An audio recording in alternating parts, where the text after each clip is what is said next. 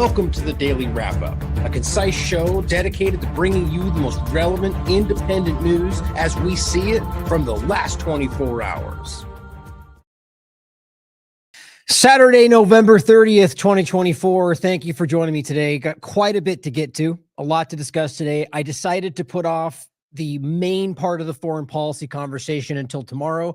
I'm going to be interviewing Vanessa Beeley, and that will be put out tomorrow for sure. And I'll be discussing a lot of this with her, primarily what's going on around Syria and some other parts that I think are very, very much connected to a lot of different larger dynamics taking place, as I think it's a pretty well-discussed opinion right now, whether Israel, the United States, taking advantage of other things. We're going to get to this more so tomorrow, but I will jump over after a brief start to go through rapidly some of the things I just didn't want you to miss.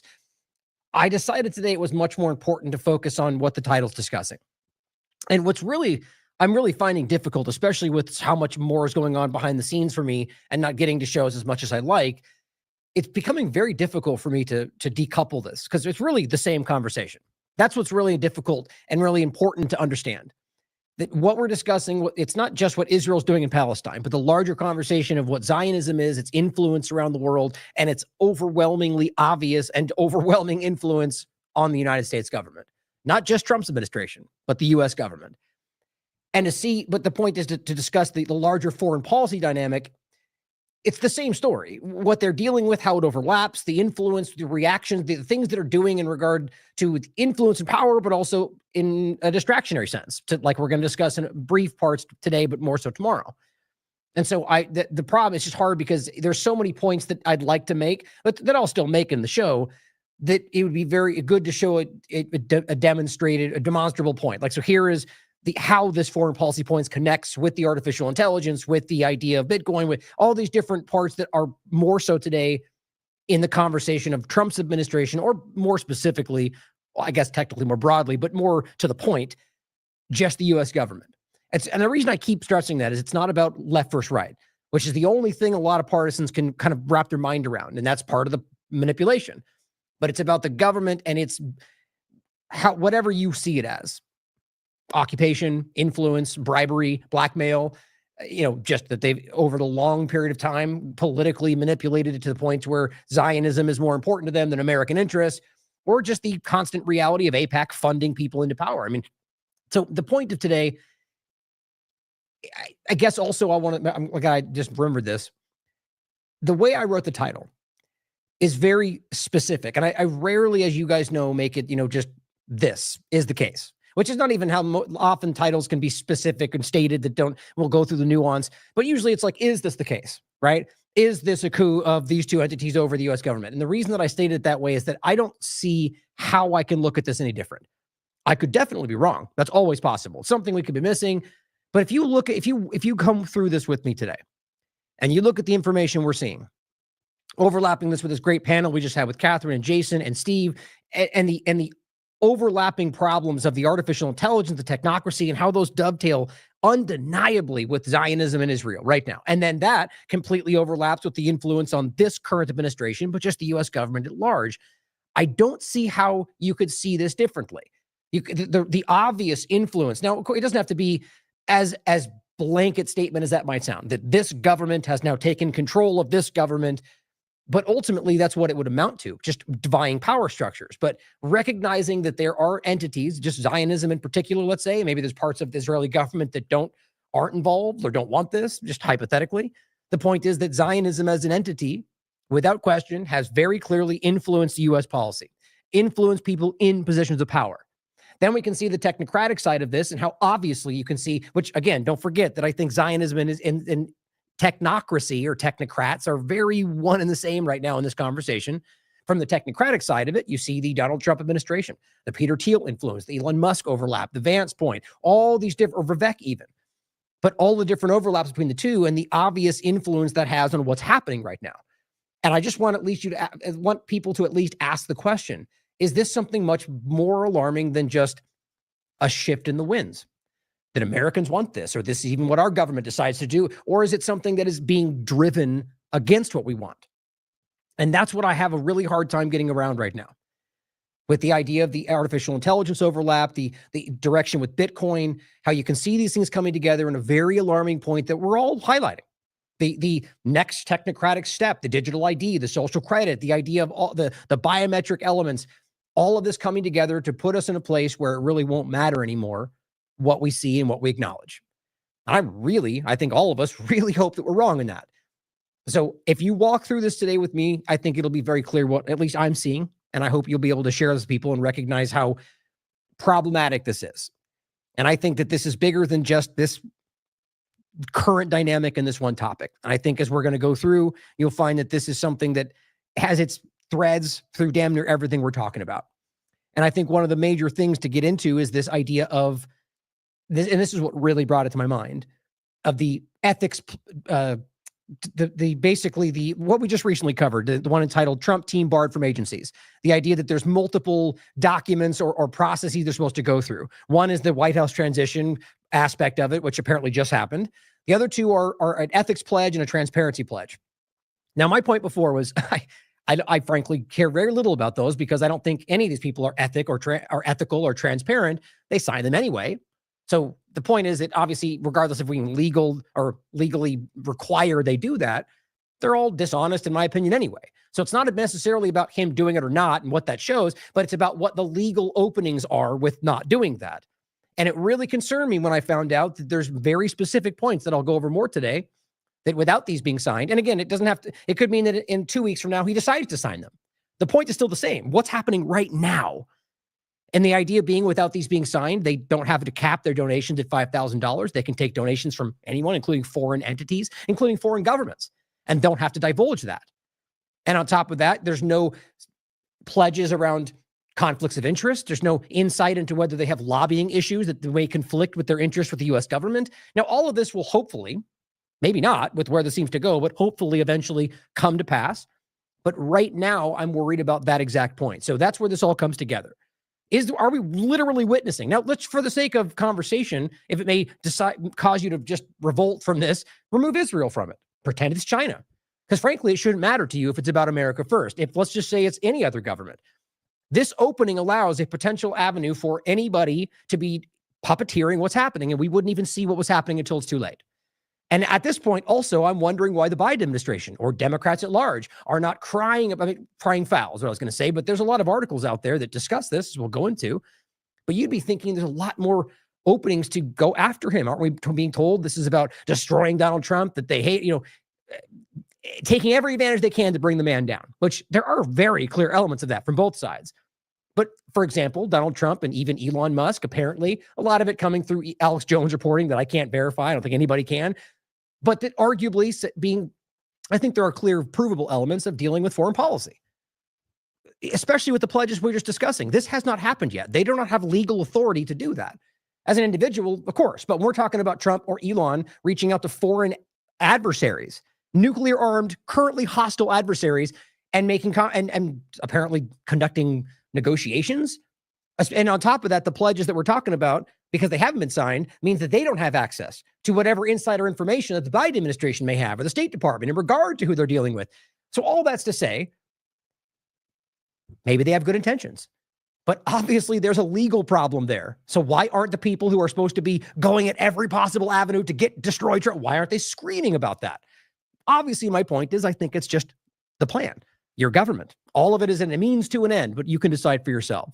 So let's start with a shout to what we recently just put out. And this is just to make sure you don't miss it out of the gate. We're going to come back to this at the latter half to talk about the idea of Bitcoin, artificial intelligence, how that folds in with the larger point today. But I just want to make sure you didn't miss this. This was on our Substack. Co-opting free, and it was also on the website. Co-opting freedom, the Bitcoin sleight of hand, and the new AI control structure. Great conversation. This was with Catherine, Jason, myself, and Steve. This is one of many panels coming your way. And I'll also include the tag to the panels we've had so far. Oh, I guess this was the third panel. I think I said fourth when we started it. I was counting this one as the announcement for the podcast. There's been 3 different panels so far.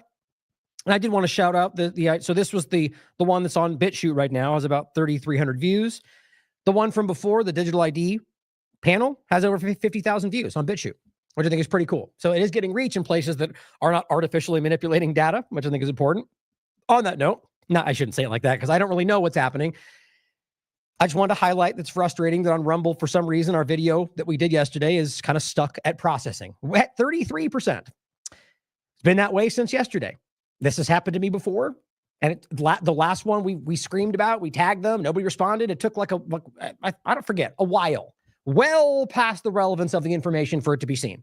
Now, this obviously could just be a glitch. These things happen. But I would like to point out that for my brief time with Super U, wasn't that brief, but it came and went, and I'm not paid. I was just help build something I thought was going to be, well, I think honestly could have changed a lot of things for the better if he didn't mysteriously die, which if you guys know the story, it's crazy.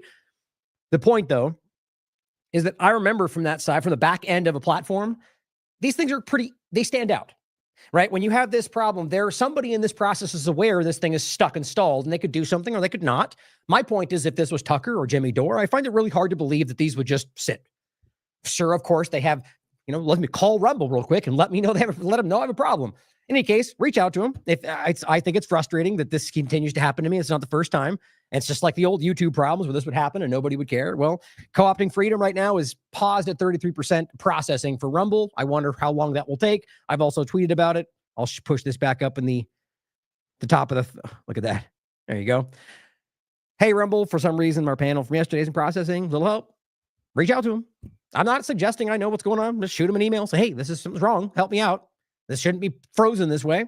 Oh, that's right. I forgot to put this in there. And just for fun, just because we're talking about censorship for a minute, or I guess the hypothetical part of that, in this case, actual censorship.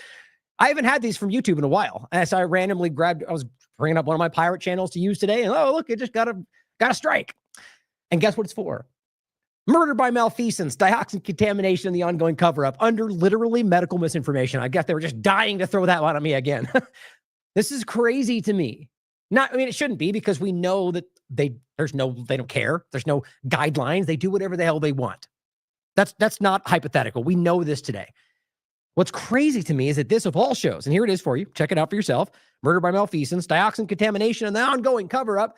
Of all the shows they could have picked, guys, this one was this was the only thing we talked about. I made a point to just everything was put aside. We focused just on this topic. And guys, if you watch this show, I challenge you to find one thing anywhere in the show that I talk about that is hypothetical. Maybe in a few cases where I point out where I think it may go to, and I'm very clear about my opinion. But what it's based on, by and large, I shouldn't even say that. The entire thing, government data, peer-reviewed studies, provable evidence of what, it's crazy to me that of all the things they pick, which shows me something. It shows me something, like usual, this is a story that everyone should be screaming about. And I'm not even talking about just Conyers, Georgia. I'm talking about the overwhelmingly obvious, all-consuming problem that is dioxin contamination that we just don't care about because nobody talks about it because partisan people don't care. It is everywhere and it's the most dangerous thing on the planet. Anyway, it blows me away how things like this can just get kicked aside. Or, it's the same and far less problematic, which is crazy to say because of how dangerous this is, but it's like glyphosate. Should it matter that glyphosate is in everything in the world, that it's everywhere, in the clothes, in the water? It should. Not in this broken world, though, where partisans control what we actually point to. Anyway, I think that's crazy. So just laughing about how medical misinformation around provable data that shows the one thing we're not supposed to talk about. And it even shows you that there are things right now that even YouTube is like, ooh, not that one. Don't talk about that. Just think about that for a second and ask yourself why that would be the one after everything else we're talking about. Now, also wanted to start with this I found interesting. This is one of the banks that that we use in Tennessee. And it's one of the ones that I'd used in the past for personal stuff that at this point I barely even use because of how ridiculous this bank is.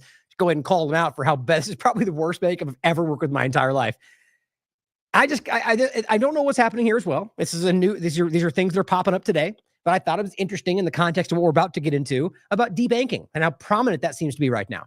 So I have got nonstop problems with this bank where they lock up my account for things, legitimately things that are on recurring that I get every month, sometimes Amazon or whatever, just from something that's to them would be benign, or Cash App or something like that, just so constant. And I'm talking things that go through the same day, same amount every month. And they flag me and lock me for random things. And in the few times I've had actual fraud, they never do anything about it. They never catch it and I have to deal with it afterward. Okay. So the point is, today I found out my account was locked again. And I just call them and I go through this process, thinking I'm going to go through the normal process. Yes, that was my transaction. Yes, unlock the card. Thank you. Move on. And then I always give my little spiel about how bad they are and how this ever, they don't care. Turns out this time it's a little different. And I should have recorded this from the beginning, but just really briefly so you can hear the secondary part of it. It turns out it was not fraud. And I just get the sense by where this goes that it could be something more. That's all the detail I have, sir. Since I'm not in that department, I don't have access to those details. I'm sorry. Well, no, you give me the details that you do have. So your department is fraud, right? Correct. Okay, so what department is holding it? Cardholder services? Okay, so what would that mean? That would mean it's not fraud? That it would be in a different department. I'm not sure if it's fraud related. I'm not aware of any fraud relation. Well, that's my point. If it was fraud related, it would be you that would deal with this, right? I believe so, but I don't want to give misinformation. I really don't know. I don't have full access to the account. Okay, well, I mean, so it goes on from there. The bottom line point here is that ultimately she could tell she didn't want to answer. We don't know. The point is that was fraud. So of course it could be something else. Maybe it resolves tomorrow. But I'm concerned about where this goes. That all of a sudden, when all this starts happening, all of a sudden it's not fraud. It's cardholder services. They've frozen this because of some unknown. If it was an issue of a fraudulent charge, that's where it would have been dealt with. So we'll see. I just think that's interesting with what we're about to get into. And I really hope this is not, one, what's happening to me, two, that this becoming this prevalent, because we've seen this already, right? We've already seen this go, from the trucker convoys to a lot of different dynamics. So let's be clear about this as we get into the next point. This is not a uniquely Democrat thing. Like damn near everything we talk about. It's just so frustrating how lazy it is to just dump it all on one party and act like that's the only culprit. Like, not only is that just stupid and completely inaccurate in most every topic, but it also allows the problem to continue. And it also shows that you don't care about the due diligence. Just dump it. It's just because of the Democrats, because of half of our government and half of our country. That's why the problem exists. So I guess destroy half the government and half the country and it'll all be okay. Like, what's the actual logic there? Like the idea that you think you can just point at one part and say they're the responsibility. Anyway, the point is that you could obviously realize and show and demonstrate in every one of these, including this, that there's always a slant. And that's usually how they play the two-party system against you. But realize that you've seen these things happen all over the place. Now, on this point, this is the idea of the debanking discussion, which is popping off right now, it seems. This Mark Andreessen, of course, we're going to get into this in a second. This is Mark Andreessen overlapped many different ways with Peter Thiel and his projects. AI, we'll play some clips. He was on Joe Rogan recently. The one that goes back to, I'll read his bio in general for you, but he has all these interconnections with the larger problems we're discussing today. And he says, is debanking one's political enemies a federal crime? I mean, it's just a silly quote. First of all, obviously, when you're taking illegal, the point is if they're trying, there's loopholes that they create to justify why any number of illegal actions are not when they do it. That's typical government for you. But Elon Musk says, if not, it should be. Just kind of softballing back and forth. Let's make them look like we're having an engaged conversation. Clearly, they probably wrote this out for all we know. The bottom line is, it's obviously a problem. And obviously, it's not just a one-sided thing. Now, recently, he came up and said this on Joe Rogan about this big discussion, and it's spun out into being the Democrats did this, and it's as usual. When in reality, Democrats trying to take over AI, which causes what reaction? Oh, we better hurry and make the good AI. It's just unreal what people will fall for today. But we'll come back to this in more depth as we go through this. But I wanted to point out two things. First of all, this is this year. This is not new. And it's not American related, and it can be, but Israeli banks refusing shekel cash deposits from West Bank Palestinian officials. So just kind of to highlight the reality that, the people that Andreessen and the rest of Trump's administration and tangential people are completely immersed with are completely fine debanking people they don't like. And as Trump is literally telling you that we're going to do things for Israel, we're going to censor you because of Israel, we're going to remove the Jew haters from the country. And I want to point out one thing on that. So I'm pretty sure being removed from a country for having an opinion is a bit more extreme than debanked, right? Because at least you're still in the country. Neither of them should be okay. And that's the point. Realize when they're literally telling you they're going to remove people from this country, whether or not it happens because of an opinion, whatever you think about that opinion is wild and completely anti-American, unconstitutional. Or burning the flag or shutting down the internet, all these things we've talked about in the past. The point is, recognize that they are completely intertwined with the very group that is completely okay with doing these things for political reasons. So get ready for the shifting of the tides in the same direction.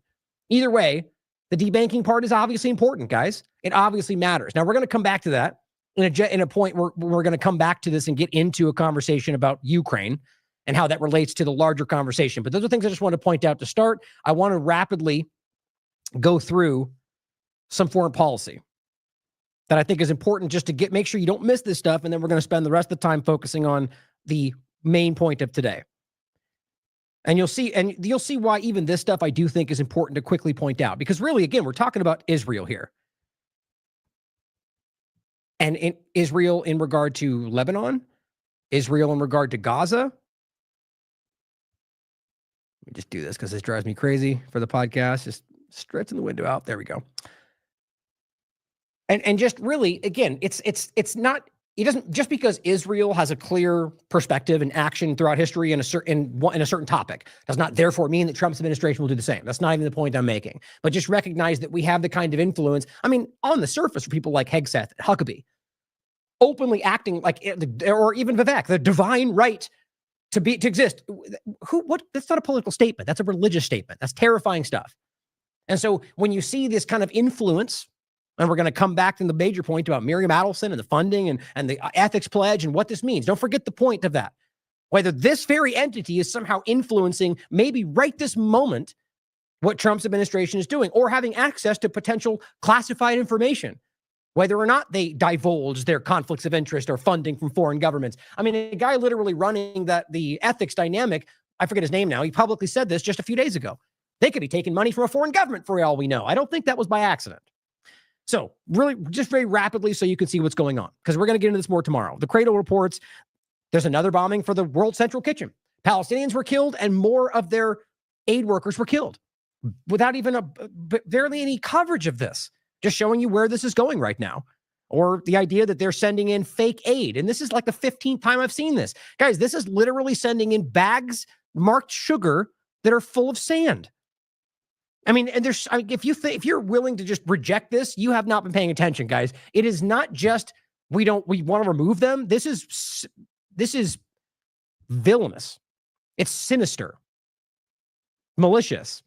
Also, Sarah Wilkinson has yet again been arrested for continuing to stand on the right side of history. That's where this goes. We have the examples of the ethnic cleansing. Israeli experts estimate Gaza's reconstruction will cost $100 to $200 billion to restore to the lowest standard, which won't happen. It says that's 575% to 1,100% the size of the entire Palestinian economy. So guess what? Gaza's gone, guys. That's the reality. Whether they lose in every other way, they succeeded in doing this. They have destroyed Gaza to nothing. It is rubble. It is gone. And apparently will never be rebuilt because they can't. Let's not pretend like Israel or literally anybody else is actually going to step in to do that. But it says this is what we mean by genocide. Israel ensured it be impossible for them to sustain life for decades to come. That's who we're dealing with. Daniel McAdams points out, and by the way, here are the people we're talking about. Just 3 Palestinian young girls who are struggling and starving in this location. It says a Holocaust is happening and polite people, in quotes, don't want to talk about it. Just like the last time, only weirdly enough, the people who were victims last time are the perps this time. Also important to point out, and we'll go through these in depth in every one of these topics, the aid discussion, all the rest. I've been telling you most of this stuff from the very beginning. Mariov from 972 Magazine, the Israeli platform, 71% of Israelis support a hostage deal in exchange for the end of the war. 71%. Not because they care about Palestinians in most cases, which is pretty clear, but because they want their own family members back, and they've acknowledged that they believe Israel's killing them. How crazy that is on the surface, and yet your Western media, Western politicians are just acting like they don't know. You must be an anti-Semite. Like that, like we can't see how blindly they are ignoring the facts from Israel while pretending like we're racist for pointing them out. What does that show you? That they're compromised in whatever way you want to decide. My point is whatever way you might think makes sense, but there's only one way. Just that sounded weird to say it like that. My point is that you can decide what you think makes the most sense. The question is how. I don't think the question is, are they compromised? I think this has become so shockingly obvious that they're rushing this forward. Suppressed News points out what I've been telling you for a long time. Simply search Israeli tear gas. Come to find out that, oh, look, weird how often people die and have seizures. Clearly, that's not tear gas. Or battle tested with whatever they've used that day and sold to American or other despotic regimes in the world. This doctor is highlighting the fact Israel is testing weapons on people in Gaza. It says, and when a person gets within 200, 300 meters of them, they vaporize after they drop these bombs. It's crazy what's going on, guys. It's absolutely wild. And the AI part of it is just, in my opinion, the most alarming for where the future goes. But in real time, these people are being tested on, being bombed, whether biologically or otherwise. Maryov says, wherever we go, we find corpses on the ground. This is quoting somebody in their article. Some are almost decomposed, while others have been run over by Israeli army vehicles. We're surrounded from all directions and people don't even know where to go. Totally not genocide, though. And here's an example that shows you how dishonest this is. It's important. In Gaza, it says Israeli occupation troops found a Jewish cemetery for soldiers that were killed in World War I. Guess what? Pristine condition. And you know why we know that for a fact? Because these ridiculous soldiers decided to make a post about it, acting like it was some kind of a Trump over the Palestinians, when, as he points out, they didn't even realize that it undermines their entire propaganda about Hamas. Right? There are no Jews allowed to live there, except that was because Israel forced them out, which is an easily proven point that we make. And like everything else, like the origin of Palestine and the occupation, all lies. It's easily proven. The UN covered it. They made them leave. Under the guise they were unsafe, but that wasn't what many of them wanted. The point here, in this case, you can prove that there's a pristine Jewish cemetery. Now, if this was what we're told, why would that make sense? Or another, this was the IDF, a former IDF chief of General Staff and Defense Minister, Moshe Yaalon. Now, we've referenced it before, and he himself has statements you can look up that are disgusting and horrifying, just so it's clear. But it says the plan was to, quote, conquer, annex, and commit ethnic cleansing to establish Jewish settlements. Because we know that. It's amazing that should even be a contentious statement. But all this is coming out, and Robert in Lakesh, Israel has murdered over 130 Palestinians in Gaza today as the media ignores it yesterday. The death toll doesn't account for the populated buildings Israel just pulverized. It never stops. Talking about Lebanon, Israel has been violating the ceasefire since it went into effect on the 27th. Is anybody shocked by that? Even bombing north of the Litani River while repeatedly firing at people in the south, including documented examples of firing of journalists, not just Palestinian journalists, or rather, whatever journalists they would deem somehow the bad guys. At some point, it says the Lebanese resistance will have to respond because otherwise Israel's pattern of firing, when it wants, will continue. Of course, when they respond, they'll be the one that breaks the ceasefire. That's how that tends to work. And realize, guys, this is not even up for debate. This is not Gaza. It's documented. It's undeniably obvious. Craig Murray, who's been there, he's on the ground. Listen to this carefully. He says, the Lebanese ceasefire agreement is a smoke and mirrors trick by the U.S. and Israel, which, not that I knew that for a fact, but it's exactly what I would have bet. They have no intention of keeping it comparable to the Minsk agreements, meaning that this is a designed manipulation. Poison pills, where they pretend like they're going along with it, but what they do either eventually blows up the deal or causes the other side to react because it was never going to work based on what they put into it, and then they blame them for it. Very historically obvious. Ryan Grimm points out, this is, by the way, on the 26th, the day before the ceasefire, hours before it goes in, Israel is carpet bombing Lebanon. Look at this, all across the city. That's a vastly populated area. And it says, Ryan Grimm responds, if you've already agreed to a ceasefire and you are carpet bombing civilian areas, which is easily proven, by the way, guys, because there are a few hours until it kicks in, you are so far gone around the moral bend, it's hard to see how you come back. This is just killing for sport. It's so obvious it makes my teeth hurt, guys. It's crazy what we're dealing with here. Hadi says, Israel issued 20 evacuation warnings for 20 buildings in already evacuated neighborhoods in Beirut, with no one in them, then went ahead and bombed a residential building full of families in a crowded neighborhood without prior warning. So they could turn around and go, look, we warned them all, except when you do the math, you look at the actual documents, they warned about places they didn't bomb. That happened in Gaza every other day. But because the corporate media and the Western politicians are liars and bought-off manipulators, it doesn't matter. Suppressed news, breaking Israeli occupation is now preventing Lebanese returning to their homes on the 28th. So ceasefire, but you can't go back to the area that we already claimed we are going to occupy, because that's the truth, regardless of what ridiculous, childish, blind Western politicians and media are telling you. They have already posted what the new settlements will be, posted the new Hebrew names for the new settlements in occupied Lebanon. Guys, this is not a joke, and it's so obvious. So just like with Gaza, we promise you can go back to your homes. Then they go, nope, now you can't. But it will be soon. What happened in Gaza? Now they come out and say, nope, now you can't forever. Now this is ours. Because that was the plan, like the former IDF chief told you. Casey Wright points out, hey, can someone tell me why the IDF is using bulldozers in Lebanon to bulldoze homes and soccer fields? Yeah, gee, I wonder why, guys. Can we possibly fathom a reason? Maybe because, like Gaza, they're just destroying it for their own purposes. Yeah, because that's obvious.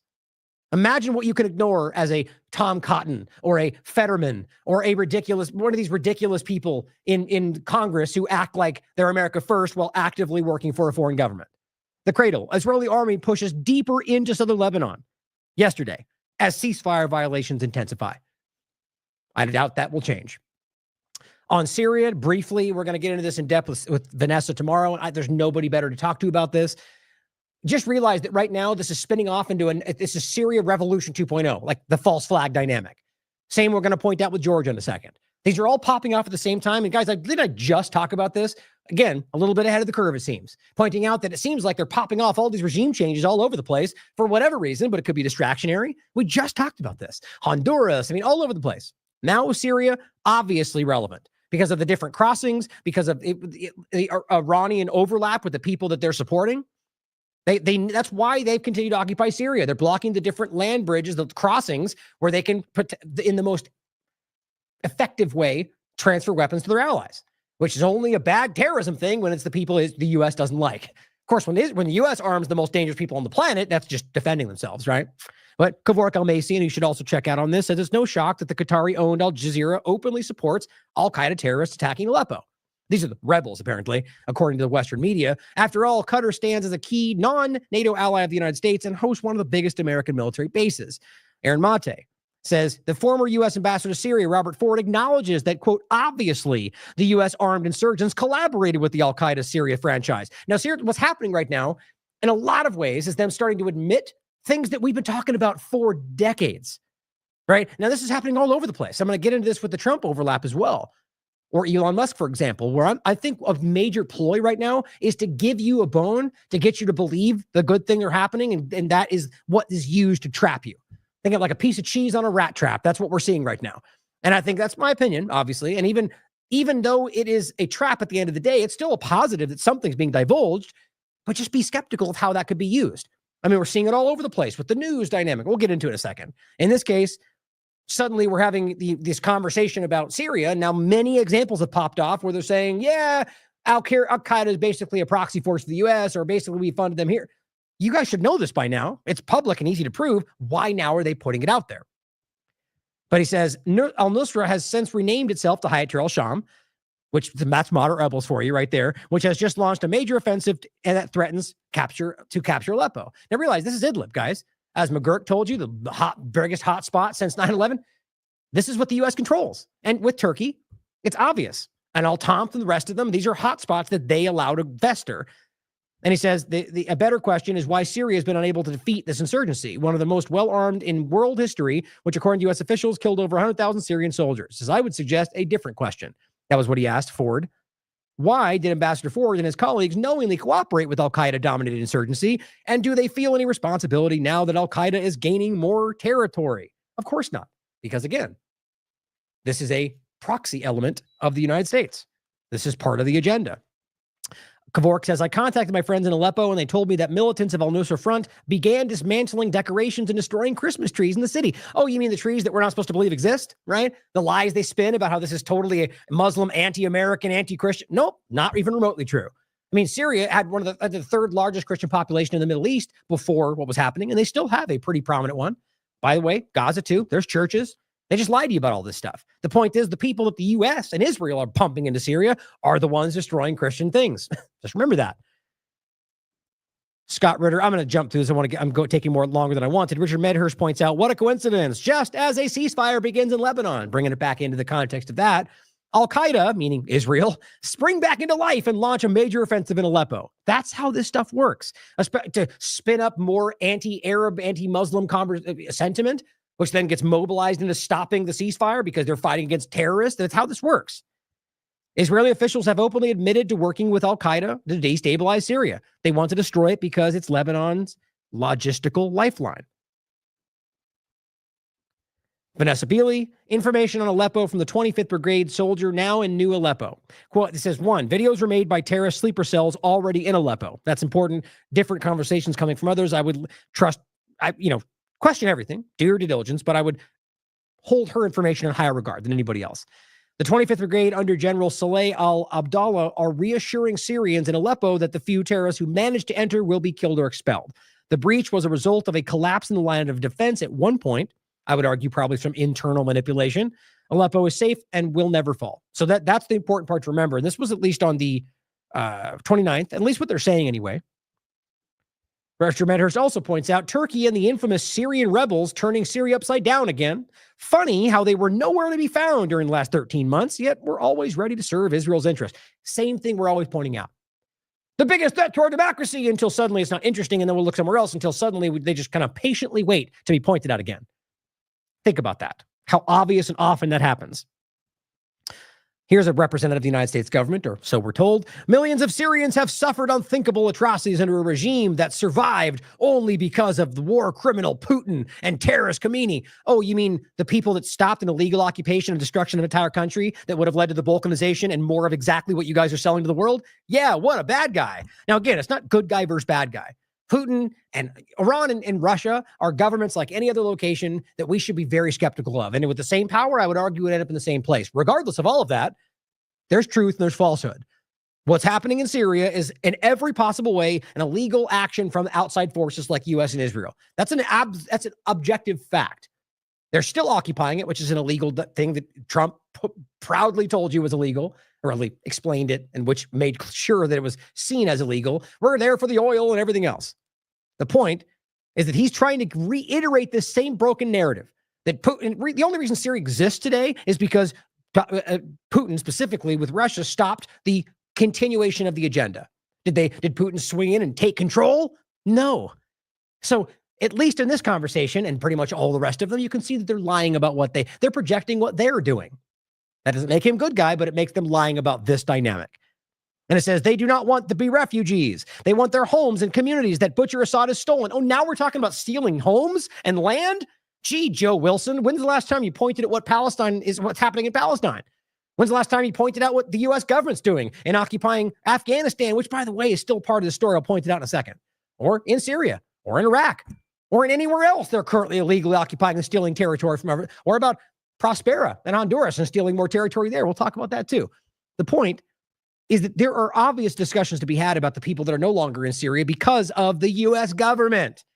But it's Assad's fault that the U.S. government destabilized the whole country for the agenda of overthrowing their government and putting one in place that they liked. But yeah, let's blame Assad for the fake allegations of chemical weapons. I mean, these people are children or blindly dishonest. Aaron Mate says, well, this was how the stable takeover worked the last time. Because he's one of these people putting forward the idea that that's what we need right now, right? Here's another one. A stable takeover of parts of northern Syria by opposition groups would allow for voluntary repatriation of large numbers of refugees. Basically, allowing our side to win will cause peace. These people are the same tired narrative. And Aaron says, this is what happened last time. U.S.-backed, quote, moderate rebels behead a child near Aleppo. Very prominent story.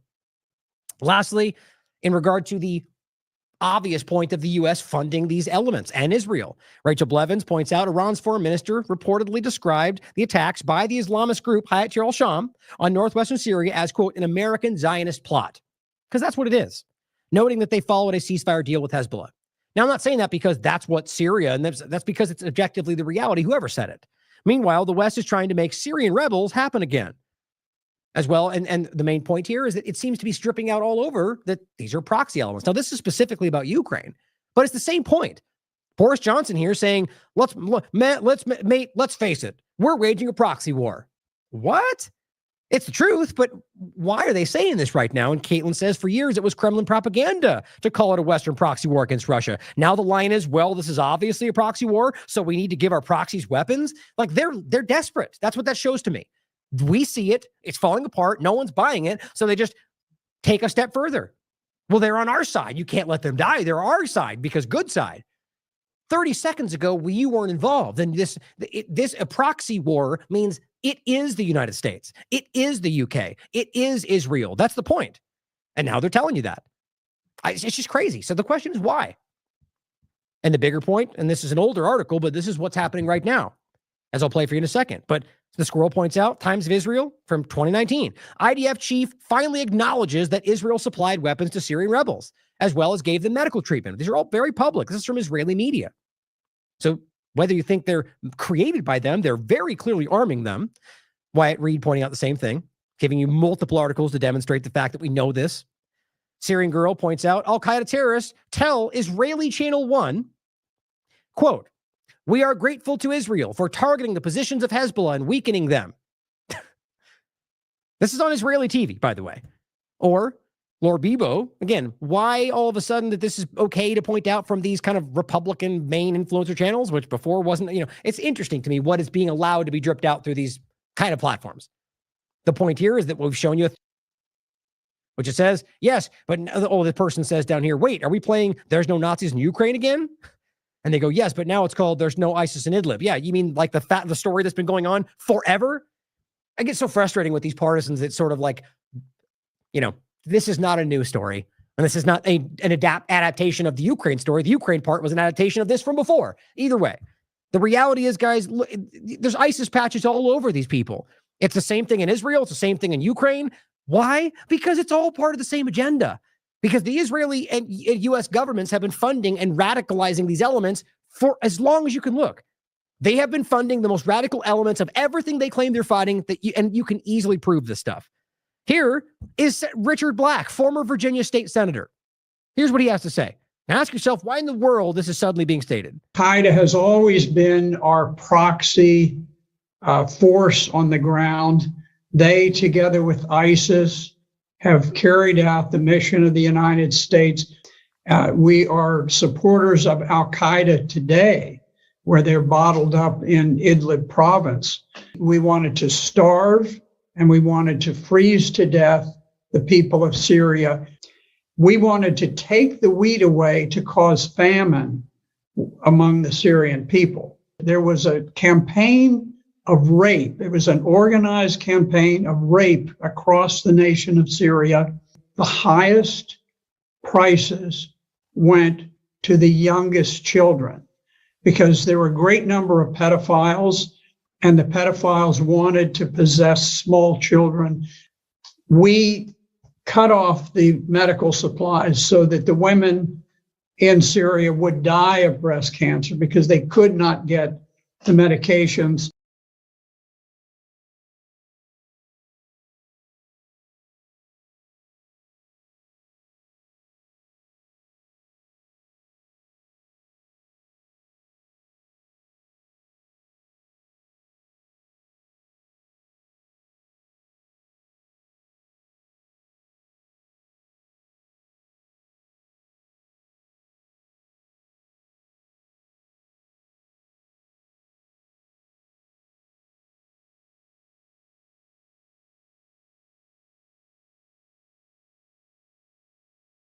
Thank you, guys. Sorry, I didn't see I was muted. So all I was saying is that ultimately the point, you could check this out for yourself. It's about 9 minutes long, and it goes into a lot of different stuff. Now, what I was saying is that I'm not making the argument because he says this. Why he's saying it, you can decide for yourself. The facts are obvious. And I'll include James Corbett's amazing work on this, or rather a watch along of his 3-part documentary, which give you the receipts and all the source material to make an undeniable case that this is a proxy element of Israel and the United States. Clearly. The question is, why are they suddenly telling you that? Like I said when it was muted, that maybe it's a planned demolition to blame on Israel. I don't know. But just recognize that this is important to see. Here is the classic example from Hillary Clinton. The emails that got released, right? Where it says, Al-Qaeda is on our side in Syria. Yep. Otherwise, things have basically turned out as expected. All this is going to be in front of you, and we still get lied to by politicians or partisans. Now, lastly, in Georgia, the country. It says Patrick Henningsen, once again, Georgia, which, by the way, make sure you follow him. Check out his work. He's doing amazing work. EU, Soros, and CIA have flown into pro-democracy demonstrators. They just have, guys, they literally have play 1, 2, and 3. They seem to do the same things over and over. So now in Georgia, guess what? We have a pro-democracy revolution against the bad guy Russia and everybody else involved. And as it says, resisting Moscow, Iran, North Korea. And he says, in order to foment yet another contrived color revolution on Russia's borders, right? Obvious reasons right now, and hoping to wreck another country as they've done already in Ukraine. Unhinged Eurofascist Guy Verhofstadt is tasked by Brussels with promoting regime change in EU NATO countries' standard playbook. I agree. On top of that, Daniel McAdams points out just exactly, this person even says, the Newland packages of cookies. It says, ask yourself, who is funding this attempted overthrow of the duly elected government in Georgia? All these goodies just appeared out of nowhere. And what are they? Cookies and gas masks. Because that makes sense, right? Is there any immediate threat of using chemical? I mean, well, maybe that's what they plan. There's no reason to hand out gas masks other than that's what it's meant to give you a narrative, a thought. And just an ending the segment in general, it's same point, guys. I find all these governments to be just as problematic because I think government in general is the problem. But so it's not to say good guy, bad guy, but objectively looking at the reality of the last 40 years. As Global Eye News says, China says the United States is the #1 warmonger in the world. Now, if you debate that, you're a liar.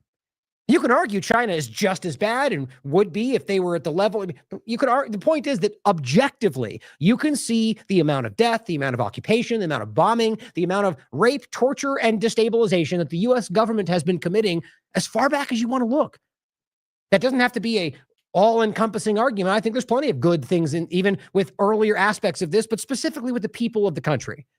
But as Ashok writes, China hasn't dropped a bomb in 40 years, which that's not accurate, but at the point of in the context of U.S. foreign policy. They have not dropped a bomb on another country in the context of even a fraction of what you're seeing the U.S. government do in 40 years. The U.S. has dropped a bomb on average every 40 minutes for the last 40 years. I'm willing to bet you it's actually far higher than that.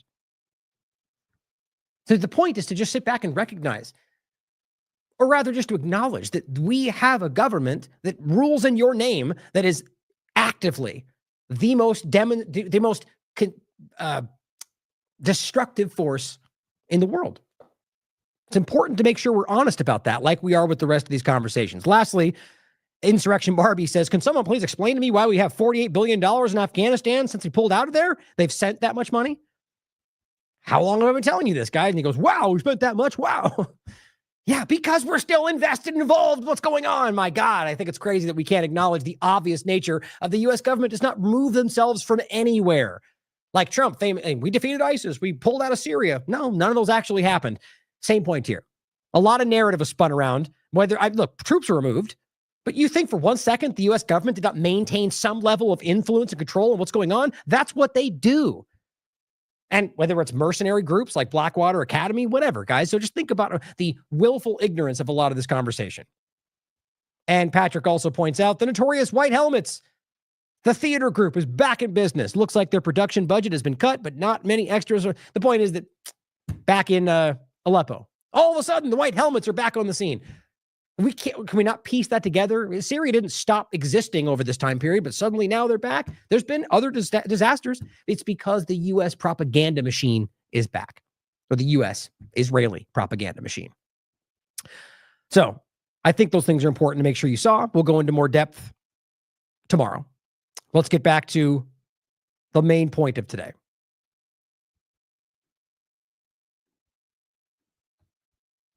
Now, this kind of meant to bring us back from the same conversation, foreign policy, but it brings us into the point of the border, right? And the idea of biometrics, the artificial intelligence overlap. But first, I just want to start with this point about the same idea of war. Alex Jones puts this out and says, global peace alert. Normally it says World War III alert when it's about anybody else. Trump set to announce plan to end the Ukraine war. Which you tell me what you think on this, guys. I keep seeing these breaking news from Alex Jones where he cites these things. And I'm like, okay, where is this happening? Meetings at Mar-a-Lago to end 30, to do everything he ever promised in his lifetime. Like, okay, well, where's the evidence of this stuff? Like, I have no doubt they're meeting and talking, and I'm sure Alex Jones has insight into some level or believes he does. But what's funny to me is that we're talking about, again, an entity that is not in power. And so all of this seems to be a little bit in the idea that they're about to carry out some action with NATO, and then all of a sudden the Democrats are fighting to stop that action from happening. It's like, where's any of this happening right now? Now, let's be clear. It's not even up for debate. This stuff could be happening. But I find it interesting that this is being floated, and it's almost like we're seeing and resolving these things before we ever even prove they're happening. I find that to be hilarious. But this one is about the part of Ukraine. So ending the war. No matter how that happens, that should be a good thing. Right? But the point is, even if it happens in a way that leads us into another problem, we have to be honest about that. But here's what he says. Promises to end this war by forcing a ceasefire, which doesn't really make sense, first of all. Forcing a ceasefire is not the way to a peaceful resolution, because that doesn't mean there was a resolution. It means you forced something into case. But on top of that, and stationing Western troops in Ukraine. Okay, so a deployment of more U.S. troops on foreign soil of a group that we are clearly involved with as a proxy war, as they're all admitting, and that's ending the war? You think that, so the further encroachment of U.S. occupation in this is going to be what Putin goes, okay, good, now we can resolve it. You realize the entire reason this is happening is because of the violation of crossing red lines, from the NATO encroachment to point after point after point. Arming the, we've gone over these 1,000 times over. Whether we're talking about the continual support for the Azov movement, they have crossed red lines everywhere. But let's pretend like putting more troops in Ukraine somehow signifies a positive change. Yeah, he says they are because this is supposed to be anti-establishment. So here's some of the comments they said that I thought were interesting. And first of all, this guy makes an interesting point. I can't tell whether this is his mind a positive or negative. To me, this is a very, very big negative. So let's just say they do find some kind of a deal, right? Let's just say for whatever reason, maybe because Putin and Russia are not on a adversarial side to this as much as we may think, decides to go along with this. And they decide to have some kind of a ceasefire. And then Zelensky does as he's told because he's a puppet. And then guess what? Like a North Korea dynamic, well, all of a sudden they've got a UN-controlled demilitarized zone. So let me ask you something, which by the way, would be the kind of the obvious step in this, because both sides want what was taken. So they would step in and try to mediate that. That's usually how this works with some kind of UN, international body dynamic. Okay, so is that what the anti-globalists want? Or, of course, the point would be Trump wouldn't allow that because we somehow know that, even though we clearly do not. Or that he would somehow control the process that he initiates, if that is the case, which he would not. The point is that this is likely what would happen. So all it amounts to is more international body governance, more globalist control of more territory. But that's a good thing as long as Trump makes it happen, right? Now, clearly you can see the beginning of where this goes today with the focal point, that all of these things, under the guise of a positive step, actually drive into a position that goes in the wrong direction. Or at least I see that happening or potentially happening. And I really just hope you'll at least ask the question about the ones that we have yet to see happen yet. But there are already examples of this going on. So I find that to be interesting. Just think about that and look at the huge slot, the area of land, which, by the way, I argue is probably chock full of all the important locations. Wouldn't be by accident. Also, this person says, and I mentioned this earlier, I was on Jason Berman's show this morning. He says, okay, so Biden sending troops to Ukraine, World War III, which he's already made a case for. He's already made that statement. Trump sending troops to Ukraine, world peace. Got it. So the only difference is because you believe Trump has different intentions. Certainly could. Still amounts to more occupation, more troops on the ground, which will probably never go away, which, by the way, is already happening. I hope you get the point, how obvious this is, and whether he is kind of naively buying into it or trying to deceive you. Those are the options, I think. And I simply said, we can't be this stupid. We just can't fall for these things over and over. Now, I want to play this, even though it's 6 minutes, just because it's important to hear. And this also broadens this out to a larger dynamic that is not partisan, that the Ukraine manipulation has been going on long before Biden's administration. And it very clearly existed throughout Trump's administration. But it's not about Biden or Trump. It's about the U.S. government using these dynamics to manipulate you. This is not an attack by Putin on Ukraine in the way that we are told every day. This started in 1990, February 9th, 1990. James Baker III, our Secretary of State, said to Mikhail Gorbachev, NATO will not move 1 inch eastward if you agree to German unification, basically ending World War II. And Gorbachev said, that's very important. Yes, NATO doesn't move, and we agreed to German unification. The US then cheated on this, already starting in 1994, when Clinton signed off on basically a plan to expand NATO all the way to Ukraine. This is when the so-called neocons took power, and Clinton was the first agent of this. And the expansion of NATO started in 1999 with Poland, Hungary, and Czech Republic. At that point, Russia didn't much care. There was no border other than with the Königsberg, but other than that, there was no direct threat. Then the US led the bombing of Serbia in 1999. That was bad, by the way, because that was a use of NATO to bomb a European capital, Belgrade, 78 straight days to break the country apart. The Russians didn't like that very much. But Putin became president, they swallowed it, they complained, but even Putin started out pro-European, pro-American, actually. He asked maybe we should join NATO when there was still the idea of some kind of mutually respectful relationship. Then 9/11 came, then came Afghanistan, and the Russians said, yeah, we'll support you, we understand, to root out terror. But then came two other decisive actions. In 2002, the United States unilaterally walked out of the Anti-Ballistic Missile Treaty. This was probably the most decisive event, never discussed in this context. But what it did was trigger the US putting in missile systems in Eastern Europe that Russia views as a dire, direct threat. In 2004-05, we engaged in a soft regime. So even thus far, imagine all of these lines being crossed and what the US and Israel would have already done by now. I don't even need to explain further. Regime change operation in Ukraine. But in 2009, Yanukovych won the election and he became president, and in 2010 on the basis of neutrality for Ukraine. That calmed things down because the US was pushing NATO, but the people of Ukraine on the opinion polls didn't even want to be in NATO. They knew that the country is divided between ethnic Ukrainian, ethnic Russian. What do we want with this? We want to stay away from your problems. So in February 22nd, 2014, the United States participated actively in the overthrow of Yanukovych. A typical US regime change operation, have no doubt about it.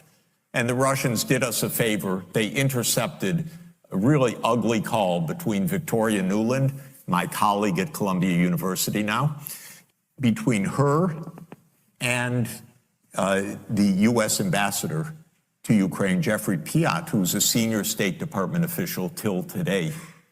And they talked about regime change. They said, who's going to be the next government? All of this is to say, the US then said, okay, now NATO's really going to enlarge. And Putin kept saying, stop. You promised no NATO enlargement. It's been, by the way, I forgot to mention, in 2004, Estonia, Latvia, Lithuania, Bulgaria, Romania, Slovakia, Slovenia, 7 more countries in the not 1 inch eastward. And then, okay, it's a long story, but the US kept rejecting the basic idea, don't expand NATO to Russia's border in a context where we're putting in goddamn missile systems after breaking a treaty. 2019, we walked out of the Intermediate Nuclear Force Treaty. On December 15th, 2021, Putin put on the table a draft Russia-US security agreement. You can find it online. The basis of it is no NATO enlargement.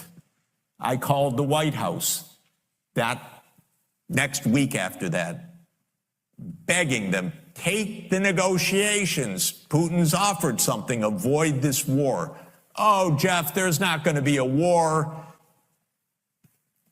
announced that NATO's not going to enlarge. Oh, don't worry, NATO's not going to enlarge. I said, oh, you're going to have a war over something that's not going to happen?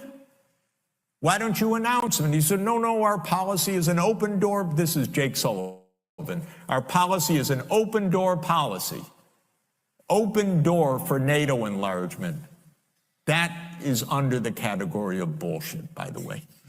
You don't have your right to put your military bases anywhere you want and expect peace in this world. They turned down the negotiations. Then the special military operation started. And 5 days later, Zelensky says, okay, neutrality. And then the United States and Britain said, no way. You guys fight on. We got your back. We don't have your front. You're all going to die.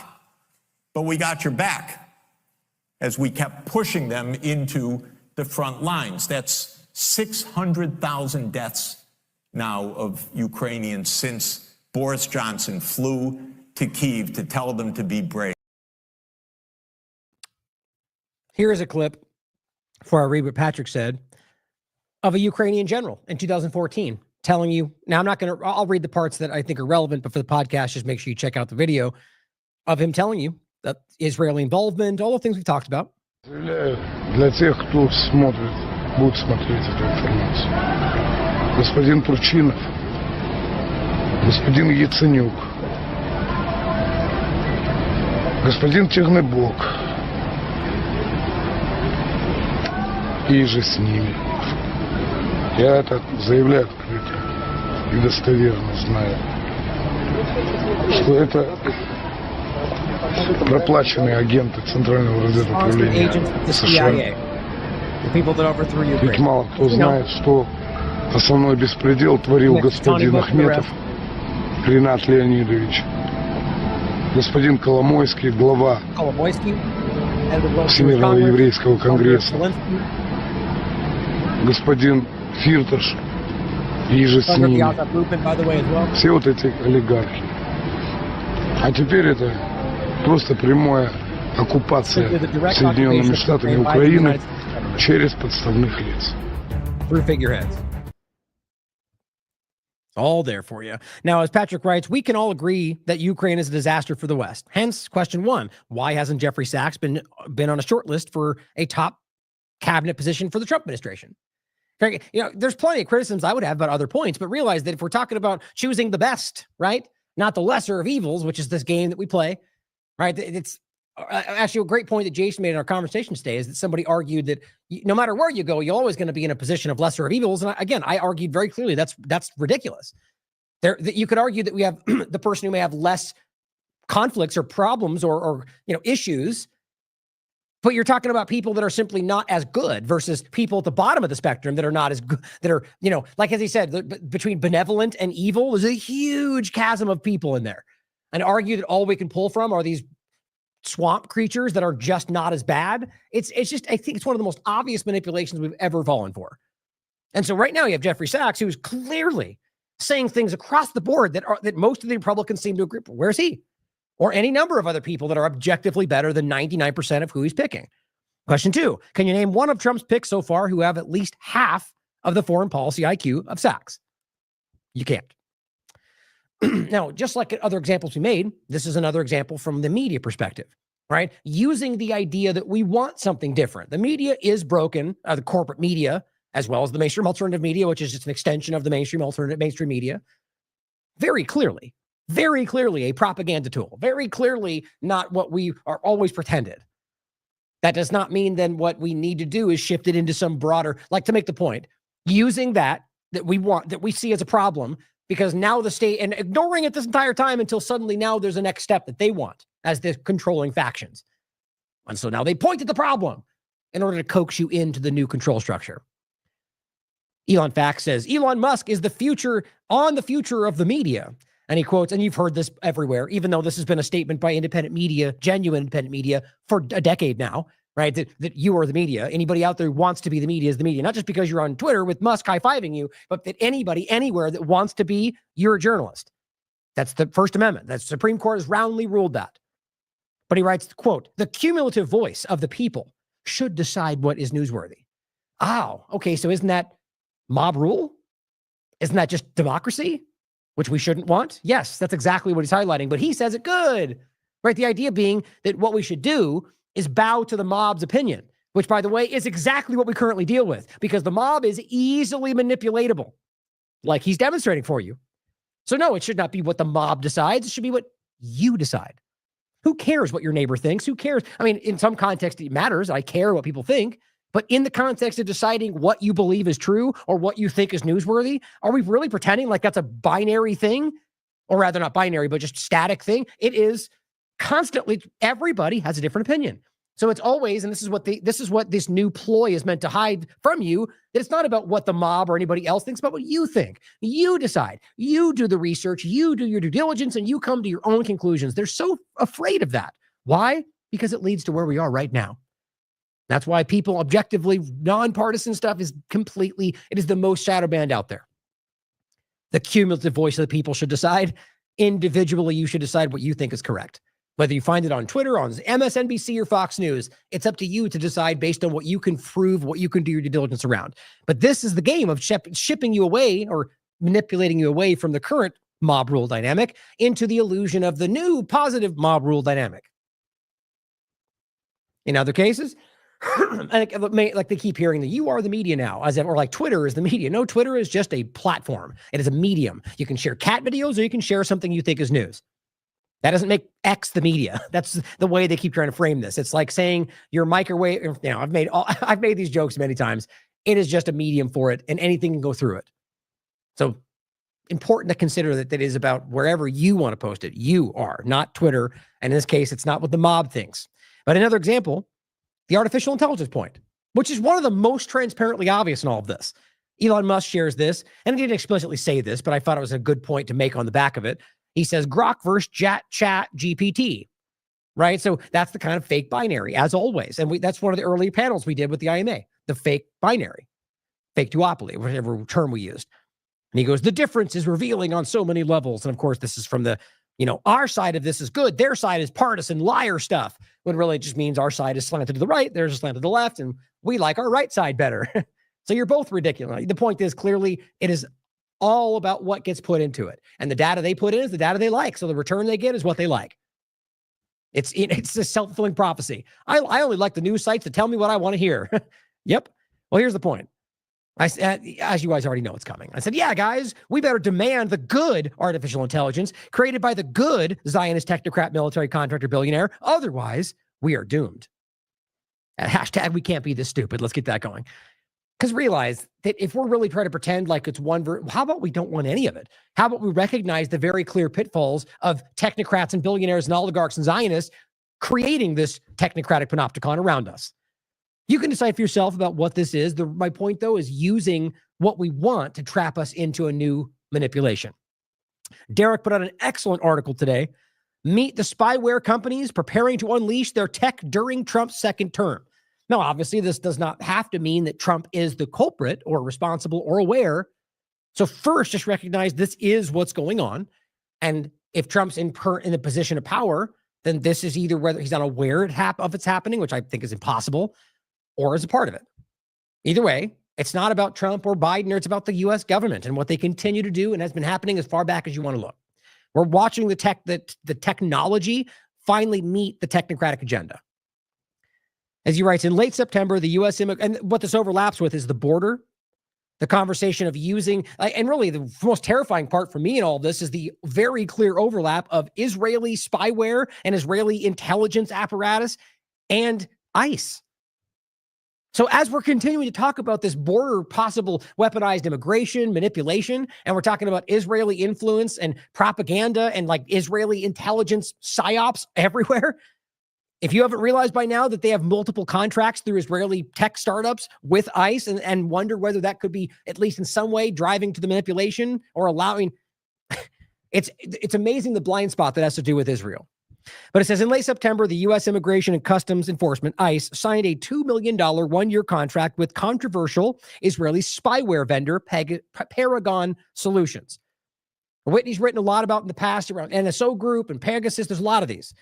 And one, I believe, what Troca is one she recently talked about. The point as Derek has been highlighting, is whether or not you think that this solution is needed for the border versus something else, it will amount to more dystopian, technocratic, invasive control over your life. And it's not just, as I'll play the clip in a minute, not just about people on the border. As Trump tells you, maybe I'll just play it, I'll bring it up at least now, but tells you it's about on air, water, and sea, which is not just about one dynamic, guys. And I think what's important is, even if it is just the border, which that's not what I believe it'll be, it's showing you how broad it ultimately, so anybody that goes to the border, if that's even just the case, including Americans coming and going, leaving, or, coming and leaving. Let's see. I had that in there somewhere. Hold on. There it is. Or maybe I'll grab it while I'm playing something. I'm certain we've played that a million times. There it is. So I'll just play it now since we waited. Number 8, we will finally complete the biometric entry-exit visa tracking system, which we need desperately. So on the guise of stopping the bad guy, evil immigrants, right? In reality, the point being that these are people simply being used. So why would they be the enemy? Why would the focal point should be what's causing this to happen? Well, one of those is reflecting and realizing it's U.S. foreign policy. Secondarily, I think it's obviously being manufactured to drive us into exactly where we are right now. Well, again, the point obviously then being that none of these people should be the focal point of your outrage and anger. They're just random people being manipulated. And then if you think throughout that there's some kind of an outward force, military age males and all that, well, then recognize where it's coming from and stop blaming them for being the crowd around them that are not part of that manipulation. It is a foreign entity. You're damn right. It's Israel. For years, Congress has required biometric entry-exit visa tracking systems, but it has never been completed. The politicians are all talk. No, because technically we haven't had, I don't think we've technologically been able to truly make this happen until so many last years. I think that's why. No action never happens. Never happens. Hillary Clinton, all talk. Unfortunately, when there is action, it's always the wrong decision. Do you ever notice? In my administration, we will ensure that this system is in place. And I will tell you, it will be on land, it will be on sea, it will be in air. We will have a proper tracking system.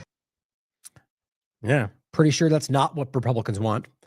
Unless we're, the guys being only aimed at the evil brown people coming from South, right? The idea that it won't be that way. It'll be aimed at everybody. That's how this works. And if we haven't learned that by now from the Patriot Act and whatever else they use under the guise of fighting the evil villains that were provably pointed at you the entire time, I think most people are becoming aware of that. Realize the ones that don't see it or pretend they don't are the ones that I don't think care about the outcome at all.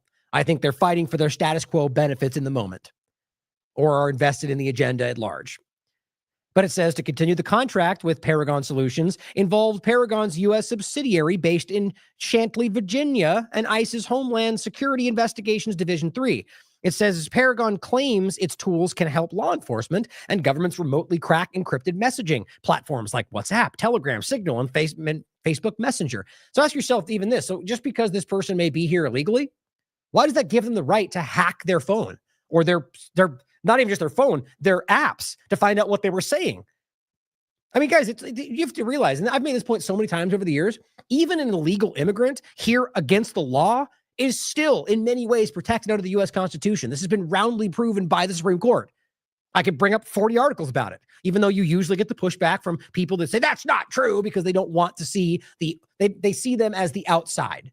The point is that you go back to the history, the origin point of, bring us your tired, your poor. Like that's the whole, it's amazing how quickly we got away from the idea that we're all about the melting pot and whatever else.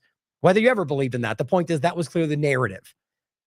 And so now you have people coming through and they're now justifying wildly invasive surveillance and monitoring technology that will be aimed at you because of this exact point. If this was about you, you'd be pushing back on this, right? So we should be having the same point. It's about principle. Now, it gets crazy when you realize that this company is an Israeli spy company. Now, it says within weeks of the ICE Paragon contract becoming public, Wired reported on the contract that was under review by the White House to see if it violates an executive order, specifically 14093. And it was signed by Joe Biden, in fact, in March 2023 as part of an ongoing U.S. government effort specifically aimed at restricting the use of commercial spyware by U.S. agencies. Of course, it went forward anyway. The EO says the U.S. government will continue to promote the responsible use of spyware that aligns with promoting democratic values. Clearly, that's what we can see happening, right? That's just all their flowery words that hide their disgusting, tortured, what would be the right way to frame that? The flowery words hiding their grotesque nature. Now, it says the Biden administration has also made efforts to impact the commercial spyware market, including placing spyware vendors like Israeli firm NSO Group and Intellexa on the entity list, which prevents any U.S. companies from doing business with them. So don't you think we'd learn our lesson? Because again, it's being facetious because I don't think it's about trying to learn your lesson. I think it's about trying to make it look like we care about those things. Yet another Israeli company been exposed as manipulating and lying and cheating and stealing. We'll block them. And now work with the new Israeli startup company. It's just so blatantly obvious. The point is, these are on list, and we'll go through this article. We'll highlight, as Whitney's covered a lot over the years, what the NSO Group is responsible for. It is a spy agency that's been caught for manipulating, as well as using technology to give to despotic regimes that are used against journalists and politicians and innocent civilians. And you can prove this ties back to the Israeli government, but here we are using the new one because they're not confused about this. The Biden and Trump administrations are very aware of what this group is doing. They don't care. Now it says, following the Wired report, the New Yorker reported in early November that, the Biden White House has also implemented a visa restriction policy for individuals, quote, who have been involved in the development and sale of commercial spyware or who are immediate family members of those involved. Think about that. So you're telling me that we're not worried about using the new Israeli startup company invasive spyware, which is probably just the extension of the same program with a new name? And yet you have created a whole thing to stop these from being used in the United States, as well as anybody, restricting the visas of anybody even tangentially involved through family, familiar, how do you say that? Familiarly, a familiar link involved. That shows me at least some level they're aware of the infiltration of all of this. Now it says, following a Wired report, it says a source at Paragon, the spyware company, told me to the New Yorker that the deal followed a vetting process during which the company was able to demonstrate that it had robust tools to prevent other countries that purchased the spyware from hacking Americans. But, in bold, that wouldn't limit the U.S. government's ability to target its own citizens. And when you realize that in their own documentation over the last 20 years, they've made it clear that you are their problem, that should be concerning for you, especially when you realize that they may be acting out for another country that has nothing to do with your interests. But it says by October 31st, more than 30 civil society and digital rights organizations and spyware experts signed a letter, which seems to happen every time these days and nobody cares, which calls on the Department of Homeland Security to release the details about the $2 million contract with Paragon. I guarantee they don't care about that. The point is, the people that have it, their job is to be concerned about exactly the things we're talking about. 30 different groups called this out. Just like we saw with the past discussions. The only time I've ever seen that have an effect was with and maybe this was by design, with the insect allies conversation, where scientists the world around were like, guys, that's a bioweapon. We all know it. And they quietly put it away and then pop back up in the form of a shot. What do you know? But it says, we are seriously concerned that this contract may not comply with EO 14093 and may lead to violations of both domestic and international law, which they obviously don't care about the law at all. The letter notes that the contract with Paragon relates to Homeland Security investigations with ICE. Quote, suggesting that HSI, Homeland Security Investigations, is the primary intended user of graphite, which is the specific name of the thing they're worried about. It says graphite is Trojan horse software developed by Paragon that can extract data from encrypted messaging apps like WhatsApp, Facebook Messenger, Signal, and Telegram. Why is any of this even on the table? These are privacy issues. Even criminals still have rights. Like the idea they can just go, well, we don't like what you... And you have to realize that we're not talking in almost most cases about people that are being charged or have been charged, or rather not even just charged, proven to have committed a crime. We're talking about people that are alleged to have. And that's one of the largest points in all of this. All this is being set up, as you're going to see in a minute, for the incoming mass deportation discussion. And we already know that this is going to be used in a way that is, we think that's the case. Right? You look like an immigrant. Your papers aren't lined up. And all of a sudden, you're going to be hacked and realize this is what your government already does. This is the illusion of process. By the way, this is an overstep. This is already happening to you. We can prove that, whether from Israel or the United States. But this is about, I think, putting a cap on it. Like officially making this policy, and truly now we live in the system where that is always happening, which, by the way, I think it already is, but this is about driving this forward and taking newer steps.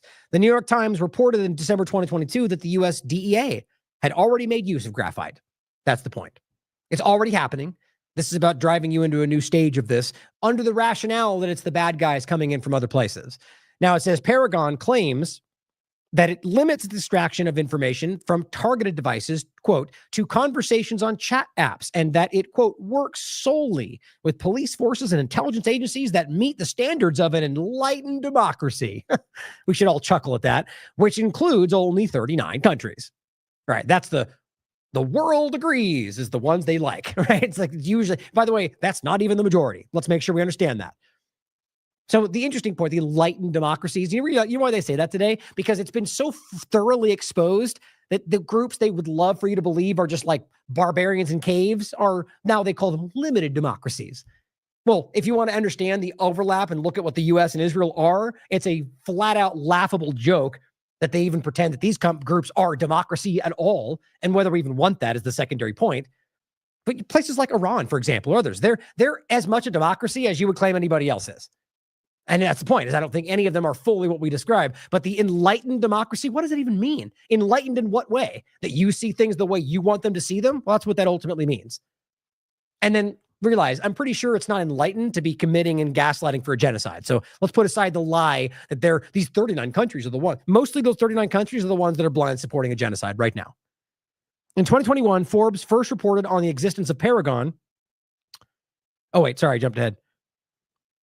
Now it says, even if the public were to take Paragon's words as gospel, Derek writes, the reality is that even so-called enlightened democracies, and this is a light way to say this, have a tendency to target journalists and activists to expose government corruption. You know, Assange or the 140 that are killed in Israel or occupied Palestine. In 2021, he writes, Forbes first reported on the existence of Paragon and noted that many of Paragon's employee LinkedIn pages reveal their explicit connections to Israeli intelligence, sometimes former, sometimes current. And it says Paragon's co-founder, director, and chief shareholder, Ehud Shorenson, was a former commander of Israel's Unit 8200 unit.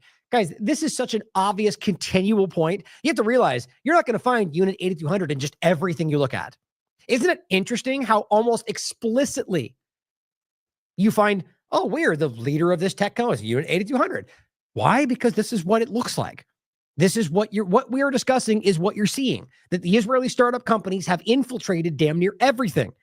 And then I think, was it right here? I'll point this out in a second. This is one of the shows we did. In light of the pager attack in Lebanon, Israel's infiltration of US tech, considering how that happened. And it is everywhere. This is just one part of this right now.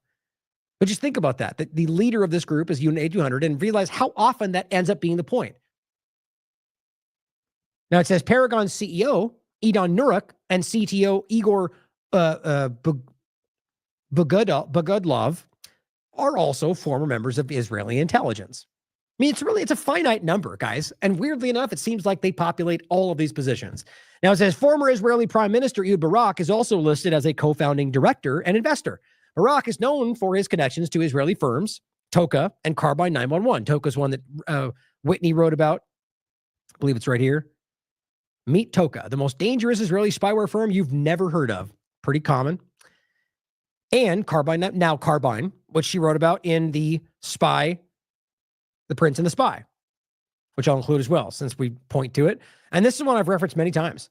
It's so on the surface obvious what this is. That this is Israel infiltrating the U.S. government specifically, but the tech field within the U.S., but the world. It is transparent. Now it says he is also infamous for accompanying Jeffrey Epstein on his private plane many, many times. In June 2024, a report claimed that Paragon was valued at over $1 billion. Almost immediately after Donald Trump secured his second term in the White House, ICE this is interesting to me, issued a call for private companies to submit plans to improve the agency's surveillance infrastructure, which would make sense, preparing for what Trump says he wants to do, but realize how clearly that is an issue. If it was anybody else, if it was not about immigration, we're going to ramp up our surveillance.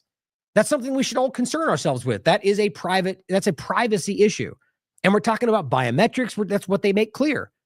But maybe you're not concerned because you think you trust Trump and it'll only be aimed in one direction, which I don't know why you would think that based on history. Maybe he just gets played like, isn't that the whole narrative? He got tricked. Last time I picked the wrong people. I'll do better this time. Well, maybe that happens again. Why would you blind? It's obvious logic. But it says the move is likely a response to Trump's continued calls for the largest depopulation operation in American history. Forbes recently reported that in the 3 months leading to the 2024 presidential election, so the months before the election, ICE had already signed $20 million in contracts for spyware, surveillance, and forensics tech that will likely be used to track down people who Trump has promised to deport. Now, if you missed the larger point there, I'd understand, because we're so focused on the Trump part of this. Do you not see what just happened right there? Okay, you want to explain for me why ICE, who is currently under the Biden administration, would be spending $20 million to prepare for Trump's deportation dynamic that they pretend they're not in line with? Why? Because this is always how it works. It's simply your government, and they are playing you like a fiddle if you fall for the two-party dynamic. And maybe Biden and Trump don't even know that. I don't care. The bottom line is, if they're already preparing and already signing $1 million contracts for biometric tracking surveillance for the border, you think that are not in line? You think Biden's administration would just ignore that? They can sign off or stop these things. Now, if this was simply preparing for it, like we said a moment ago, that's one thing. This is the months leading up to the election, and they've signed $20 million in contracts for spyware, surveillance, and forensic tech. The very thing that Kamala and Biden, despite also promoting the biometric wall, were speaking out about. The idea of the deportation, the ICE in general, right? Here we are.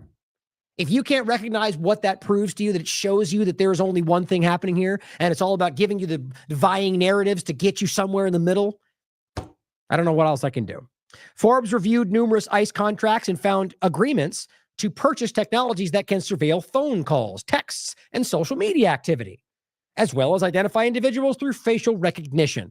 Right? So for all you out there acting like this is our next step who don't realize you're being played, I hope you're waking up to this. There are partisan screamers out there that do not care about America first, do not care about your rights. They care about winning. They care about benefiting from the current structure. And many of them are also just Zionists that want the other agenda to happen. The reality is you should not be asking for facial recognition, social media surveillance. Isn't that exactly what you're pointing out about the Democrats? But of course, you pretend it's only going to be aimed at these bad brown people, but that's not the truth, as Trump even told you. It says, in the last 5 months alone, ICE agreed to the largest federal purchase orders to date, during Biden's administration, because that perfectly makes sense, right? In addition to the spyware, Biometric Update also reported that ICE issued a request for information, RFI, for biometric monitoring devices as part of its intensive supervision appearance program, a program to track non-citizens who are released from DHS custody. Again, doing this under Biden's administration. There's no way around this, guys. They're doing this, allowed to do so during the administration that pretends they're fighting what Trump is putting forward. ICE is seeking methods to verify biometrics with a smartphone or tablet using facial recognition or biometric means. Okay? Who else in the world is scooping up biometric data? Well, everybody, it seems, but Israel through Twitter, which we already proved for the 45th time. Hopefully you're beginning to see there's a bigger picture here. ICE is specifically looking for vendors to provide, quote, devices that can track participant activities and movements via geolocation. These types of location tracking devices, one more point to make on that is, let's just even say that you think, and let's just say they do have the best of intentions, and they only want to do this to keep you safe, which in some people's minds, I'm sure that's what they think is happening. Even if that is the case, you realize that through using Paragon, Israel has access to all of this.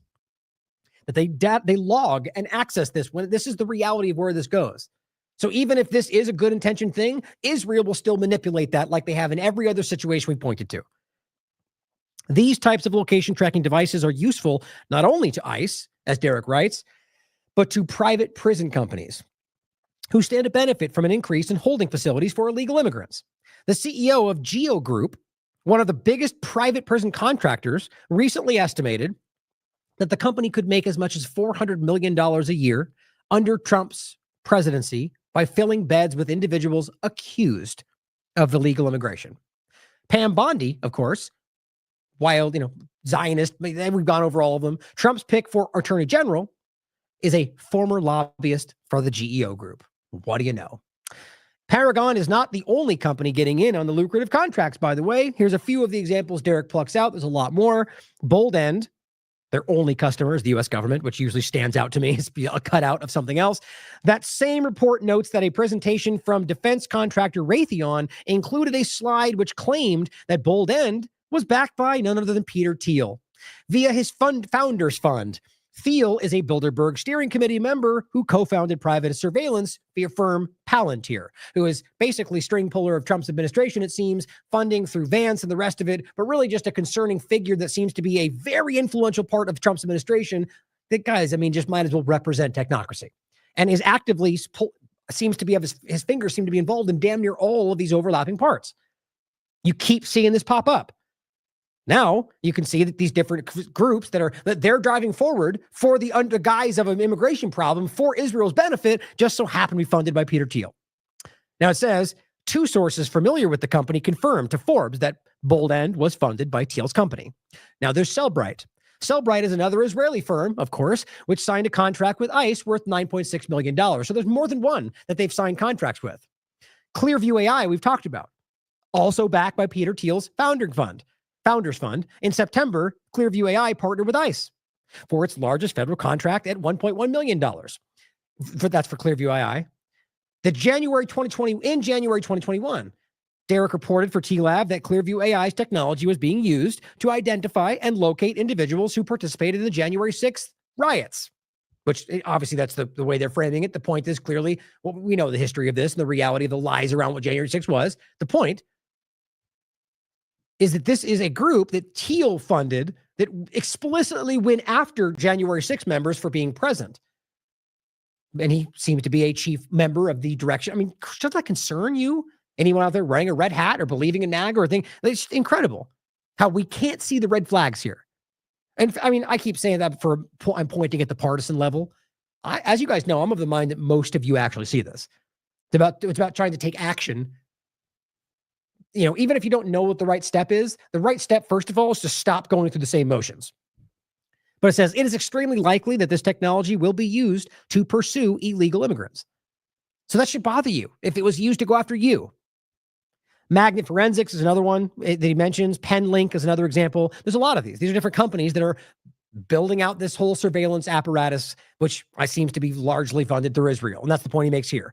The type of software sold by Paragon is known as spyware because it is explicitly aimed at helping the user gain unauthorized remote access to an internet-enabled device for surveillance and data extraction. Remote being important. So right now, through these apps you're using that we've been all sold as completely secure that aren't, Telegram, Signal. Now it says, according to September 2024 report from the Atlantic Council, the vast majority of spyware vendors and associated entities are in 3 places: Israel, India, and Italy. But important to know that 43.9% of the entire market is concentrated in Israel. Guys, this is the kind of point that is important to walk away with. Whatever else you think about this is a fact that can't be denied. So they control almost 50% of the market in regard to the surveillance and biometric tracking. That's terrifying with what we know and what they're currently doing. And the fact that your government seems to be just meshing itself together with this. In fact, I think that happened a long time ago. Now it says the main targets of spyware deployed by governments, and this is historically accurate: journalists, activists, politicians. And this is what we continue to see. And yet we continue to pretend like this won't be a problem. One prime example of commercial spyware being used to target individuals is what we've talked about in the past: Pegasus spyware. Sold, surprise, surprise, by Israeli firm as an NSO group. In 2020, more than 50,000 phone numbers belonging to individuals identified as, quote, people of interest by nations using Pegasus was leaked to Amnesty International and Forbidden Stories. Their reporting revealed that NSO group developed and supplied their Pegasus spyware to international governments, which in turn use them to target government officials, journalists, activists, academics, embassy workers. Well, isn't that exactly what Israel's on live TV doing right now? So it shouldn't be that shocking. The point is your government's okay with this, and they pretend not to be. The reporting from the Washington Post showed that Pegasus was used to target the wife of journalist Jamal Khashoggi months before he was murdered by Israel, or rather by Saudi Arabia, which I argue is the same extension of the same conversation. But it says Pegasus leadership has denied their spyware was used in the murder. In February, Poland's prime minister announced that the previous government had deployed NSO groups Pegasus to hack opposition politicians. You realize Israel is aware of all of this because they have backdoor access to all of this stuff. In 2022, it was reported that the FBI had purchased a license to use Pegasus. FBI Director Wray claimed it was to research for development purposes. They really think we're this stupid. Now, guess what? Internal FBI documents and court records obtained by the New York Times show that the FBI officials attempted to use Pegasus. Oh my God, we're so shocked. In 2021. In their own criminal investigations. After the Times reported on this secret purchase and attempted use of Pegasus, the FBI conducted its internal investigation to uncover who used the tools, only to find out that the FBI itself contracted with vendor Riva Networks. In fact, it says FBI contracted with Riva Networks to track drug smugglers in Mexico using Landmark, another NSO group technology known for tracking cell phones. You think this is by accident? You think your government would continually stumble this stupidly into the same problem? Certainly possible. In fact, I could point out other examples. But I argue that there's so much awareness of this. I think what we're seeing is the manufacturing of consent for where the new world is going.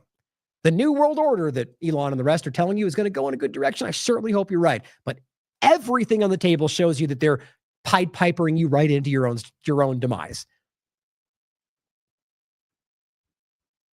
Now, I'll include the articles that he links in there. Just one of the many. ICE signs $2 million contract with spyware maker Paragon Solutions. And really ask yourself whether that may have an influence on the way that we're being told the story's going from the border. Ask yourself what that might make a difference. And the article he points out from 2021 that he wrote for TLAV, in the aftermath of Capitol raid, the facial recognition threats persist. As well as the Center for Democracy and Technology, DHS must come clean on contract with spyware purveyor. That's from November 4th of this year. And the actual contract from the U.S. government. Paragon Solutions. Of course, there's not a single mention of Israel in there. Surprise, surprise. Funny how everywhere else it's all about promoting, and it's just funny how I think that shows you something. Now, I'll include these articles as well. The weaponized migration and experimentation, tools for subversion, division, and manufacturing consent. This is exactly what I think we're dealing with.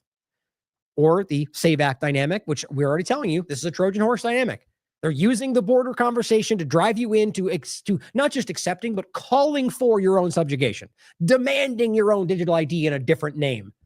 That's what's happening. As well as the article he recently put out from the 18th, Trump confirms plan to declare national emergency for mass deportations using military assets. How that goes forward, we yet to see.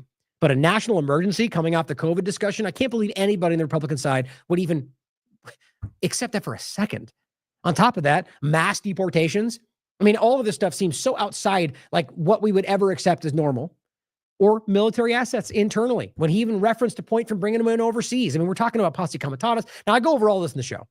All of this, as Derek points out, will lead to more surveillance, more restriction of rights. Now, to finish the segment, we saw this come around. And this is the point I was making in the beginning. What do I keep talking about?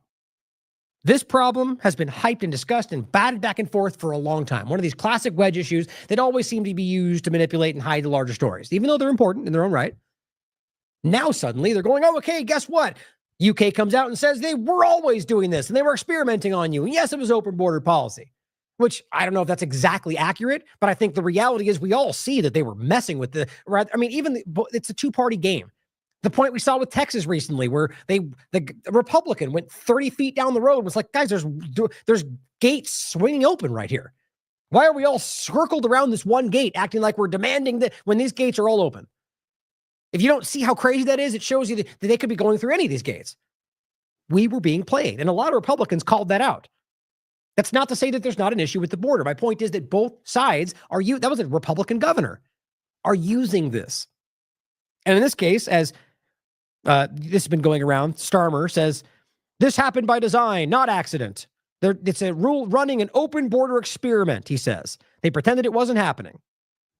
Well, that's interesting because that seems to lean in explicitly with a narrative being put forward, which there's some truth to from the Republican side, which then drives you into going, we knew it. They're doing this. The Democrats are doing this. We need to stop it. And can you guess what the solution will be? Can you guess? It's exactly what we just went over. It's already happening. Look in the comments, look in the conversation. The SAVE Act and the digital, not digital IDs, but what they need to have, right? We need this to make sure they have this, so they have the identification, or in this case, that we have biometric scans, that we have the biometric wall, that we have everything we're talking about, which of course is completely packed to the T with Israeli spyware. Elon says, let's see if they do anything about it. It's just so funny how clearly, I almost think half the time he thinks like he's being so sneaky and snide, but he is playing you. Let's see if they're doing about it. Like, so he wants you to go, oh my God, let's get this moving. We need to jump in and save you. It's just, you guys are being led by the nose. Into Thin Air points to the same video and says, we were right the entire time.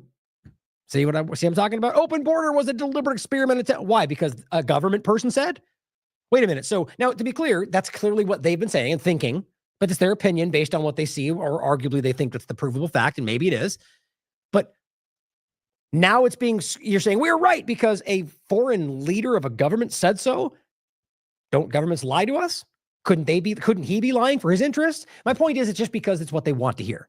So that proves it because it goes along with what we think. Typical partisan stuff. The overall point to me is what David Icke said. Look at the theme across the board. What has been happening is revealed by those who want it to happen, while they pose as people opposing what is happening, and those who will fix it. See how easy that is? Whether it's Elon or Trump or this is so easy. They point at the thing they've been building up and go, we need to do it. Rather use the two-party paradigm, right? It's the other side that have allowed it, so you get all ramped up and call for your own subjugation. Meanwhile, they pursue the same agenda by other means and manipulation. Now, of course, he could be wrong, but it just seems like people are so unwilling to consider this when their chosen ideologue is somehow the culprit. And this is how partisan politics works. So bringing us in to the last conversation we had about the ethics pledge and everything else, we recently talked about this on the 25th. Trump team barred from agencies was the point, and that was about the discussion, how the article was framed, saying at the moment, at the very least, they were not able to access the information, the agencies weren't letting them because they weren't signing these pledges. Now, I briefly talked about it in the beginning. The obvious point here is that this is legally required, not least of which because Donald Trump signed this in 2020 rather than 2019 and brought it to 2020. So you can't pretend like it's something he's not aware of. He signed this into law. And in general, for me, as I said before, it's not really about whether they sign these in the context that I think that matters in regard to transparency and ethics. I don't think any of these people are honest. Well, they're not transparent. They're not ethical. I think that's ridiculous. Like, are we going to pretend that, Biden and Kamala signed them and it stopped them from being unethical? Come on, guys. They all lie to you. My point is about the legal restrictions and allowances that open or close because these are signed or not. And it's really important. And it goes to the larger picture. Not allowing us to see who's donating, not putting caps on the donations in general, not divulging explicit lobbying conflicts of interest. Now, these things may still come to pass, and I argue that's kind of an expected point. I find it really hard to believe that it wouldn't happen, but I'm worried about that, essentially because if it doesn't happen at all, it shows you a lot of things, and I'll address that when it gets there. My point is that right this moment, there seems to be already an opening of, like with this exact point, with Trump signing the White House transition agreement. That's one of the three, but not the other two. So you already have this beginning overlap where they're getting access to some things, when in reality, as they pointed out, we still don't know. They could be right now getting all, and the bigger point as well, when they sign the ethics and so on, they get unlocked federal funding. But they're claiming they never want that at all. They're saying we're going to use our own private money. We're going to have our own, we're going to operate as our own independent group. Really? Like, how can we not at least ask whether that independent group could be a foreign country? Well, let's say China, for example. Doesn't that concern you? They could have influenced this. Well, we know that would never happen because Trump. Well, there's your partisan blindness. Of course, I would agree that doesn't seem to make sense, but it certainly could be, right? So the unnerving reality that we're in a situation where we don't get to see the transparency of the finances, but on top of that, that they're telling you that they're going to go forward like that in general. Now, they're using the argument they're going to save the taxpayers' money. We'll get into that in a second. I honestly think that's a complete manipulation, but even if it was going to save money, well, there's the point of the show today. Using something we want to hide a bigger lie. So let's read through this. This is from the 26th. After delay, Trump signs agreement with Biden White House to begin formal transition handoff. Hold on. Did I just close something I shouldn't have? Oh, no, it's right here. Oh, hold on. Did I mix these up? Oh, I see what I did. Hold on. Did I double up on this? Give me 10 seconds to make sure I didn't. 29th. Okay, so that's what this was. It's the same one. Oh, I see. Okay, I'm just confusing myself. It's all lined up right. I laugh myself all the time when I do this. I add things kind of like last minute essentially, or I just get confused on where I was, and I'm already ahead of myself. So again, after delay, so that was what I showed you the first show for. That was what we talked about before, that they were kind of delaying on all of it, right? Barred from all of this. Now, after delay, he signs one of them with Biden. Now it says President-elect Donald Trump on Tuesday reached a required agreement, legally required, with President Biden and the White House to allow his transition staff to coordinate with the existing federal workforce before taking office on January 20th. The congressionally mandated agreement that Trump signed into law allows transition aides to work with federal agencies and access non-public information and gives a green light to government workers to talk to the transition team. Now, that's kind of mixing the three of them. The non-public information comes after signing transparency and ethics pledges, but it says, but Trump has declined to sign separate agreements with the General Services Administration, the GSA, that would have given his team access to secure government offices, email accounts, in part because it would require that the president-elect limit contributions to $5,000 and reveal who's donating to his team. Now, why would that not want to be the case? Under the guise of going, we don't want to spend your money. Like, you could do that. You could use your own money, but then also be transparent about it, couldn't you? But see, of course, the people that want to blindly support him will find a way to make it make sense. Obviously, the answer is yes. Obviously, you could demonstrate this and still take, but of course, the point could be that you're getting millions from one group, and that challenges the $5,000 thing, right? So, and that should matter to you, though, who it is and where it comes from. Now, of course, it'll point out in a second. They claim they're going to show you later. That's pretty up in the air, and historically, you rarely is the case. But my point, first of all, is that the secure offices and email accounts, let's say. So the point is that they're given access to these things. Now, what happens if they eventually get that access, whether or not they sign these, or what if they already have in some ways? And what if there's something behind this that is having now access to internal government information? Maybe that's already happening long before this. But I just think these are questions that are very relevant that very few people seem to be asking. The White House agreement was supposed to have been signed on October 1st, according to the Presidential Transition Act. The Biden White House had issued both public and private appeals for Trump to sign them. As part of the agreement with the White House, Trump's team, now really quickly, by the way, this has been stated, but let's be clear. There is very little, if this was as big a deal, I mean, it is a big deal in my opinion. And if let's just say if the Biden administration, the Democrats were as adversarial with Trump and it wasn't really just your government and that's a lie, wouldn't you think this would be blaring on every channel? Why Elon speaking to foreign entities? Why Trump's proposing ceasefires when he's not even in power yet? These are actually illegal. Why don't they make a big deal about it? Because I think you already know the answer. Because that's the overall agenda, and they're not really at odds when it comes to the main agenda. But it says, as part of the agreement with the White House, Trump's team will have to publicly disclose its ethics plan for the transition operation and make a commitment to uphold it. Now, I really don't care about that. They make plans and promise X, Y, and Z and never deliver. They're not ethical or not transparent. But first part of it is they do have a plan they lay out to show what they believe is their ethical path, and then everyone has to agree that's what path they're going to abide by. It's relevant, I guess, in that general sense that you at least argue they have some kind of metric to hold them to. But it's about what's unlocked within that. But it says transition aides must sign statements that they have no financial positions that could pose a conflict of interest before they receive access to non-public federal information. Sort of like having a conflict of interest with being a part of the Israeli government, or being funded by Israel, or funded by China, or being an asset of Iran. Like, these things should matter, shouldn't they? Biden himself raised the agreement with Trump when they met in the Oval Office on November 13th, according to the White House. And Trump indicated that his team was working on it. That's an interesting response. It was something that he wanted to say that I'm not going to do. You'd think that, the bombastic Trump would make that clear. To me, that shows you something. He says that we're working on it. So I think the plan is either to push this out, which opens this gap right now where there's kind of limbo is going on. And I think that's I think that's the most alarming. But if it ultimately doesn't get signed and somehow that doesn't get pointed out, or they kind of just let it pass, that also shows you something much more alarming and also shows you that they're on the same side. Without the signed agreement, Biden administration officials were restricted in what they could share with the incoming team. Another point to make, as I made in the last show, how much you want to bet this plays a factor in the Senate confirmation. Like whatever happens between then and now, whatever happened in the first few months of Trump's administration, this will be pointed to. It's their fault we weren't prepared because they didn't give us what we needed to know. Well, they're going to say because you didn't sign the documents, but you didn't. But isn't that always how it goes? They both point at each other. Both side takes their narrative and acts like the other one doesn't make sense. Partisan nonsense. It's constant. But my point is, as we see this come closer to the Senate confirmation dynamic, I bet you this will play a factor. The Trump transition team says it would disclose its donors to the public and would not take foreign donations. You realize how ridiculous this is? Not least of which is because they literally already are taking foreign donations, right? Here is one of the many articles, but this is before it even was this is back from June.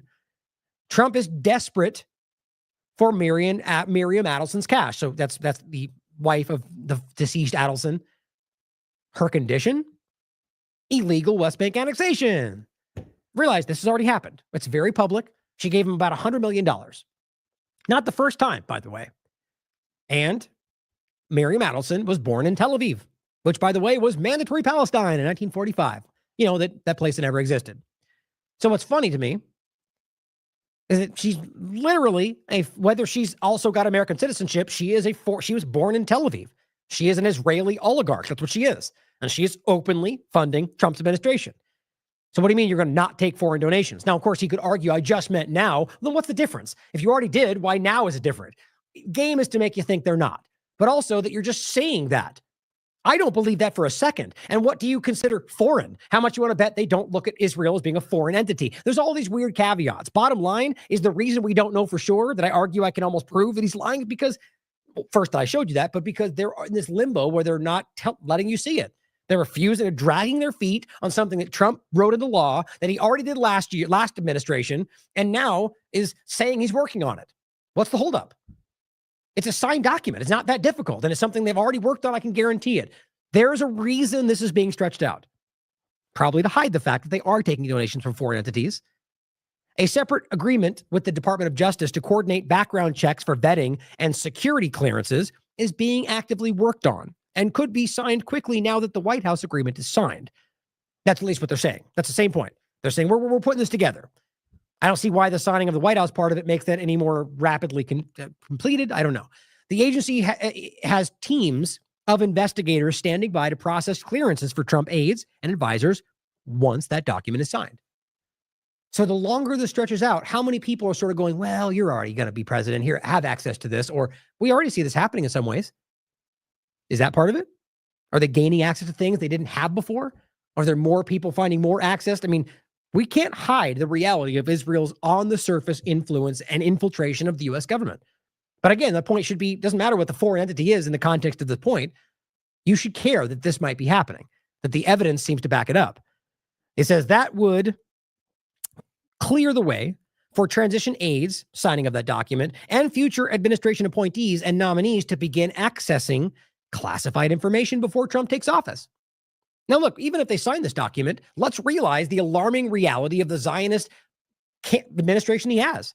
And they will have access to government documentation. Huckabee, who's literally telling you Israel's going to bring on the end times in real time, telling you that he believes the prophetic discussion of what Israel, and you're going to think he wouldn't, if God said that's what's supposed to happen, that he wouldn't give them information about the U.S. government?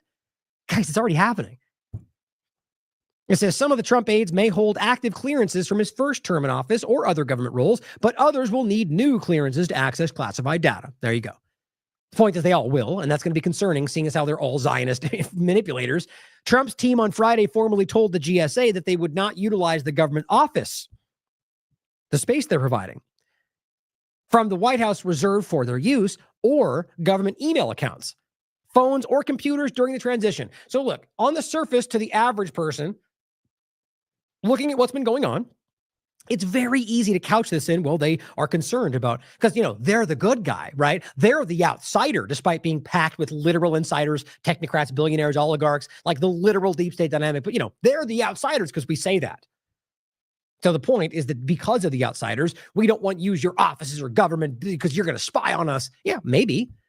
But how about it's building to the obvious point? All the other evidence points to something else, which is that something else is going on here. Not divulging where the money's coming from, not giving you any conflict of interest documents, dragging your feet on all of this stuff, while saying we're never going to use your office space. We're never going to use your computers, email accounts. So isn't it concerning that if, let's just say, everything else is off the table, that you now have an incoming administration that's telling you we're going to operate like an independent agency, that we're not going to access the location, the computers, the phones, and anything else like we normally use in the government? Now, if everything you hear about Trump would be true, which it's not, you could argue that this is them trying to, they recognize the deep state's in control and they want to fight. I see why that might make sense. That might make sense. I hope you're right. But with everything else going on and literally swamp creature deep state administration in front of you, we should maybe ask whether this is about something else. That we're watching a coup take place in front of us. But of course, the people that would be most likely to call out something like that are pacified because Trump's in position. Weirdly, just like with COVID-19. The White House said it does not agree with Trump's decision to forego support from the GSA, but it is working on alternative ways to get Trump appointees the information they need without jeopardizing national security. So they're going to work around it. Kind of sounds like a government plan. For instance, agencies may require in-person meetings and documents reviews since the Trump team has declined to shift to using secure phones and computers. Okay, let's just say the argument will be that we'll use our own, right? Well, how do we not know that those are compromised by Israel? How do we not know that those are not technically secure because they made a mistake? And that becomes a problem. We can already see how this cascades into so many obvious problems. Now, I don't know whether it's his prerogative. I think there is some level of legality around what they're allowed, like from national security perspective. I'm not even saying I necessarily truly care about that from the context of like the government control over the action, but with the opening we can see from foreign entities, with the very alarming influence, I think we should ask whether there might be something more happening here. Now, this is a follow-up from Cobb Courier, or rather, it's basically the same report from another local paper. I just want to show you some of the things they added. Some of the redundant parts, but I think it's important to see. It says the items are required, the same signed documents, from the Presidential Transition Act of 63, and its later amendments as from 2019 during Trump's administration, which he signed in 2020. A condition of the agreements and the funding they release is that nominees must disclose all transition fundraising dollars, which are kept separate from campaign funds. The law caps individual contributions to transitions of $5,000. Now, the question becomes, is there some kind of a cutoff? Like, so let's just say they sign these today. Are they then required to divulge everything from before that?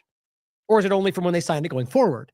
And in any case, I argue that I don't think there will really be an accountability here because I think it's a plan. My point, though, is to create this kind of muddy area where we don't really see how these things connect. That's where these problems begin. And I think it's about something much larger than we've seen. It says, to save taxpayers' hard-earned money, they write.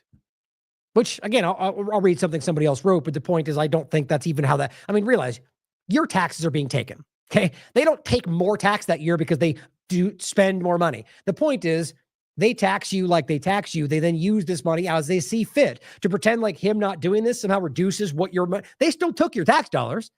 They're always playing on the ignorance of the average American.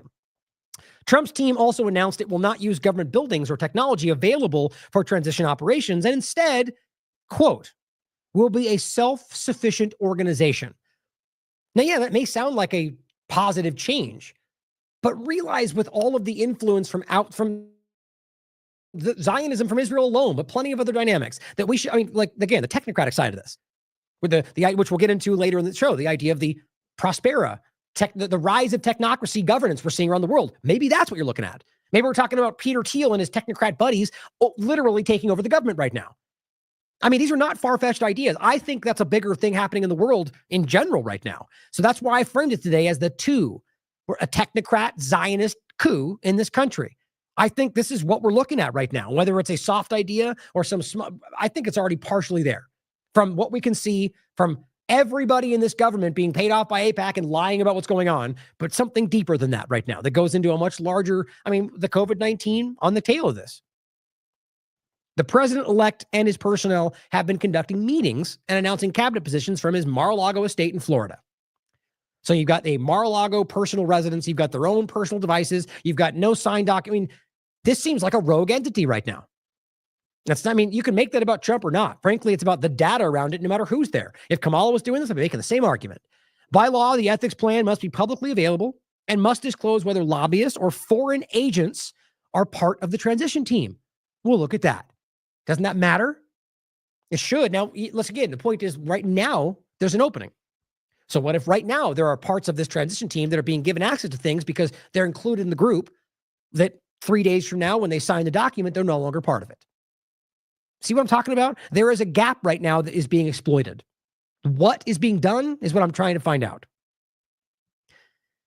That says, and whether they are part of the team, and identify any other conflicts of interest by those involved. Like if there are conflicts of interest, then we shouldn't even be giving any transition of information, as well as the commitments to keep non-public government information confidential and not to use insider knowledge learned during the transition for personal gain.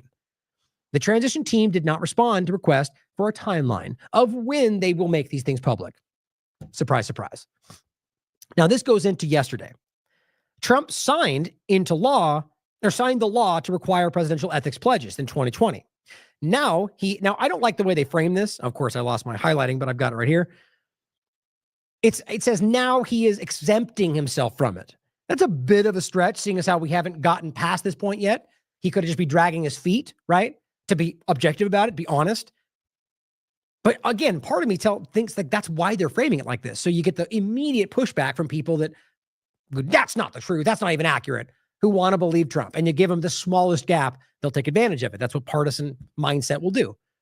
But reading into this, the point is that right now there is this gap. That's what I'm highlighting. So let's read what Independent was writing.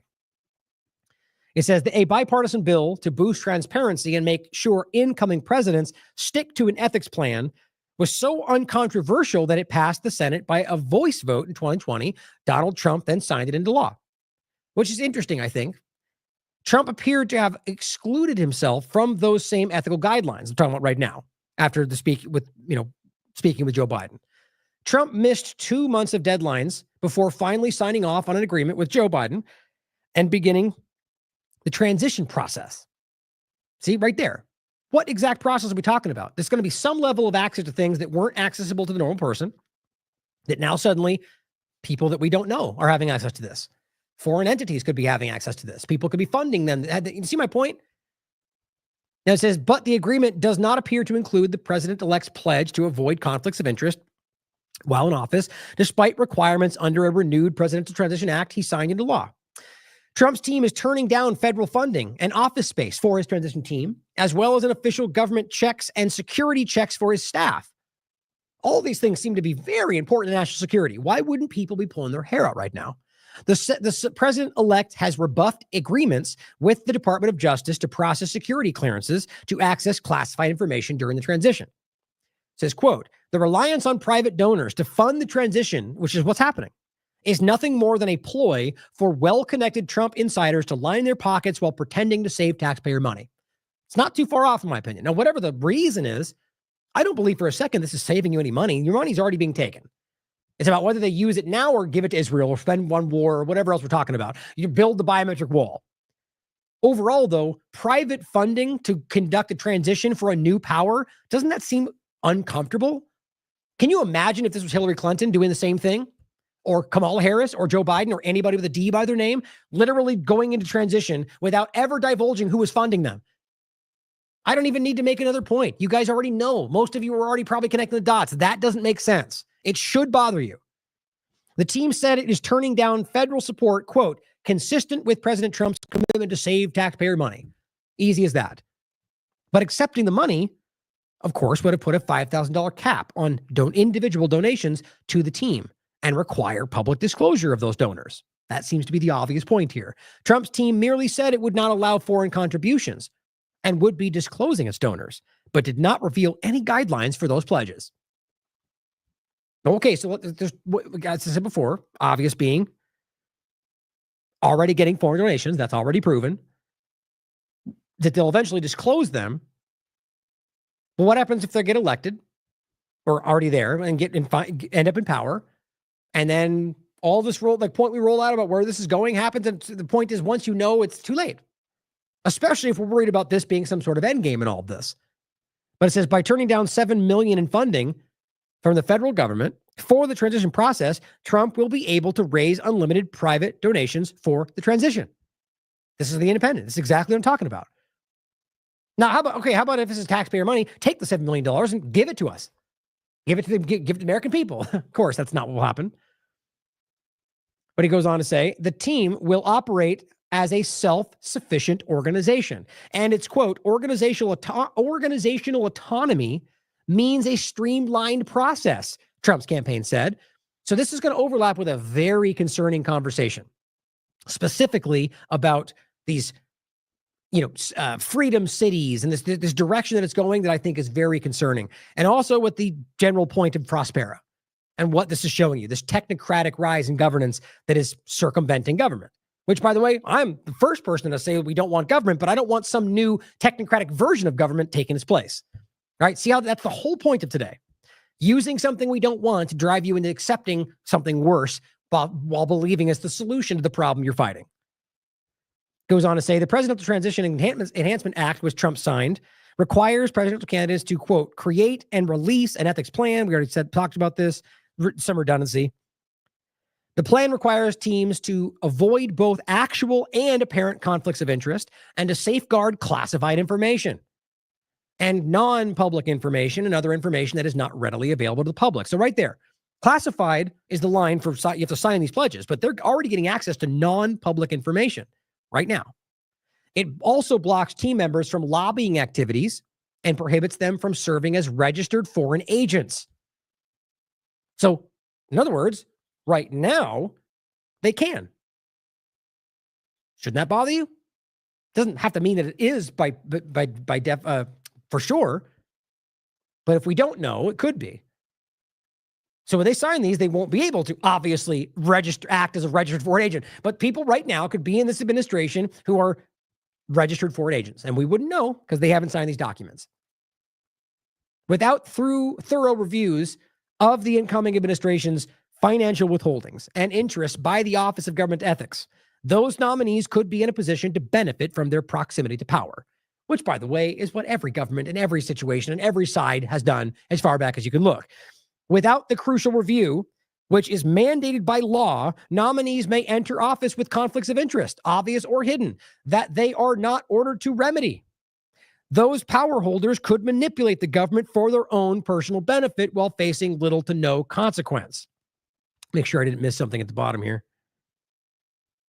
Yeah, it's right there. Same point. So, guys, I'm genuinely concerned about this, where this is going. So let's play a clip before we get into the problem that I want to address here around... Oh, really? So I guess I did put this at the end. So I'll quickly point to this before. So I want to go over, I guess the Bitcoin AI part adds to the later part, but realize that what we're talking about down here, Mark Andreessen, who is in all these clips with Joe Rogan, pointing at the problem, right? And using that problem to rationalize and justify the next step, which is how this is working, is literally involved with the idea of freedom cities. He's getting involved with Doge, apparently, and all these overlapping interests. And this is what I'm concerned about. That Freedom Cities itself is referencing things like Prospera. Guys, these are technocratic nightmares. They're not libertarian. They're using what you want to manipulate you. And my problem is that I can see, and I'll go over this thread. Oops. It's a great thread. And I'll play this clip for you. As it looks like Jenny Cohen goes over the information around what these things are. And he's referencing what they call, where was it in here? What I think is interesting on this is hold on, let me find the words. A network state. As some kind of new governance structure, guys. That's what they're literally pointing to. That's what Trump is highlighting with Freedom Cities. This is not about a part of the government or some new venture for the U.S. American people. This is about a separation And so from my perspective, in many ways, I'm going, that's what I would want, but not like this. Not with what this is a ploy, using a technocratic control structure to get you to think you're stepping into some new phase of governance. It's a ploy. We're being guided into the new step, in my opinion. And I think that's what all of this comes back to. And what I was going to say a second ago is they highlight this idea of parallel establishments or exit and build. I'm literally, I've said this to Derek, and I say literally, they are co-opting everything, including exit and build.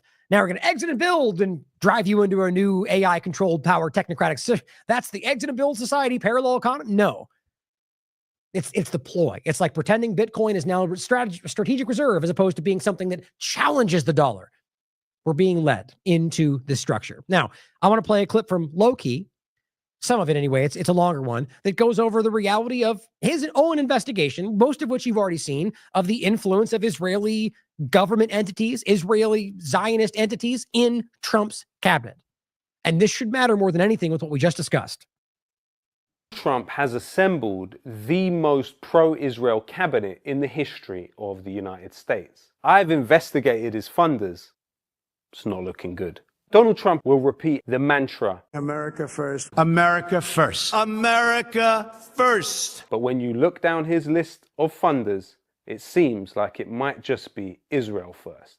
Donald Trump selected Pete Hegseth as his Secretary of Defense. Pete Hegseth called for Trump to bomb Iranian energy and nuclear facilities. What better time than now to say, we're starting the clock. You've got a week. You've got X amount of time before we start taking out your energy production facilities. We take out key infrastructure. We take out your missile sites. We take out nuclear developments. That is we not take out a popular idea. capabilities. And here Hegseth is advocating for Israel replacing Al-Aqsa with what he calls the Third Temple. 1948 was a miracle. 1967 was a miracle. 2017, the declaration of Jerusalem as the capital was a miracle. And there's no reason why the miracle of the reestablishment of the temple on the Temple Mount is not possible. And what about Trump's ambassador to Israel, Mike Huckabee? He has publicly claimed there is no occupation of the West Bank, and he refuses to refer to the West Bank as anything but Judea and Samaria. There is no such thing as a West Bank. It's Judea and Samaria. There's no such thing as a settlement. They're communities, they're neighborhoods, they're cities. There's no such thing as an occupation. Trump has also selected Elise Stefanik as his US ambassador to the United Nations. She's someone who has gone on record as saying that nothing Israel ever does could cause the United States to remove funding from it. There is no excuse for an American president to block aid to Israel. No excuse, full stop. That's why I'm proud to have sponsored or backed every measure to aid Israel that has come before the United States Congress. Every single one. They say follow the money, so I did. To start with, Sheldon Adelson bankrolled Donald Trump's first election as president of the United States. Sheldon Adelson very publicly supported the use of nuclear weapons against Iran. You pick up your cell phone and you call somewhere in Nebraska and you say, okay, let it go. So there's an atomic weapon goes over ballistic missiles in the middle of the desert that doesn't hurt a soul. Maybe a couple of rattlesnakes and scorpions or whatever. And then you say, see, the next one is in the middle of Tehran. His request from Trump prior to the election was that if Trump arrived in the White House, he would recognize occupied Jerusalem as the capital of Israel and the Israeli-occupied Golan Heights of Syria as part of Israel. Trump did that.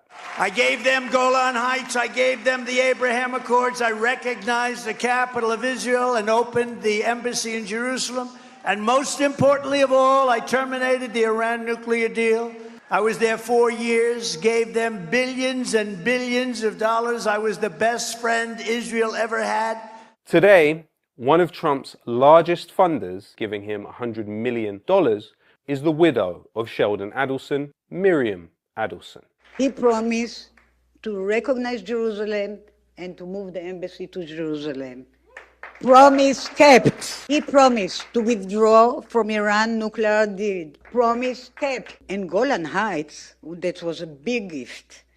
He promised Golan Heights, and he recognized.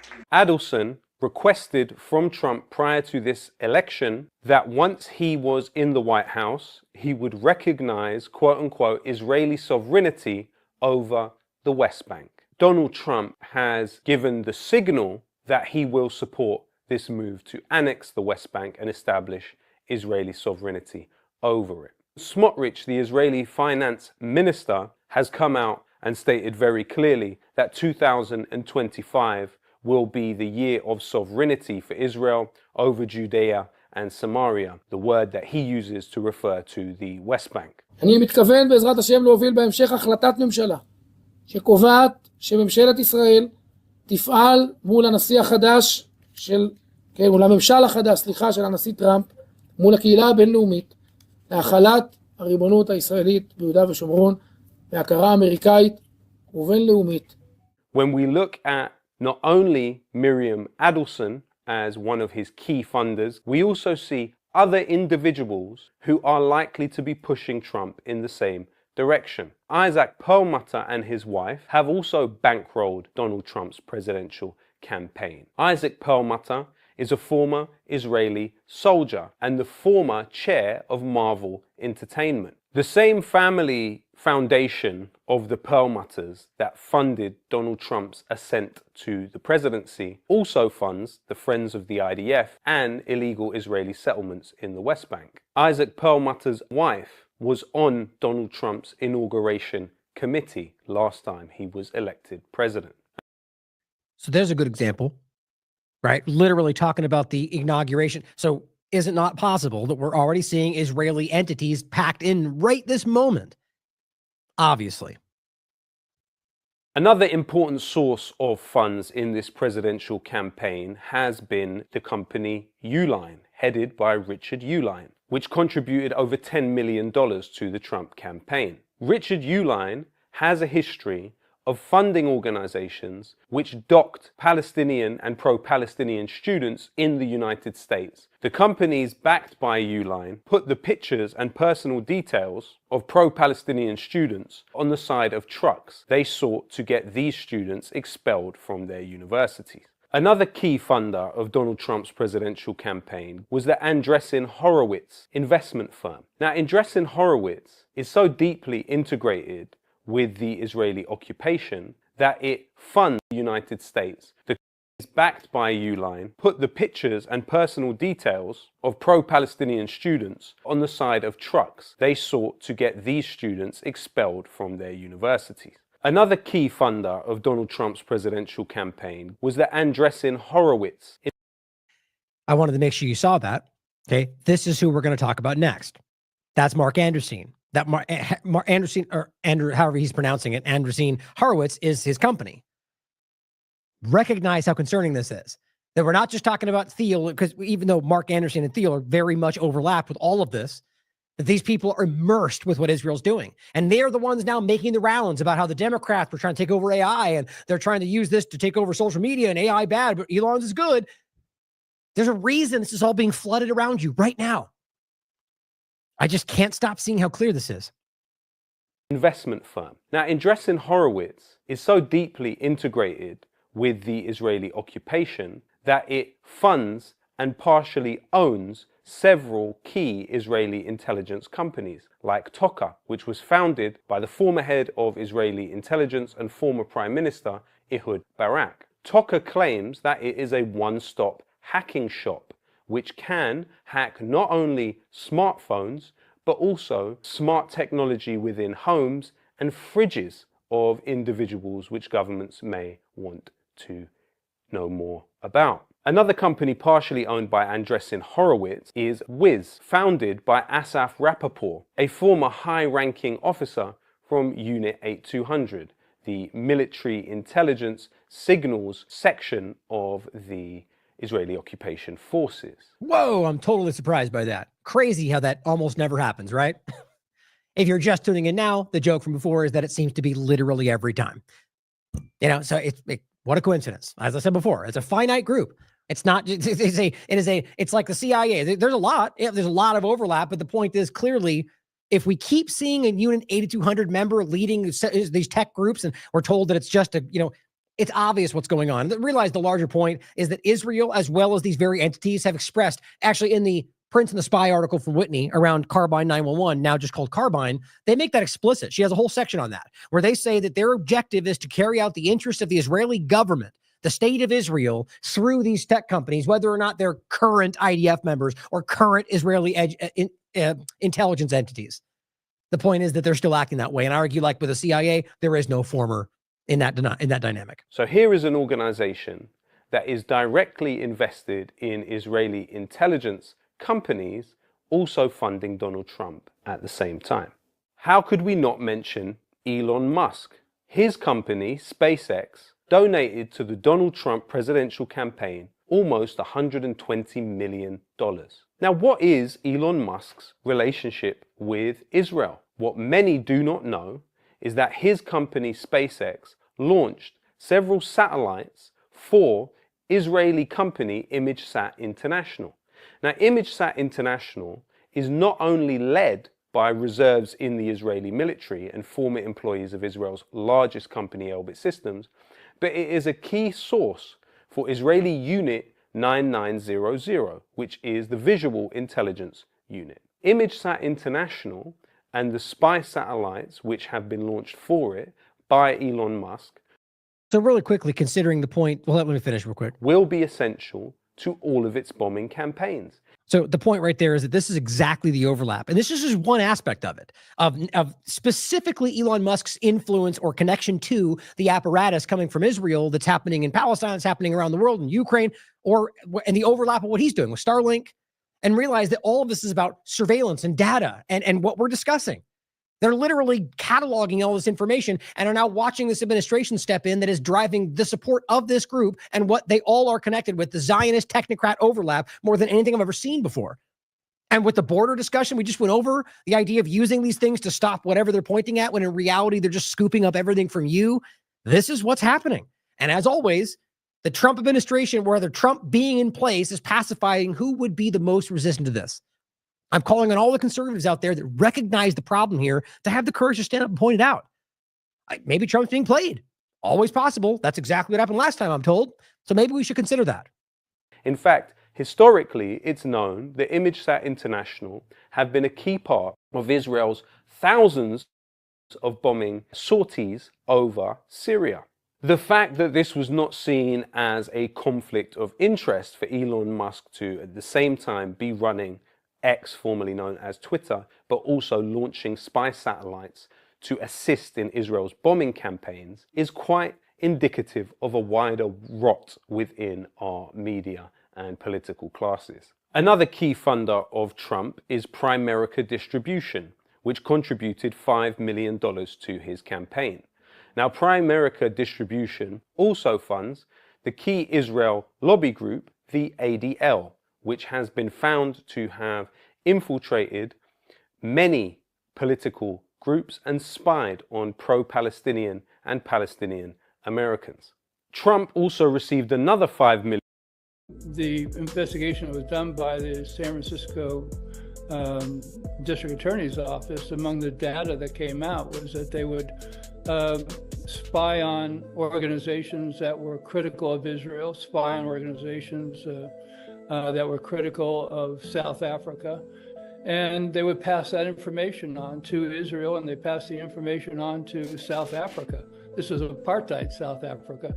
According to a declassified FBI document, one prominent investigator working on behalf of the ADL was Ray Bullock, a San Franciscan with the codename Cal, who posed as a small-time art dealer in the Castro district. Working clandestinely with Bullock was Thomas Gerard, a detective with the San Francisco Police Department's intelligence unit and a 3-year veteran of the CIA. Bamford wrote that, quote, Gerard would illegally supply Bullock with confidential data from the police and FBI computer files about Americans, many of them pro-Palestinian activists that were targets of the ADL. His reports were then submitted to the ADL's executive director in San Francisco, Richard Hirschot. Court documents ultimately exposed that Bullock and/or Hirschot admitted that the ADL or its agents gave information to the government of Israel and sold information to the government of South Africa. including information secretly collected from Jewish peace groups. Is that anti-Semitic?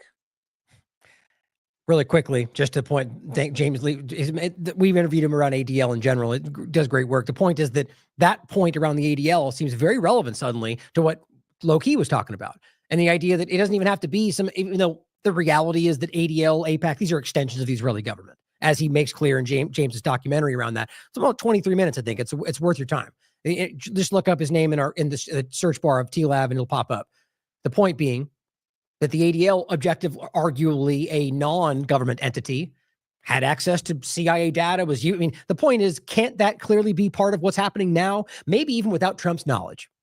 Just making the same point. How obvious this is throughout history, more so now than ever. Dollars from the investment firm Elliott Management, headed by Paul E. Singer, a donor to the Friends of the IDF, the Birthright Foundation, and the Israel Independence Fund. But more interestingly than that, Paul E. Singer is the founder of the Startup Nation Central organization. This is an organization which has siphoned former employees of the Israeli military and particularly Israel's Unit 8200 into big tech companies. This is that point, like the Startup Nation point. That's where that ultimately comes from. The idea being that they're talking about, with that very premise, seeding through this industry with the intelligence overlapped idea, and it's public basically. And we've talked about this, as Derek just wrote about in the article. About 50% of the entire market is openly run, but from Israeli entities. So the question is, how much more of that is under a guise of something else, but still run by influential or rather infiltrated entities? In order to combat BDS and also direct jobs within the tech sector into Israel. Trump's policy in the region will also call upon his reliable allies in Saudi Arabia and the UAE. Jared Kushner, Trump's son-in-law, is somebody that grew up so close to Netanyahu that when Netanyahu would come and stay in New York, he would sometimes stay in the bedroom of Jared Kushner. Under Trump... Just in case you're unaware, that is his daughter's husband. I mean, it's silly how obvious this is. Sorry, I just hit the wrong button. Hold on. I'll get it. Hold on. Where was it? We pass it. Shoot. Received another $5 million campaigns is quite indicative of visual intelligence unit. ImageSat International are media and political. Damn it, where did I leave off on that? Another key funder of Trump is Primerica Distribution, Startup Nation Central, organized big tech companies in order to combat BDS and also direct jobs within the tech sector into Israel. Trump's policy in the region will also call upon his reliable allies in Saudi Arabia and the UAE. Jared Kushner, Trump's son-in-law, is somebody that grew up so close to Netanyahu that when Netanyahu would come and stay in New York, he would sometimes stay in the bedroom of Jared Kushner. Under Trump's watch, Kushner set up, alongside the Saudi Arabian and UAE governments, something called Affinity Partners. Kushner described it as a corridor for Gulf investment in Israel. So Affinity Partners, which was started with Saudi and UAE money, billions of dollars, is now an owner of Phoenix Holdings. Phoenix Holdings is an Israeli investment firm which partly owns Elbit Systems, Israel's largest arms company. 85% of the drones used by Israel on the West Bank and Gaza come from Elbit Systems. Phoenix Holdings has also sponsored and insured infrastructure and building projects in illegal Israeli settlements, and even provides the funding for a wind energy plant located in the Israeli-occupied Golan Heights of Syria. So I'm going to leave it there for just because it's about 15 minutes. Check it out for yourself. He's doing amazing work on that. What's interesting to me is how obvious this is. A lot of what you've seen, the clips and so on, will be in this thread that we've already included for you from different points of Trump pointing out how he will err on the side of what Israel wants, even if it contradicts your rights. Here's another example that goes back to the 1980s. And we've played this many times. Very public, very, very real. Now, I'll have to read it for the podcast because it's in Hebrew, but I want to make sure you see this. So he's talking about currently Trump's administration. But to the point that I think is important, it's not unique to Trump alone. It's not unique to Republicans alone. This is a government influential, I keep doing that, infiltrated concept. And this is Netanyahu in the 80s openly saying in his own media that they can influence the U.S. government. Easy. Says we don't have America with us, the reporter says. He says USA, Netanyahu responds saying USA is not a unified bloc. We have the Senate, he says, the Congress, and a record strong Jewish lobby on our side. You know, of course, when we say it's a Jewish lobby, you're called racist. And of course, even at the point to recognize it means Zionism is the main point. Now, in this case, it's obviously Jewish supremacy. That's what even B'Tselem would highlight for you. But it's not just about Jewish discussion. It's about anything Zionist influences, because that's what this is. It's a Zionist entity that is using Judaism to hide what it's doing. There's more Christian Zionists in the world today than Jewish Zionists. So just be clear, the point is about Zionism as far as I'm concerned. That overlaps with anybody being that, whether Jewish or Christian or Muslim. They're the same problem in my mind. So to make sure that's under, but the point is that they use these terms to make you go after that. I think it's very obvious right now. There's a lot of people in this conversation, some of which I even argue are being manipulated, who think they're doing the right thing, who are making this only about Jewish people. I think you're being played, in my opinion. The point, though, is that he's calling it out right there. We have the Senate, record strong Jewish lobby on our side. We have the Senate and the Congress, he says. That's more prominent today than ever. We have a strong influence over the general support in America.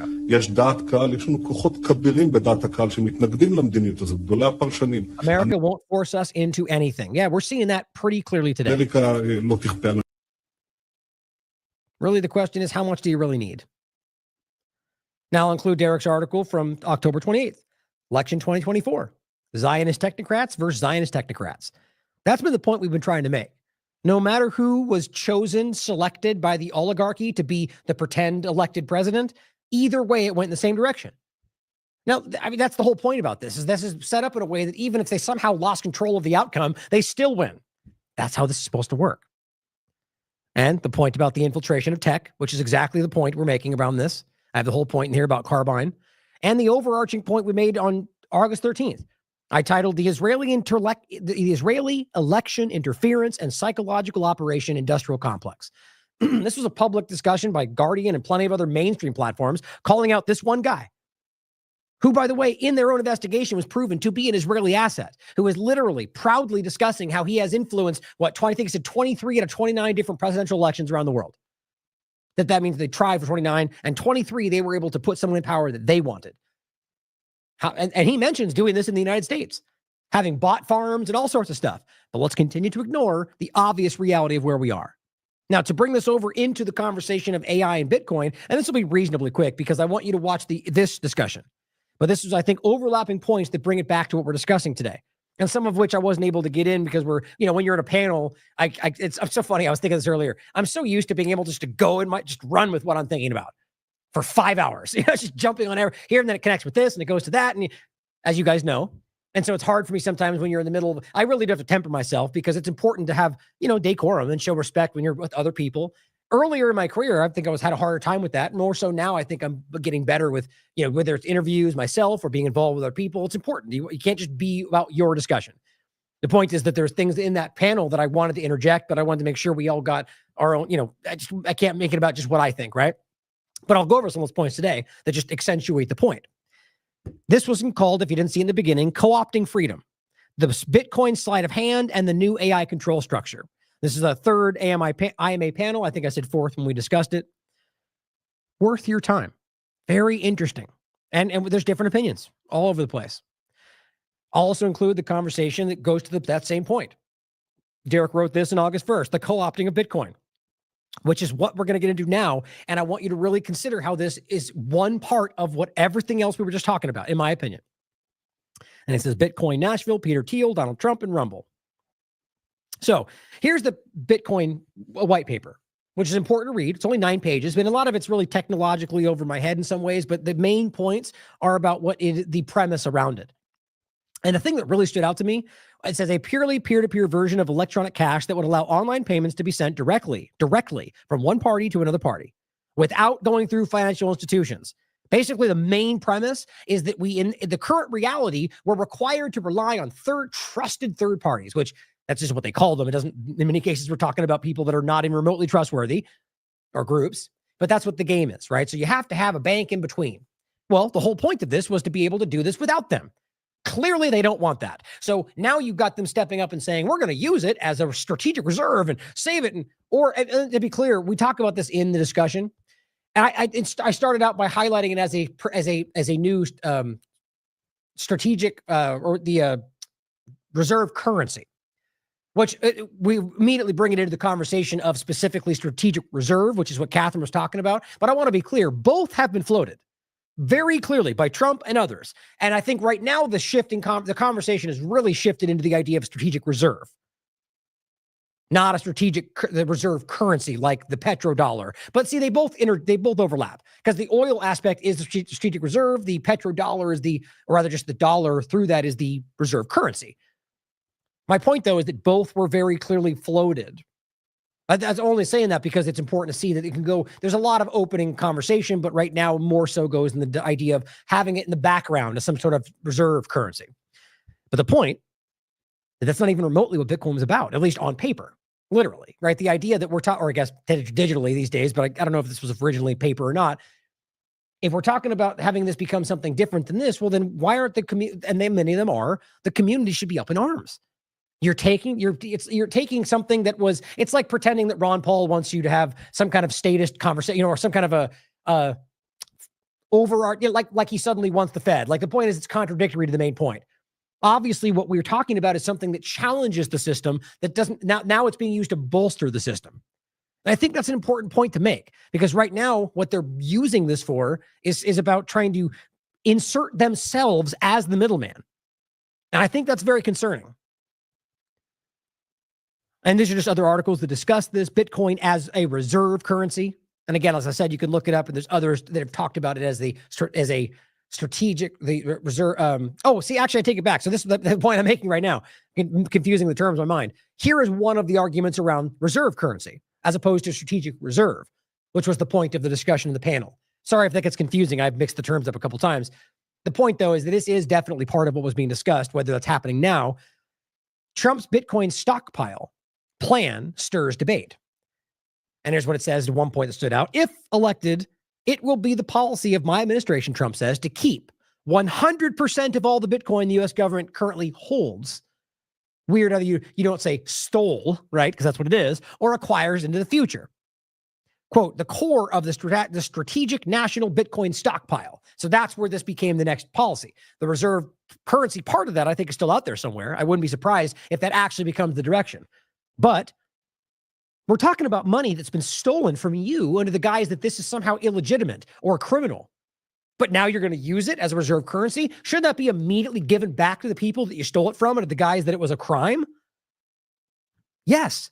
A huge portion of this is coming from the Silk Road. The very person he claims he's going to let free the moment he comes back into power.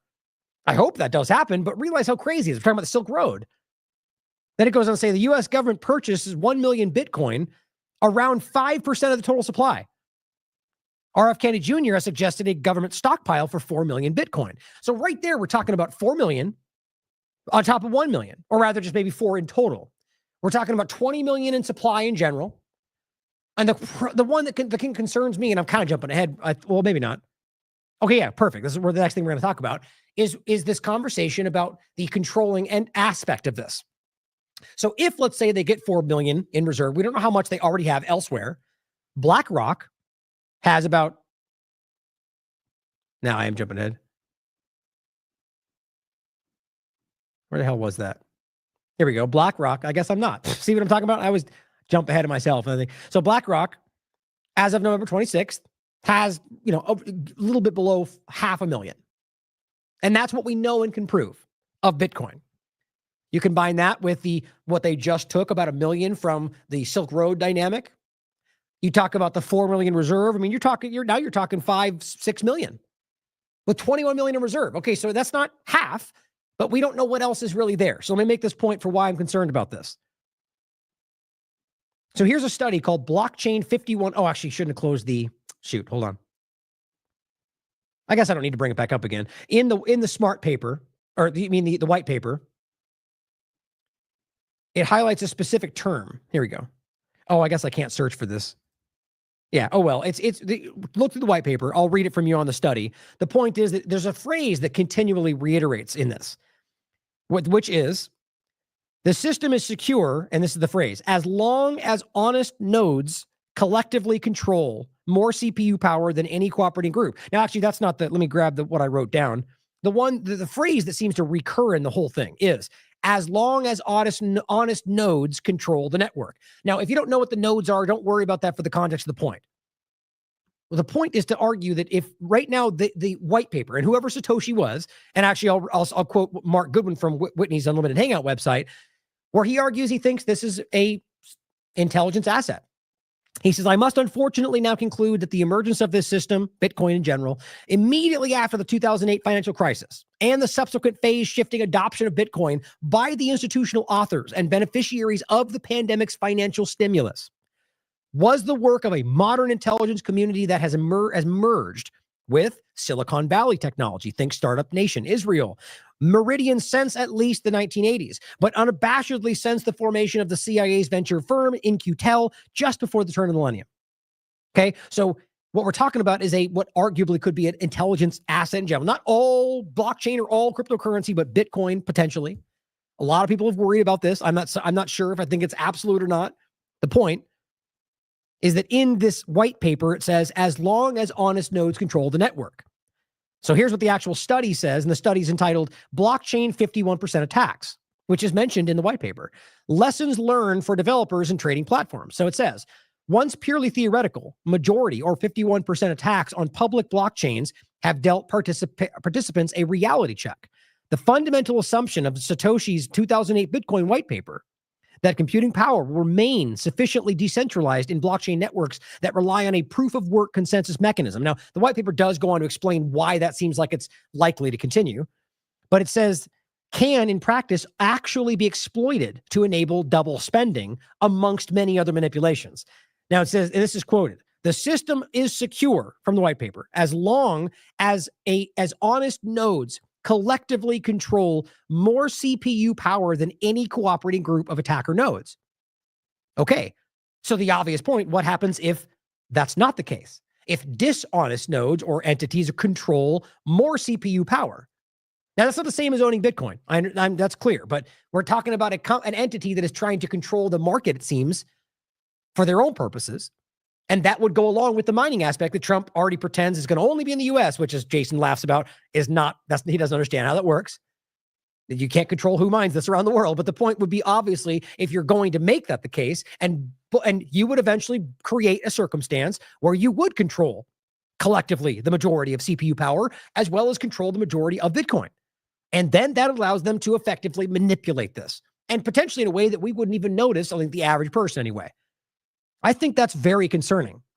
So as we see them continue to shift in this direction and the overlap with what that means, and I haven't got into the part that worries me the most, we can see that this is beginning to become a part of this technocratic foundation where this goes. And also that Prospera in Honduras, the technocratic nightmare that I point to, guess what? It's using Bitcoin and Starlink. So I don't think that's a coincidence. And realize that Starlink has been given by Musk, but not for all of Honduras, mind you, but just for their location.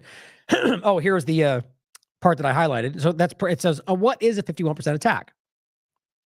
And it says a 51% attack is when a malicious actor controls a sufficient percentage of the network's computing power. It doesn't even say majority, mind the way, but it does say 51% attack, but a sufficient percentage of the network's computing power such that it is able to build and verify blocks quicker than the rest of the network can, resulting in the network accepting the attacker's version of the blockchain as the truth. Now, if you read the white paper, that will make more sense. Just read this as they'll be able to put forward their lie as the reality, and the system might not be able to tell the difference.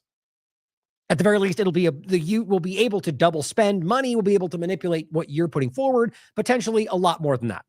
Again, a lot of this is outside of my knowledge base as well. The reality, though, is this is something that really stands out as a potential concern. And of course, BlackRock investing in this, I think, is an obvious concern. But I'll include the Cynthia Loomis post about the strategic Bitcoin reserve legislation. And here's what TFTC points out.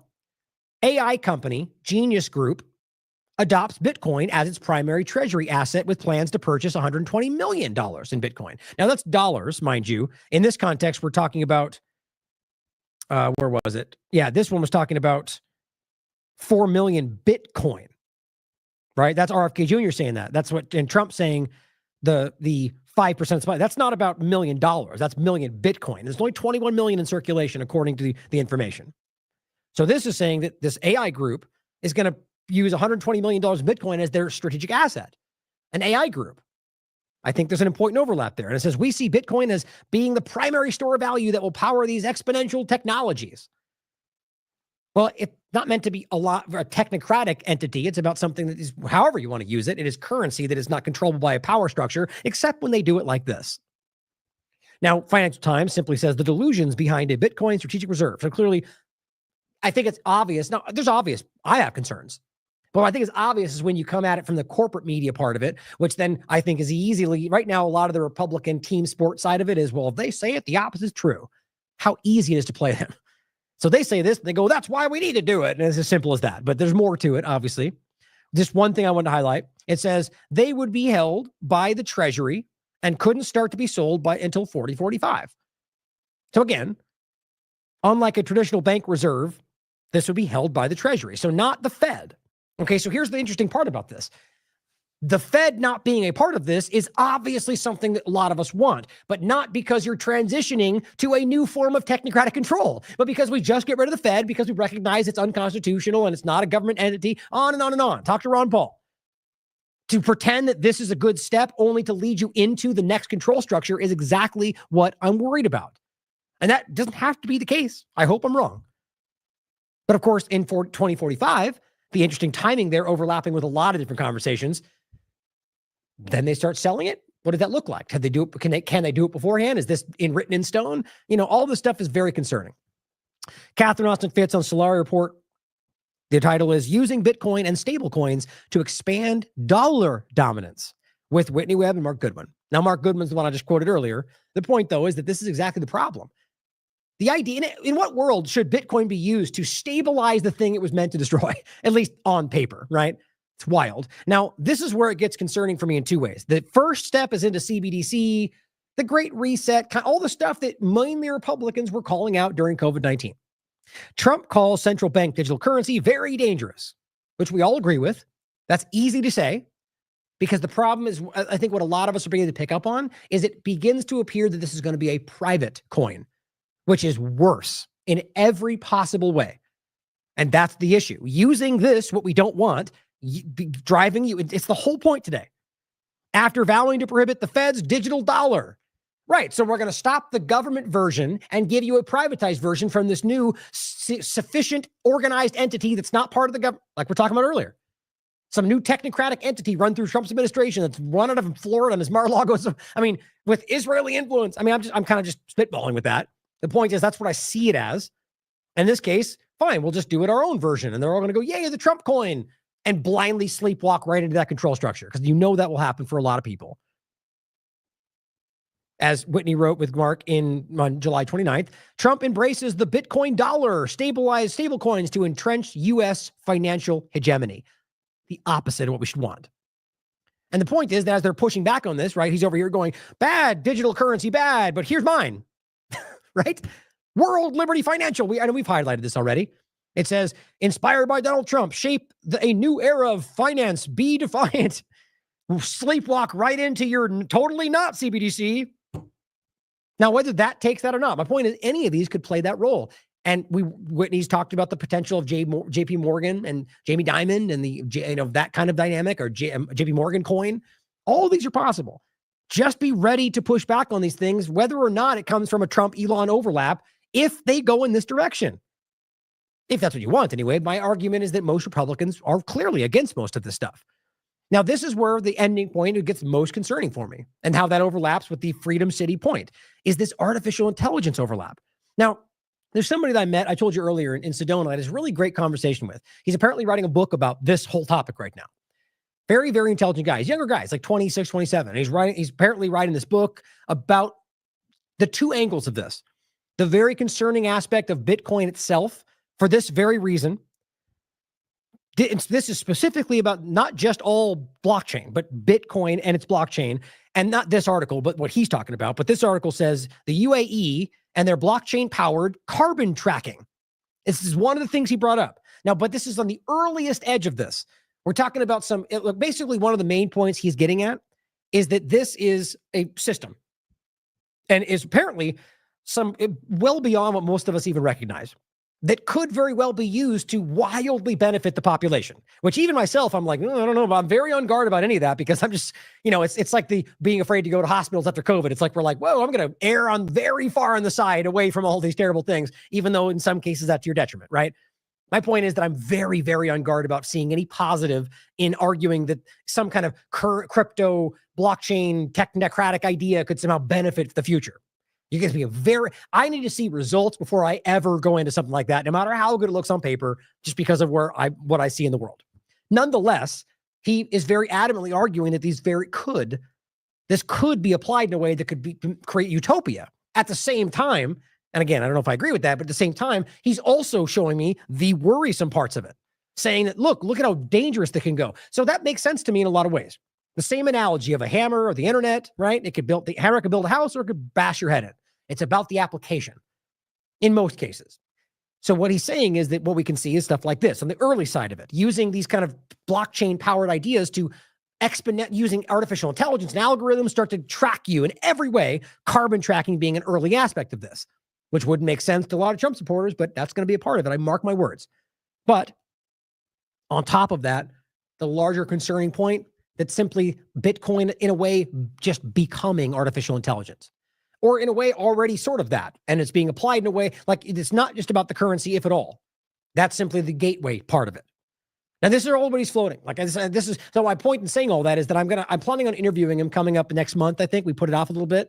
And they have this kind of course they're doing around kind of talking, and it's like a kind of like a symposium in a way about specifically understanding Bitcoin and all and I think I could learn a lot from it. And they've offered to let me watch it. So my point is I'm going to immerse myself in this to hopefully better understand this. And we're going to interview him down the line. Long way of just simply saying that I think this will add a lot more to this conversation. And hopefully I'll learn a lot more about this. And of course, being very skeptical about whether they're even having good intentions, right? That's how we always have to apply ourselves to this. So coming back to the point, Forbes from January 2nd, 2020, artificial neural networks for blockchain. Now, this is not just about using artificial intelligence to say, predict the price of Bitcoin, which is what you look this up. You'll find 1,000 articles about. It's more than that. Maybe not this article here, but the general point. Neural networks, like artificial brain mapping, neural network kind of things, or rather using a sort of map out other things, and how this could be built into something that could become an artificial intelligence application and then exponentially start growing in a way that is beyond our understanding. So first of all, documenting Bitcoin simply goes, hey, look, artificial intelligence programs like ChatGPT, the one that like the Grok versus ChatGPT, right, have learned how to send Bitcoin payments. Like, I don't think we even really understand how alarming that is and what that means. That's a huge difference. I mean, now we're talking with transacting amongst themselves, like online. That's unlimited. Like, if literally you have these now, what can they start making money? Can they sell NFTs and start transacting amongst themselves? Start buying property? I mean, what does that look like? You realize how terrifying that is in a long-term way? And it says, to put this into words, machines can pay other machines. Guys, that should be truly terrifying. And this is where this is beginning to go. I don't think this is by accident. And here is a clip, and we'll get into these clips from Mark Anderson. Don't forget the immersed influence and overlapping with the Israeli state, the genocide, the AI aspect of this, and Trump's administration. So I'll play this clip, and I'll read to you what David Icke had to say about this, because this is being floated for obvious reasons right now. General intelligence will emerge, and who knows how that affects. I've said publicly, and I'm kind of half joking, that we need AI government. Yeah, it sounds or technocrats that pretend it's artificial intelligence and simply feed you through this machine, right? Like whether feeding data into it that outputs the certain way they want it, or just simply pretending to be like this is, as we referenced in the interview, Eric Schmidt a long time ago, not that long ago, floated the idea, Whitney and I talked about this in the past, that one day we'll get to a point where AI will be telling us what we should be doing in foreign policy. It may seem immoral to us, but the AI will know better. And I'm paraphrasing, but that is what his general sentiment was. That we'll get to a point where we just have to let them decide because they know better. Like, gosh, that's terrifying. Here we are. We're about to come into a situation where that starts to be the case. Look at what's happening in Israel. Just very quickly jump ahead, and I'll come back to these. We'll end with these points. This is already happening, guys. They're literally already using AI to dictate who gets killed in Gaza.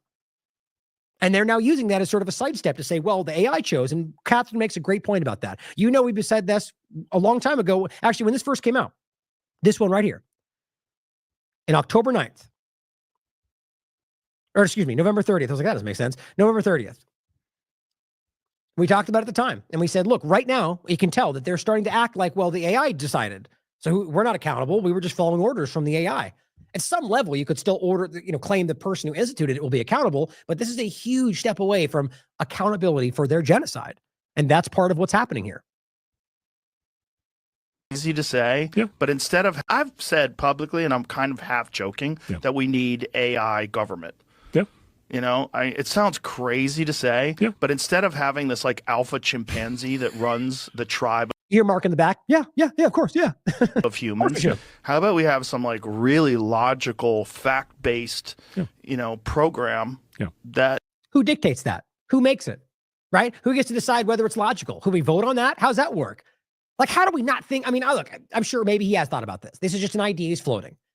But this is so alarming that we have such a blind spot here where we would have to rely on exactly the people I've been pointing to this entire show for what we're talking about here.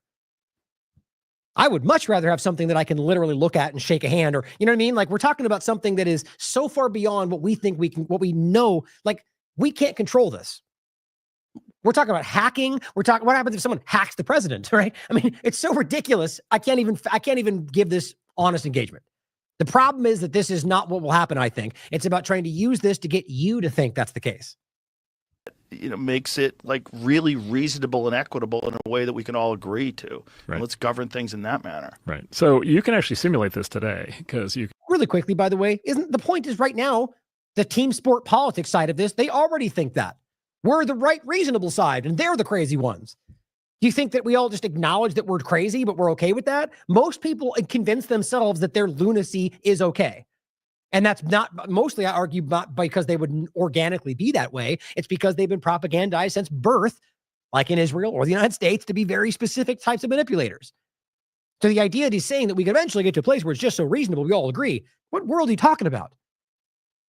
If there was just some reasonable entity controlled by nobody, first of all, that's terrifying. Even if it's reasonable, it's the same kind of, we're not in good. But on top of that, you know that that's not ultimately the way it will go. Somebody's going to be behind that. So at the end of the day, there's going to be some influence there and people will disagree because that's how human nature works.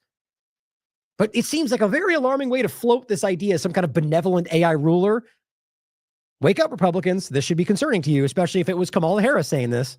You can go on these systems, ChatGPT or Claude or these others, and you can ask, how should we handle issue X? How should this be run? Yeah, we've done that. Right. How should the Department of Energy do whatever, nuclear policy or whatever? And what I find when I do that is I discover two things. Number one, of course, these things have the same problem social media's had, which is they're tremendously politically biased, and that's on purpose, and they need to fix that, and that's going to be a big topic in the next several years. But the other thing you learn is if you can get through the political, basically, bias and censorship, if you can actually get to a discussion of the actual issue, you get very sophisticated answers. Yes. Right. Very.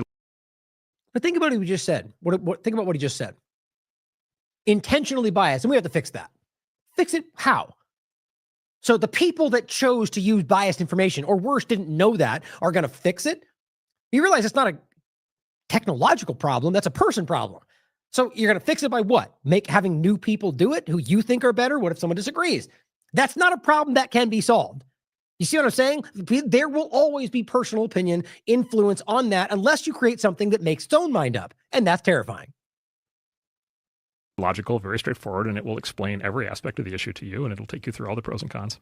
Yeah. And, I mean, it might be the way to go. Yeah. Which is so horrifying for people to think, because everyone's worried about the Terminators taking over the world, and like, if that's the first step, as we let them govern us. Well, look, there's nothing stopping a politician from using this. There's nothing stopping a policymaker from using, as a tool. Right. You start out, at the very least, you start out using it as a tool. There's nothing to prevent. Like, for example, I think military commanders in the field are going to have basically AI battlefield assistants that are going to advise them on strategy, tactics.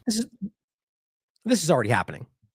We're watching this in Israel right now. This is not, it's just stuff that we're not privy to. It's already happening for a long time. The idea of DARPA, we've talked about this universal soldier discussion. This goes back a decade or more. It's already going on. Now, whether that is AI like we imagine it, or just some kind of algorithm, or just some kind of, who knows? But realize this is them floating, like we point out with everything, floating like some distant fantasy future things they've done for 10 years. You don't think he knows that? Yes. Right, how to win conflicts, and then it'll start to work its way up, and then they'll be doing, war planning. And then if you're a general, if you're a sergeant or a colonel or a general, it's going to just mean you perform better. Yes. And so maybe there's like, the sort of man-machine kind of symbiotic relationship, and you could imagine that happening more in the policy process and in the political process. That's terrifying. Here's what David Icke had to say. What have I been warning?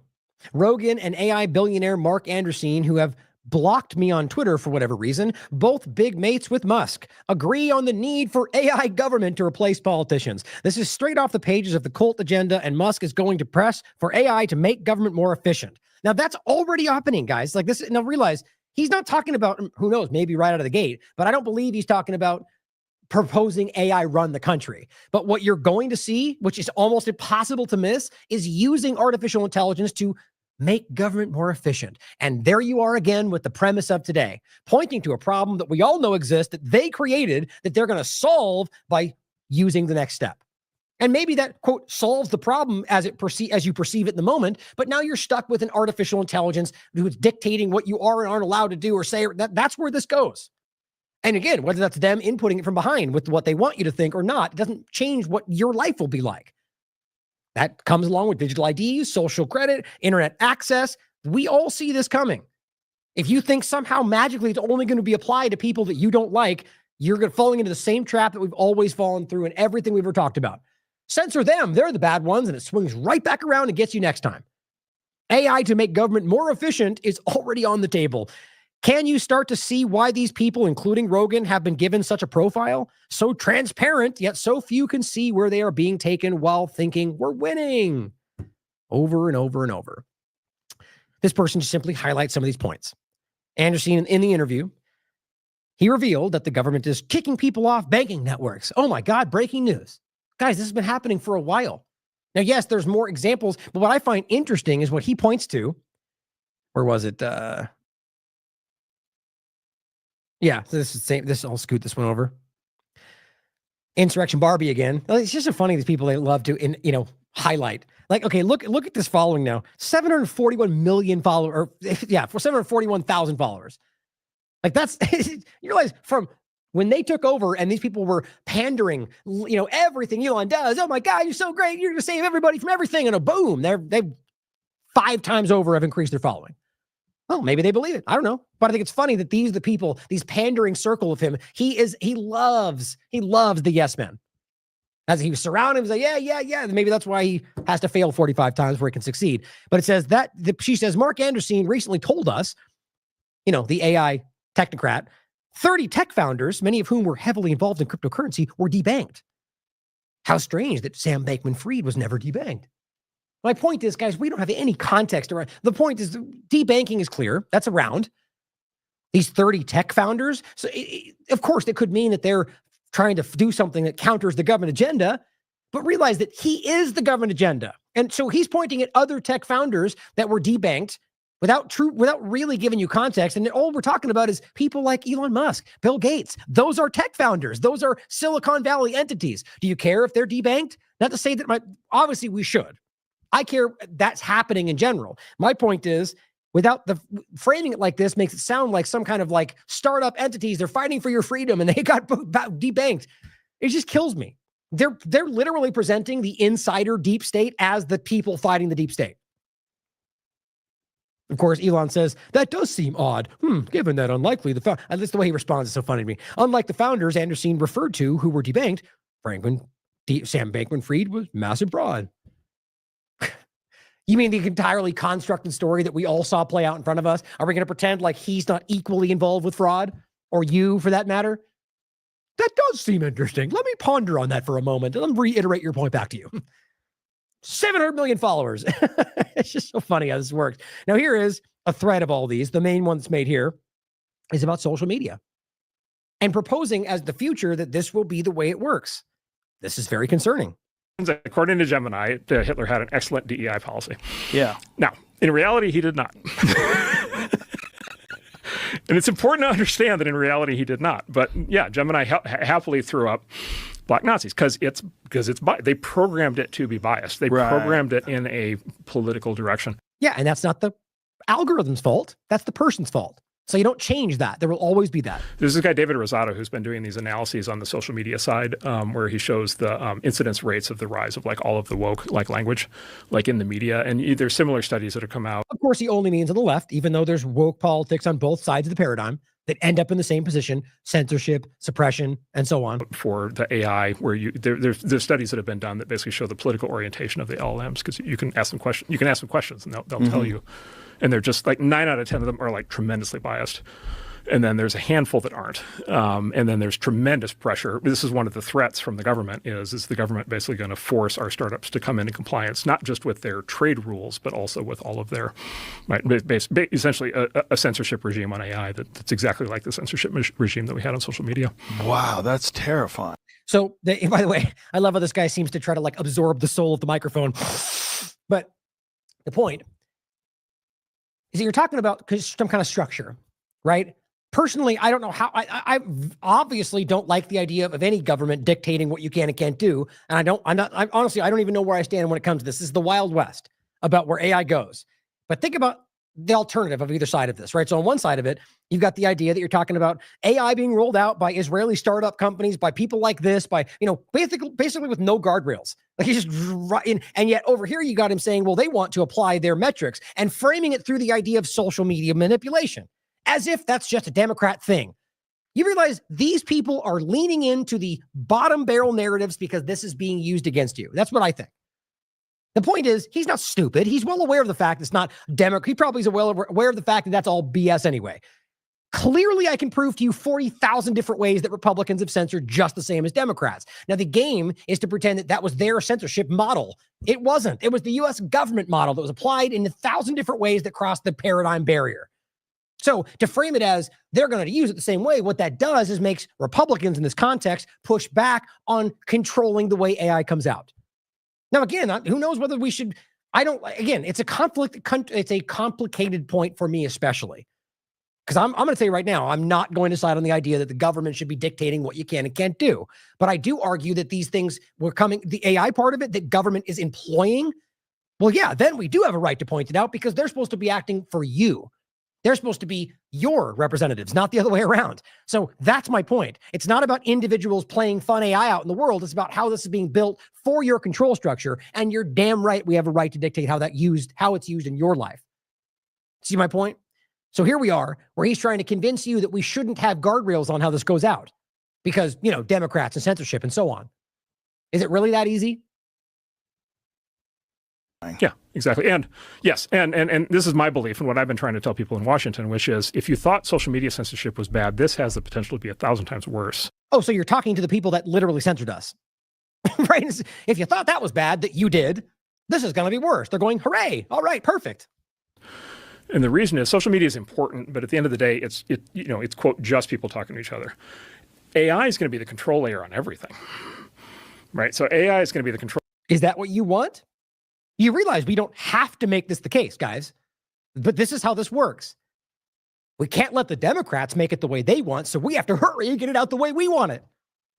Again, we can't be this simple. Control layer on how your kids learn in school. Right? It's going to be the control layer on who gets loans. It's going to be the control layer on does your house open when you come to the front door. Wow. It's going to be the control layer on everything, right? And so, yeah, that sounds terrifying. So let's ask for the Musk version where that only applies when you're a Democrat. I mean, guys, this is silly. Like, the reality is nobody should want that. Why we want to build that future is ridiculous, in my opinion, at the very least. And I'm sure there are people that disagree. My point is, no matter what intentions you go into this with, you will build a structure that at some point by somebody can end up that way. I don't want that. I don't know why anybody would want that. And you're watching people that are literally the insider examples of a deep state structure who are walking this out for you like they're part of the outsider force fighting for your freedom, simply because a few insider billionaire technocrats said so.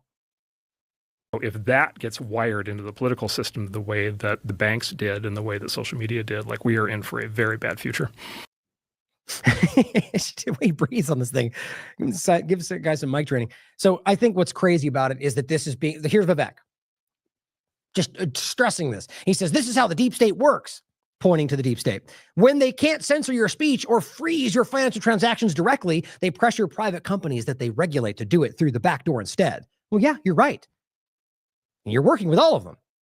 Literally, the people who made PayPal, who stole $6,000 from me, or I mean, these are exactly the point, guys. Or Israel's influence through all of it, you included. He says this is called fascism. You're right. The only answer is to shut it down. I agree. Finally, we agree, Vivek. Shut it all down. Don't build something else in your image behind it. Let's just stop doing it. But you see, they don't want that. They want their flavor of government. They want their flavor of control structure. See, I really wish we had more influence on the conversation right before the election. Maybe we should be asking for none of it. But you see, they'll never give you that because that removes their power. If they were really about trying to create what Americans want, it would look quite a bit different. What they're doing is what their team sport politics want. Andrew Torba, the CEO of Gab, made a really interesting point. Now, actually, yeah, I think this is redundant from what we just played. Overall, the thread is all in there for you to look at them all. This one's interesting because this has to do with bots, specifically from Israel. He writes, thank you for mentioning Gab. Actually, I'll play it first since he mentioned him. Well, I also found it fascinating that when there was any sort of a right-wing branch of that stuff, like Gab or any of these, they would immediately be infiltrated by bots as well, like my friends that troll on Blue Sky. Now realize, he rightly said bots. Okay, so that's manipulation. That's not that Gab is full of Nazis or BitChute is full of Nazis. That is, in my opinion, well, it's manipulation. I think that's obvious, but in my opinion, that is a very clear Israeli ADL manipulation. This is not just because Israel's the focus in some ways. Historically, it's overwhelmingly proven. They fake Nazi marches. Actually, there's a point I'll get to in a second right here, where they're faking Nazi attacks in order to justify that they're being oppressed as Jews. I mean, it's not to say that there's not racism. There obviously is. My point is you can prove this. Israeli media has covered this, how they have faked this to rationalize action. So my point in this is he says bots. Listen to the response. But these are Nazis. Yeah. Like, these are Nazi bots. These are people that would just spew horrible hate. And then Gab would... Bots, though. So fake people. Arguably, not even arguably, you wouldn't create a bot to do that if that's what you believed. You would just go on and say it. So it means that you're trying to project that that's the case. Be labeled, oh, this is where the Nazis go. This is a right-wing psychopath social media app. Yeah. Being done by the group that's completely immersed within the current administration, pretending to fight that. I think, frankly, you get the same thing if you start out. If you start out overtly political on either side, I think that's what you end up with. Yes. And so you realize he just completely skipped over the bot part. What he's talking about is that you end up with a Nazi extremist platform. Well, no, that's not the case when you start with politically biased. Well, that's Twitter for you, or that's any platform. It's all politically biased in 1,000 different ways. What you're talking about is a deliberate manipulation of a platform that I guess arguably tried to not go that direction, to be real free speech. And they bomb it with all sorts of Nazi bots and everything else in order to make it look like that's what real free speech looks like. So we can't allow it. And realize as much as the Democrat side was floating, we have to remove free speech, Donald Trump and the rest are actually calling for that in the context of Israel and anti-Semites and whatever else. And that's what they're putting forward. We can't allow that because that's bad stuff. That's not left or right. That's your government. I just think like that doesn't seem to be an effective route to market. It seems like you have to start from the beginning as a general purpose service, but you need to have some sense of the actual guardrails you're going to have around. And by the way, See, he cuts short right there because he recognized he was touching on something that we are all pushed back on. Guardrails on what you're allowed to say. That's not free speech. Even if you think that's what we need, and maybe you do, seems to be most people today, at least to be honest and say you believe in limited speech, which is okay. We can disagree on that. But I believe in absolute free speech. That you have a right to say what you want or think what you want. That used to be called freedom. Of the actual card. And by the way, actual guardrails you're going to have around. And by the way, every social media service, internet service that ever works, there's always some content filters and restrictions because you can't have child porn, you can't have incitement to violence, you can't. We see the difference. Those are crimes. That applies anywhere. You can't have child porn anywhere in the world. That's a crime, right? So you see how they love to conflate these things? There are already crimes that exist. We all know that you can't break the law. Now, there's points to be made within that conversation, too, about unjust or unconstitutional laws. That's different. That's for another point. That's an important conversation, though, that applies. But in this case, he's pointing to criminal action. That's not the same thing. I can go on these platforms and say all sorts of things. Somebody can go on Twitter and say, I like child porn. They're allowed to say that, and I can say, you're disgusting. But that's free speech. You see, what they're doing is trying to conflate these real-world actions because the idea is they want you to believe that words are violence. This is the right side of the conversation, guys. Have terrorist recruitment. Right. And even the First Amendment, there's like a dozen carve-outs that the Supreme Court has ruled on over time. There are things like that you can. Ridiculous. Right? So let's be clear. Supreme Court can make rulings all they want. That does not change the reality of the inherent dynamic. Now, again, I can point to another ruling from Mayberry Madison. Anything repugnant to the Constitution is null and void, which seems to be a very that's like a standing that's gone. The point is, you could point at other rulings and argue that that changes the conversation. Maybe it does. I'm still of the mind that there is an inherent reality, which is what the basis is, and that anything contradictory to that is non-existent, null and void, was the ruling from Mayberry Madison in 1892, I think. To the idea that you could pretend that there's all these carve-outs, well, all you're saying is you believe in limited speech and that you believe that this document can be altered, and that's not the case. You don't have inherent God-given rights if you can vote to remove them, right? This is the bastardization of everything we think we understand in this country, and people like this are using it to try to sound logical, try to sound just. What they're doing is slowly eroding what you believe in by using words that seem to make sense. In this context, they're trying to argue hate speech, guys. That's what those carve-outs are. Do you believe in that? I don't think you do, but I think you believe that somehow this is where I think it's, to leave it on the point, I think it's easy to see how we could fall into this trap. It's not an insult. It's easy because this can sound like it makes sense, but we need to err on our principles. Just like say, right? I can't say, let's go join ISIS and let's go attack. Yeah, you can though. See, this is the problem. Yes, you're allowed to say I can do whatever I want. I can join a group that's illegal. If you join that group, then that's a crime. But you see, when they start to make it an illegal argument to say, I think this or I want to do that, that's crossing the line. Even if there are laws in place to say you're not allowed to say that. My point is that's not a constitutional legal action, even though it's a law. It is contradictory. That's the point. So we've gotten, even like I point out with the fire in a theater dynamic, guys, you may argue the logic makes sense and maybe you think it does. Maybe it does. I still argue it's the person's responsibility who takes action. So if you can say, the point is if I stand up and say that because I thought there was a fire, what happens if it turns out not to be? Am I suddenly responsible? No, I thought I was doing right. The point is you obviously see that it comes down to responsibility, personal responsibility. I will always err on the side of absolute free speech because that's what it means. This is logic. This is technocratic authoritarian direction, I guess a technocratic authoritarian direction masquerading as logic. I mean, that's just specific to today. Just taking the free speech aspect, it's a violation of your rights, masquerading as logic. Like Washington, like it's literally not allowed. So there's always some controls, but you need to have like a spine of steel if you're going to hold back the censorship pressure. And there's basically Substack, company I'm involved, is doing very well. Smaller. I love Substack. Smaller than Twitter, but doing extremely well. Fantastic. And when does that shoe drop? By the way.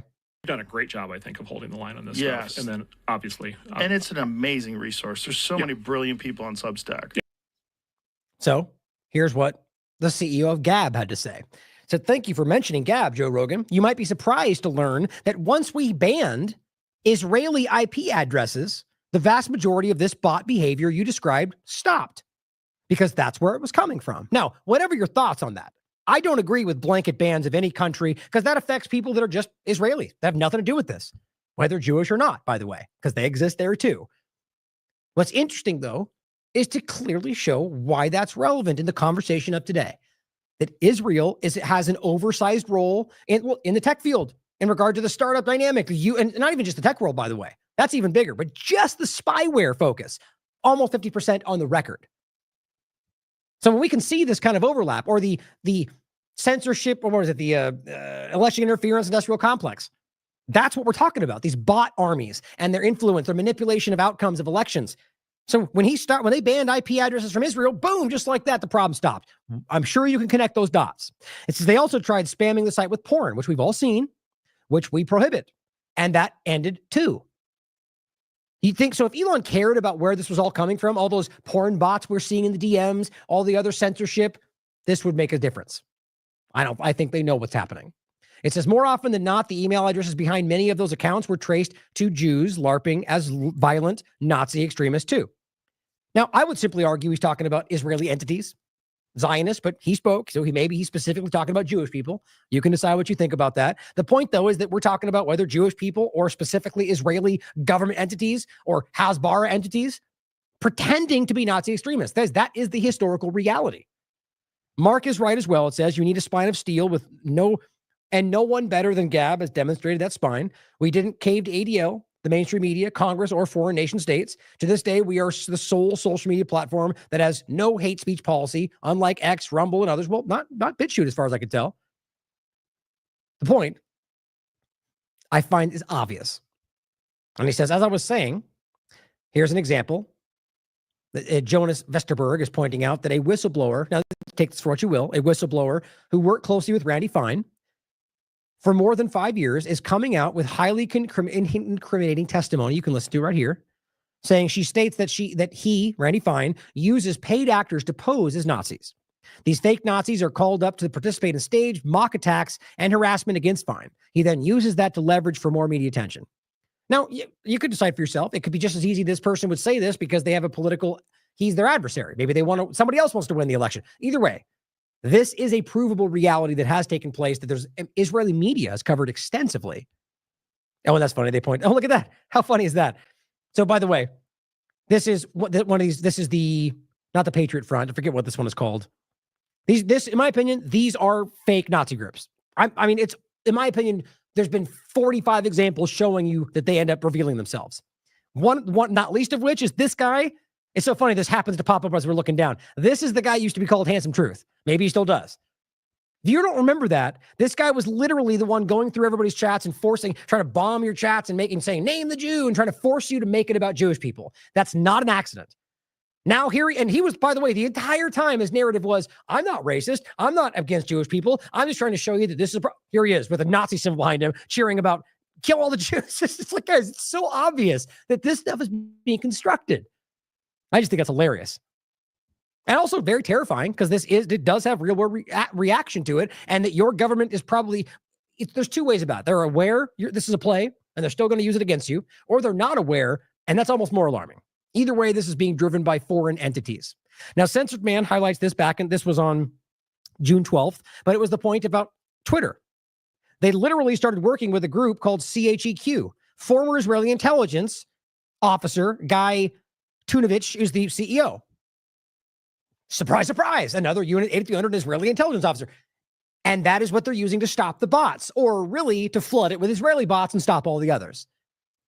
Or the Authentics point, which we already showed you. And real time, I caught it on so right now we have people who are being shown Stripe and others that are being shown Authentics, myself included. Authentics is an Israeli intelligence apparatus on the record. And Twitter is still using them to scoop your biometric data, what they don't need. It's so obvious. Now, I'll include Solari Report with one of these clips that has a great thread of all of these financial transaction freedom points. There's a lot of good ones in there. And of course, I'll end with this point from this segment about what Whitney wrote, Meet Toka, the most dangerous Israeli spyware firm you've never heard of. The mainstream media's myopic focus on Israel's Pegasus spyware, that's the NSO group, and the threats it poses means that other companies like Toka go uninvestigated. Now, there's your main point, as always, really from today. So that got exposed. NSO and Pegasus got exposed. So we highlight that. We allow the media to freak out about that while we're flooding it with everything else we're going to use going forward. That's how this works.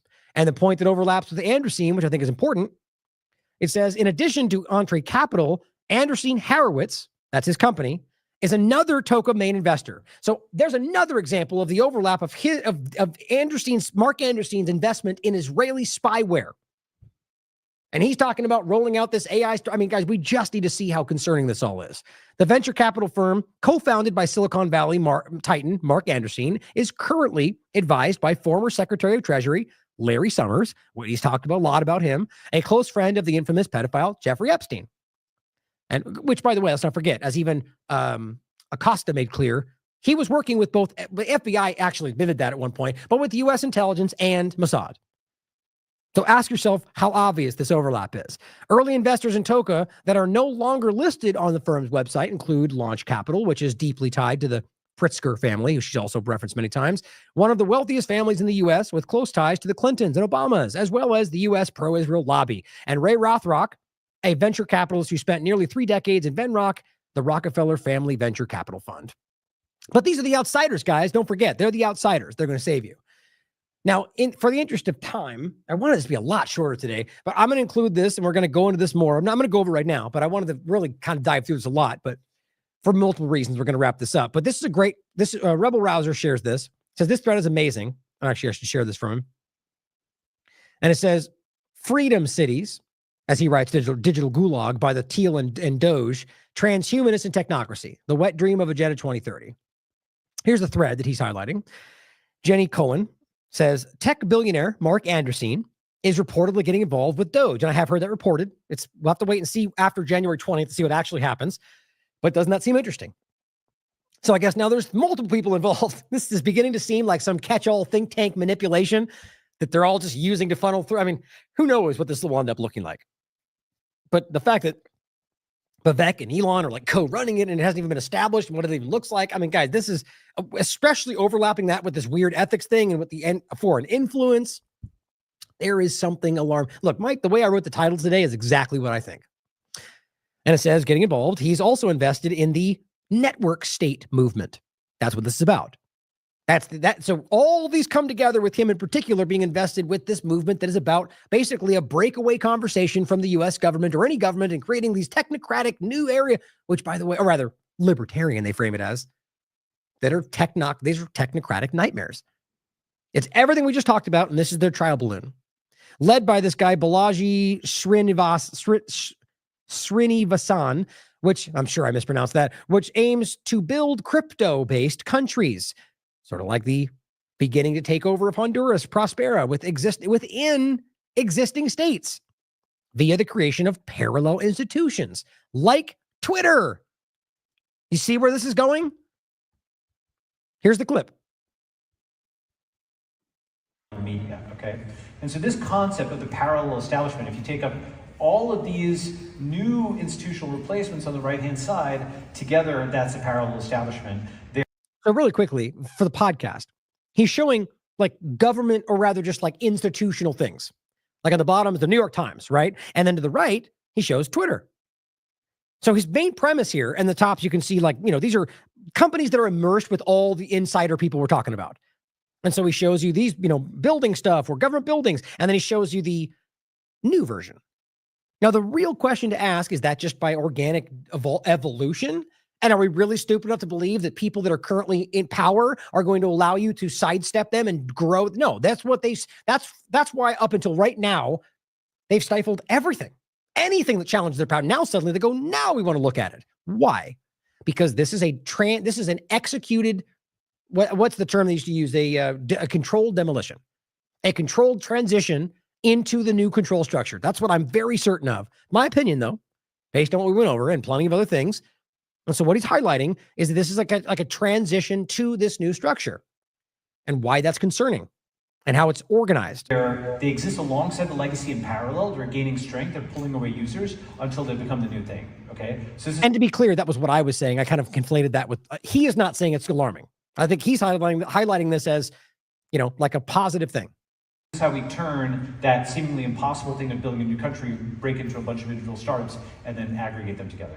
So really quickly, so like building a new country, right? You break it up into individual startups, like Israeli startup nation, And then once you establish that control, you aggregate it into its new thing. Doesn't that sound sort of like a technological coup, like a technocratic coup? Like you're literally transitioning, like, and I'm not talking about it could be Israel over our current government. I think it's all, whatever it ultimately is, I think it's clear that our government is part of, if not leading, what this is. So they're simply manipulating us into this new structure, but I do think it's because we don't have a government the way we think we do today. I think it's obvious that it's been bought out by corporations, lobbyists, or just outside foreign powers. So I think we're being transitioned in this way, but in a way that is decentralized, if you will, compartmentalized until it comes together and it's too late. That's what we're all talking about. Again, make sure you watch the discussion with Catherine, Jason, and Steve, with myself, because that's one of the things we really discussed. Is it's all about what, we'll wake up at one point if we don't stop this, and we're in the new the technocratic panopticon, and it really won't matter what we see at that point. I hope that I'm wrong. There's two parts of the parallel establishment. There's the parallel societies, okay, and these are the physical societies, right? These are the first part of today's conference is about these, to show that this is actually physical and real, okay? You're gonna see about a dozen of these physical startup societies. There's Cul-de-sac in Arizona, there's Prospera, as I mentioned, in South America, there's Cabinet. See, and literally using Prospera as one of the examples of what they're switching to. I'll go over briefly again what that is. I'll just play first. We're talking about in every possible way, an illegal entity. We're talking about something that was initiated on the heels of an illegal regime change conducted by the U.S. government. It's very obvious and easy to prove. I'll go over in a second. Well, but that has to show you that the U.S. government is working in tandem with what this is. Texas, but these are actually decentralized. They plan to do nodes elsewhere. That's just their first nodes, okay? Yep. They're all kind of... More is coming elsewhere. Network cities or network societies that are setting up little nodes around the world. So this is how we build internet-first physical infrastructure. We've got internet-first communities that have recruited from the internet. These are the kinds of places, cul-de-sac, for example, is like a remote optimized city. Like if you built a normal city with... Doesn't all this start to sound like exactly what they floated under the World Economic Forum, 15-minute city, smart city? I mean, isn't this exactly the same thing? It seems to be. But as long as it's floated as a tech, AI, Trump, Elon Musk version, we just ignore all the overlapping problems. At least the small minority that is the team sport politics does, which is what they present to you as everybody. I know you all see the problems here. It's time to stand up and point them out. Roads for the daily commute.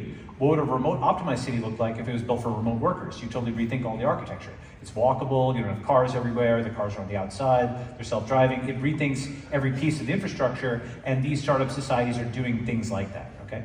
So these are the parallel societies. And the other piece of the puzzle are the parallel institutions, okay? So you can almost think of it as like a vertical strategy of building a new city in place, and a horizontal strategy of replacing media and education and finance, okay? Like, so my point is, do you really think the government would just allow this to take place? They would view this as a direct threat to their power structure unless they're doing it and are part of it. Now, I'll be clear, I'm very much for an organic version of whatever we're talking about here. Like, this is where we get into the overlap of Derek's exit and build discussion. My point is that, just like I was saying earlier, that's not what this is. This is the government using that as a ploy. I mean, I think, look, whether I'm right about that, what you're showing here is a centralized power essentially trying to use this. Like, this is not a bunch of random people that got together and goes, look, we're going to break off and make our own city over here. That's not what we're talking about. We're talking about high-level influence, funding from outside, AI, startup, tech, billions flooded into these things. That's not the way that's not an organic, that is a cultivated shift. That's what I'm talking about. So if, like, for example, if Derek wanted to break off in the United States and create a whole new society that did not have to apply to their laws, where, do you think the government would be like, yeah, go ahead? No, they would arrest them for doing that. Why then is it okay for Prospera to do it? That has different laws, are not applicable to Honduras? Ask yourself that. I think you know why, guys. The obvious answer is it's something that they're involved with, that they want to happen, and this is being trialed out there in the world right now. And now they're talking about this happening within the United States. Okay. And those two are complementary, the vertical and the horizontal. So the second part of today's conference is about the parallel institutions. Here, these are the new New York Timeses and Harvards, the new Supreme Courts and Wall Streets. It's internet-first versions of medicine and law and media and education and finance and even science and... Right. You are the new media. That's the whole X push. They're step-by-step pulling you into this mindset. Even though, yes, we've all talked about this. Anybody out there wants to be. The independent media, the true independent media, has been saying this for a long time. Now, all of a sudden, it's the X going, yeah, all of me, we're deciding what you should decide. It's not about mob rule. I think it's about inching you into this mindset. To decide. This example on the right is for parallel education. So Replit has 20 million Replit developers, is transforming computer science education worldwide. Synthesis, AI tutoring, so you'll be able to scale tutoring. And the Thiel Fellowship, Thiel's unicorn success is awkward for colleges. Oh, look at that, Peter Thiel. What a surprise. We have the Thiel Fellowship. You can't make this up, guys. It's so clear to me who is pulling these strings. It is literally everywhere out on the surface. So she goes on to point out what these are. You can look these up. She has a link to it, the network state discussion. It says, earlier we gave descriptions of the network state in one sentence, 1,000 words in one essay. We also showed that a million-person version, what it looks like on a map. See above. But it goes, here's the definition, that one sentence definition again.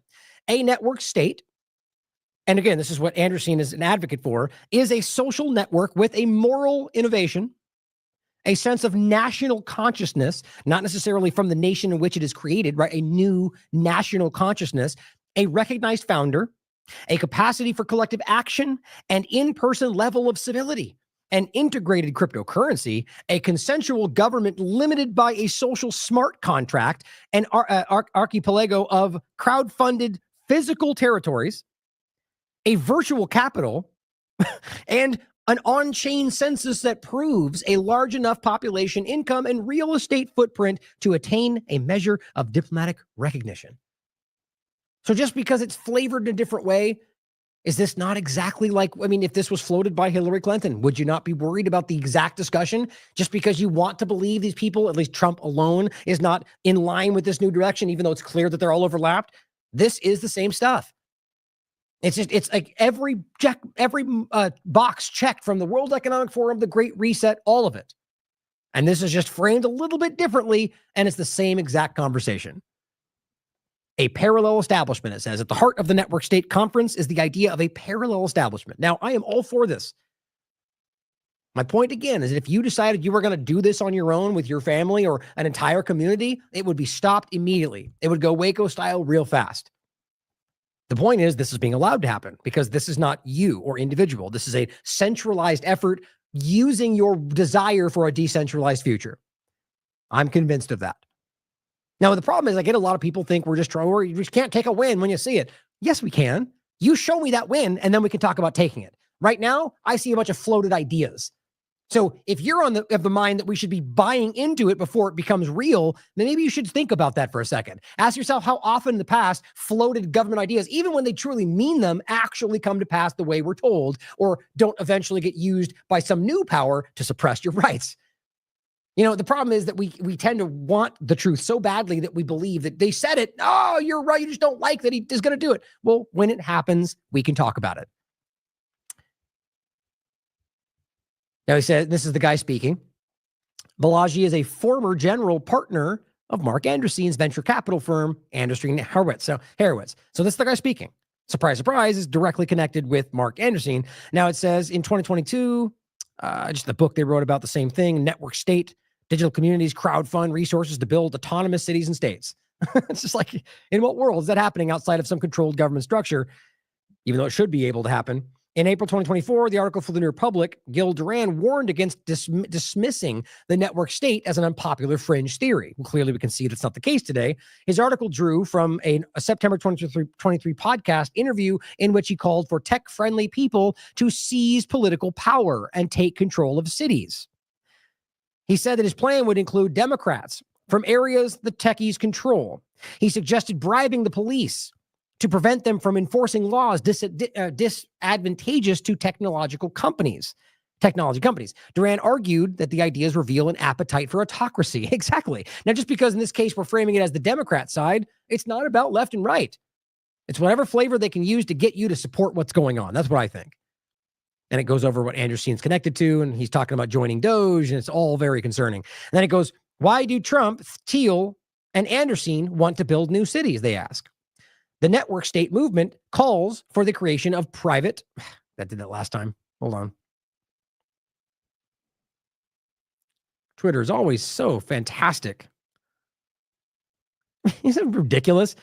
There it is. Oh, it was the right one. Okay, so it says the network state, freedom cities, damn it. The network state movement calls for the creation of private cities ruled by non-democrat tech governments. So why would you, I mean, on the surface, they're talking about technocratic rulership. Why would you want that? And then it says freedom cities. That's the Trump idea, or rather the Trump adjacent idea, which is clearly endorsed by the whole Republican side of this. Seems like a slight Republican rebranding off the concept. The adoption of the idea suggests that Trump's team, which announced the plan last year, has been searching for ways to align with weird tech for quite some time. Trump's weird freedom cities and the network state cult. Now, you don't have to frame it the same way, but this is the point about the overlap and what is coming, regardless of the way that they see it. Now, my point is you got people like this that are seen as Democrats, which then they just go, this is weird and gross. And you get people that immediately go, well, that's not true then, because they have a D by their name. Who cares about what people are in politics? You should look at the information and recognize how concerning this is to everything that we think we're fighting for. She says to recap, see how that happens? Is it only me? Probably. So stupid. The network state calls for the creation of new tech-controlled sovereign cities that would essentially act as miniature countries. These independent territories can be created in one of two ways. Watch. It's so dumb. Same spot every time.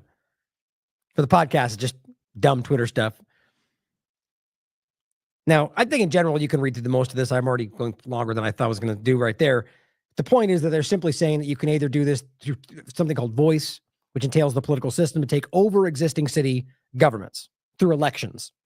So one thing to think about, which already may be happening from an outside perspective, but then it says the other is called exit, which this exit method involves finding a bare piece of land that can be built up into a new tech city. Okay. Now, I thought I had, yeah, it's right there.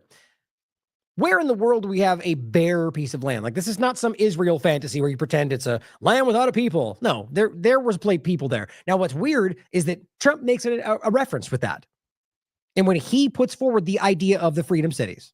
Past generations of Americans pursued big dreams and daring projects that once seemed absolutely impossible. Trying to tap into this idea of the, manifest destiny, right? We're going to strike out. Well, again, that's not what they're doing now. But what he relates it to, I think, is telling. They pushed across an unsettled continent and built new cities in the wild frontier. Oh, you mean unsettled by Native Americans then, right? Or just not settled in the way that you want it to look. Big surprise, this guy supports the ongoing genocide of Palestine, because what you just discussed is ridiculous. No, there was a thriving multinational, whatever you would call it, multi-tribal society all across the United States. The U.S., or rather specifically this time, the whatever you would call it, the budding, eventually becoming U.S. government or structure, or I mean, even then, that's not even accurate. Just average people came in and wiped out people, Indian, took territory, stole, raped, pillaged, murdered. Then there was the establishment of a structure that became the U.S. government, and from that point forward, continued to ethnically cleanse Native Americans down to very small locations, one after another, all the way to this point. But we're going to pretend like settled and unsettled nation. Really? That's the point, though. The same thing. The exit and build dynamic is not about seizing property from somebody else. That's what Prospera's doing, by the way. It is about trying to recreate your own community in a place where you already exist. They're trying to capitalize on all these ideas to drive you into this new technocratic structure. They transformed American life with the interstate highway system. Magnificent it was. And they launched a vast network of satellites into orbit all around the Earth. But today, our country has lost its boldness. Under my leadership, we will get it back in a very big way. If you look at just 3 years ago, what we were doing was unthinkable. How good it was, how great it was for us. Right, because the Operation Warp Speed dynamic was fantastic, right? It wasn't like anything else bad happened during that time frame, right? It was an entire year of the ongoing problem. Well, it was amazing what was going on. Yeah, people are delusional. Partisans are delusional by design. Not one side or the other. That you can ignore the obvious illegality of all of these people is mind-blowing to me. Our country. Our objective will be a quantum leap in the American standard of living. That's what will happen. Here are just a few of the ways we can do it. Almost 1/3 of the landmass of the United States is owned by the federal government. Which is illegal and unconstitutional. Which, by the way, here we go again, pointing to something that they are responsible for, which, by the way, was happening during his last administration, which, and by the way, was added to during his last administration. That's important. That you're now going to say, bad thing. Let's get rid of that bad thing, but replace it with technocratic nightmares. The whole show today, guys, everything I'm seeing is about them using these problems to step on to build the new problem. With just a very, very small portion of that land, just a fraction. 1/2 of. Okay, well, how about we take it all? How about you're not allowed to own government? The government, my general opinion, the federal government itself is an unconstitutional idea, but the idea of the Bureau of Land Management, they are not supposed to be owning territory. One by one, step by step, we have continued to watch this thing become what it is today. And this is always, they're going to use that same power that's unjust to not give it back, not make it right, but take that stolen land and make it something better. So you're just going to keep perpetuating the problem. Same with the Bitcoin. So you're going to take stolen Bitcoin and use it for your purposes? So you're the same problem then. Give it back to people if you want to make it right. 1%. Would you believe that? We should hold a contest to charter up to 10 new cities and award them to the best proposals for development. There we go. And guys, this is lined up. And now since then, we've seen all this start rising up. And we've already seen the examples, as I pointed out before, Prospera and a few other examples that are trial balloons. I'm very worried about where this begins to go. In other words, we'll actually build new cities in our country again. These freedom cities will reopen the frontier, reignite American imagination. Okay, so hypothetically, you want to rush out there with your family and build a new city? Are they going to let you do that? I know you'd love to pretend that's what he means. It's very clearly not the case. They're going to bid and have contracts. You're going to have big entities building these things. So you're going to have people like Anderson and Musk and whoever else. That's what we're talking about. If this was really a new frontier, you'd be able to go out and stake a claim and do it yourself. It's not what's happening. It's an illusion. And give hundreds of thousands of young people and other people, all hardworking families, a new shot at home ownership and, in fact, the American dream. You know how many homes out there right now are currently unoccupied? You know how much territory there is? I mean, this is just a ploy making you think about these lofty ideas. As always, I hope that's the reality.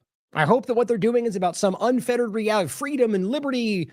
Guys, I think it's transparently obvious that's not what this is. So she mentions Prospera. On the island of Roatan in Honduras is an example of this, a tech-run special economic zone, right out of the Sustainable Development Goals, by the way, where current certain rules don't apply. Prospera has become a mecca for, guess what, unregulated gene therapy experiments. On top of God knows what else, seeing as how they don't have to apply to any law, not even Honduras law. They do what they want. That's what, and it's just mind-blowing what we're talking about here. Now, again, in a situation where you had your own community, that's your prerogative. But we're talking about a government-funded, technocratic influenced, I mean, nightmares were the only word that comes to mind, but a control structure who is encroaching on other land in Honduras, who is continuing to violate the laws of the land there, despite I'll go through it in a second. The point is that that's crazy. That we're talking about a powerful entity that is clearly has influence from Israel and the United States. This is what we're talking about. You really think they just randomly decided to do gene therapy experiments because they thought that'd be fun? That's what we're talking about, is something bigger than what we're being told. Now it says, and then there's our local version, California Forever. This proposed city in Solano County was supposed to go to voters for approval on November's ballot, but it has been delayed due to massive community opposition. Think about that. So it's funny. It says California Forever denies being a state network state project, but Mark Anderson is one of its investors. So let me get this straight. California is the big bad boogeyman of the Democrats, right? That's all the big and I agree that California is a hellhole, in my opinion, in a lot of political ways. But Anderson, who's supposed to be kind of on the side of the Thiel, Musk, Trump direction with where it goes, the Freedom City, he's supporting the California Freedom City. Isn't that interesting? How does that make sense? Well, it only makes sense when you realize it's not about your left versus right paradigm. It's about using that to drive you into this in the current context.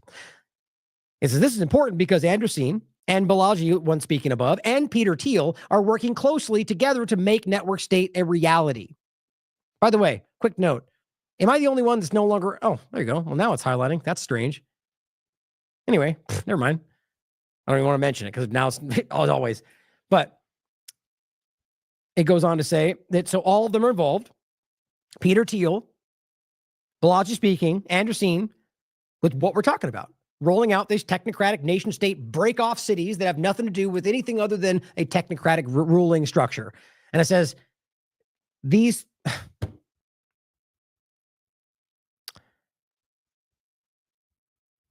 Oh, for F's sake. I'm so tired of this platform lately. These three even have an entire company dedicated to building such cities around the world. They have an entire company dedicated to building a network state break-off city dynamic.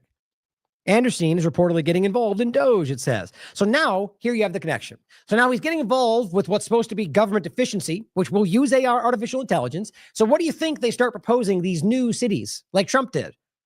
I mean, guys, it's a foregone conclusion. Trump already floated this Freedom City idea. You have him floating this as an alternative idea. We have Trump's weird kind of independent entity right now that's not even technically involved, overlapped, or taking government funding. How do we not freak out about what this shows us right now? Whether it's technocracy, whether it's Zionism, something is going on. And Balaji even wrote a book, the guy speaking above, about the network state, how to build a country. As you can see, Mark Anderson blurbed about it, saying this is exactly the direction we should be taking. As far as you can tell, he has done most of the heavy lifting when it comes to reporting on this network statement, this person they link to here. And then they show you Trump's, this tweet here saying, let's talk about Trump's freedom cities. And then here's the Trump tweet about it. President Trump will work to open up American frontier. That's what he just heard.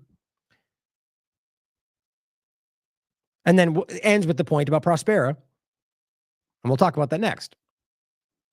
Demanding $11 billion. I think the GDP is like 30-something billion. So effectively trying to bankrupt the country, which, by the way, doesn't remove the government, but effectively gives all the assets and control to a technocratic structure. So once that happens, who's actually in charge? That's the point. So this is another thread about the Freedom Cities dynamic. I'm going to let you read that for yourself. But the first two actually just says Trump's Freedom Cities are a nod to the dystopian network state idea, popular in tech circles. The cultish movement seeks to create tech-controlled sovereign cities that would essentially act as miniature corporate countries. Exactly the concern. Fans of the network state idea imagine creating privately owned zones where they can escape taxes, laws, and democracy. They plan to form their own cult cities and based on different interests and themes, but instead, being citizens, they'd be customers. Doesn't that begin to sound like you'll own nothing and be happy? Are all these different overlaps the same kind of conversation? There are two ways, that they already discussed it. So to wrap up in general, here's David Icke had to say about Trump saying freedom cities. He says, oh yes, his freedom cities are, guess what? AI-controlled enslavement cities, where I have pointed out in my books, as he has, in his different language, to describe the same cult goal. As usual, he's the Pied Piper fraud and always has been. Well, in this conversation, we talked about this. On September 7th, 2024. Again, I'm going to point out, demonstrating our value, how often we seem to be ahead of these conversations. And it's just because we're reading what's going on, not being bound by partisan direction. But the technocratic regime change, I titled it, Under the Guise of Freedom, Technocrats are slowly taking control. Look at that. It's exactly what we're talking about. Also, Brock put out this great clip from this show, simply entitled Honduras Prospera Inc., a technocrat-funded coup. Now, the general gist of this, guys, is that in 2009, the U.S. government, and this is easy to look up, committed a coup in Honduras, put people in positions of power that they wanted, and then seemingly in unison, this entity, Peter Thiel's funded entity, Prospera, creates a autonomous zone. I jump to first, they try to get a law passed for these strategic zones. The court wouldn't do it because it's completely a violation of their sovereignty. Then, guess what? Because they put people in power that they could control, they removed half the court and put people in position that would go with their vote. And then what a magic happened, and they voted in favor of what they wanted. That's not democracy, guys. That is a manipulation. That is a government overthrow. And that's how this started. So then they got the vote they wanted. Then they go, okay, now we got democracy, even though they forced it in. Then they create this location. From that point forward, they have continued to manipulate this discussion. right? They have even, right, I guess a place called Crawfish Rock right now is complaining that they're already being told they're going to be absorbed into this. A libertarian city would not be absorbing parts of other territories without their authority or without their desire. So then it comes to the point of today. There's a lot in between this where we have them now. Basically, other people were voted in. I think the U.S. government is spread so thin right now that they aren't able to keep influence all these places. And another group was voted in, whatever you think about them. And then they changed the law. So if we're going to pretend like it's about democracy, well, the law currently states this isn't allowed. Guess what they're doing? They're saying we don't care. In fact, it looks like they're just pretending it's not happening. Now, what they're doing is suing the state of Honduras, the country of Honduras, for violation of a contract that was created under an illegal coup and after judges were removed. All this is easy to prove. So now they're trying to create this idea that they can sue them, which, by the way, even the New York Times argues they probably will win. So again, that's the point. They win an $11 billion lawsuit against a GDP of 30-something billion. They lose. That's the end of that government. They don't cease to exist, but the assets will be under the control of this group. So then what happens going forward? Who's in control? Well, the government's technically there, but they have all the power. Think about that with what we're currently dealing with, whether it's the Freedom Cities or the entire country right now. That's where this seems to be going in my mind. Now, the craziest part is they're continuing and they're claiming they're going to build new ones, even though Honduras is like, that's illegal right now. And it is by definition because the law is not there. It is not the current law. I am of the mind that and even the leader of Honduras came out a couple months ago and said explicitly, the U.S. government is currently trying to regime change us again. So I'm of the mind that Prospera, which is basically just a government tangential entity, rather specifically Teal and all their companies, like it's interconnected. That is the technocracy today. I think they are of the mind that the U.S. government, or they, through the U.S. government, are going to regime change them again. So they're just waiting. Either way, right now, it's an illegal entity. And they're a trial balloon for all of this. Now, again, they're using Bitcoin as currency. They're using Starlink from Elon Musk. I mean, everything about this is the terrifying rate. And this is not about some organic city that rose up because they want freedom, guys. This is about an occupation of a foreign occupied area. This is what we're dealing with. I hope you will take time to listen to this and understand what we're dealing with in general.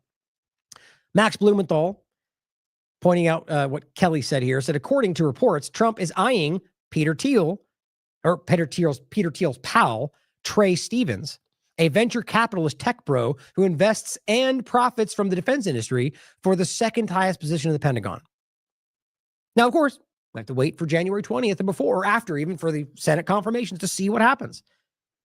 But as Max says, Peter Thiel, a transhumanist architect of the genocidal AI targeting system being tested on Palestinians, which is easy to prove, in the Gaza death camp, seems to have bought a top Trump Pentagon post for a PayPal mafia. Ending on the reality that they're currently testing this AI technology in Gaza and elsewhere. As 972 magazine quoted IDF members as saying, a quote, a mass assassination factory inside Israel's calculated bombing of Gaza, where they tell you that they're bombing buildings just to bomb buildings, where they're killing people just to scare them. This is on the record. 6 current and former IDF members are on the record in this article. And then they followed it up with another one called Lavender. One is about the building structures. One's about individual people. Both are targeting these things through algorithmic AI algorithms. And the point being that they're already justifying this as sort of like, well, they're deciding. They're being driven to not even check what they're doing. They're just going along as fast as they can. They're being timed. Lavender, the AI machine directing Israel's bombing spree in Gaza. So we can't see by now that this is rolling out around the world, that the very people who are the most influential in Trump's cabinet are the ones rolling out what we're seeing. And whether it's the technocrat side, whether it's the Zionist side, whether we realize that they're one and the same, I think it's all right there in front of you. Now, I'm right there with you about hoping that this is not the case, that they follow through with any of their promises. But until they do, until it comes to pass, why is it inappropriate to point out these problems, to point out the concerns? That should be a very clear red flag to people that are honest. When something positive happens, if any of these things fail to come to pass, I will be happy to point that out. I'll be standing up and praising any good thing that happens, whether Trump or Kamala or anybody else.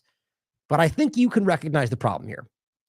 And as well as the earlier point, Isn't the argument that Trump got tricked with his picks before? And, why can't that happen again? I mean, obviously, you know that it can.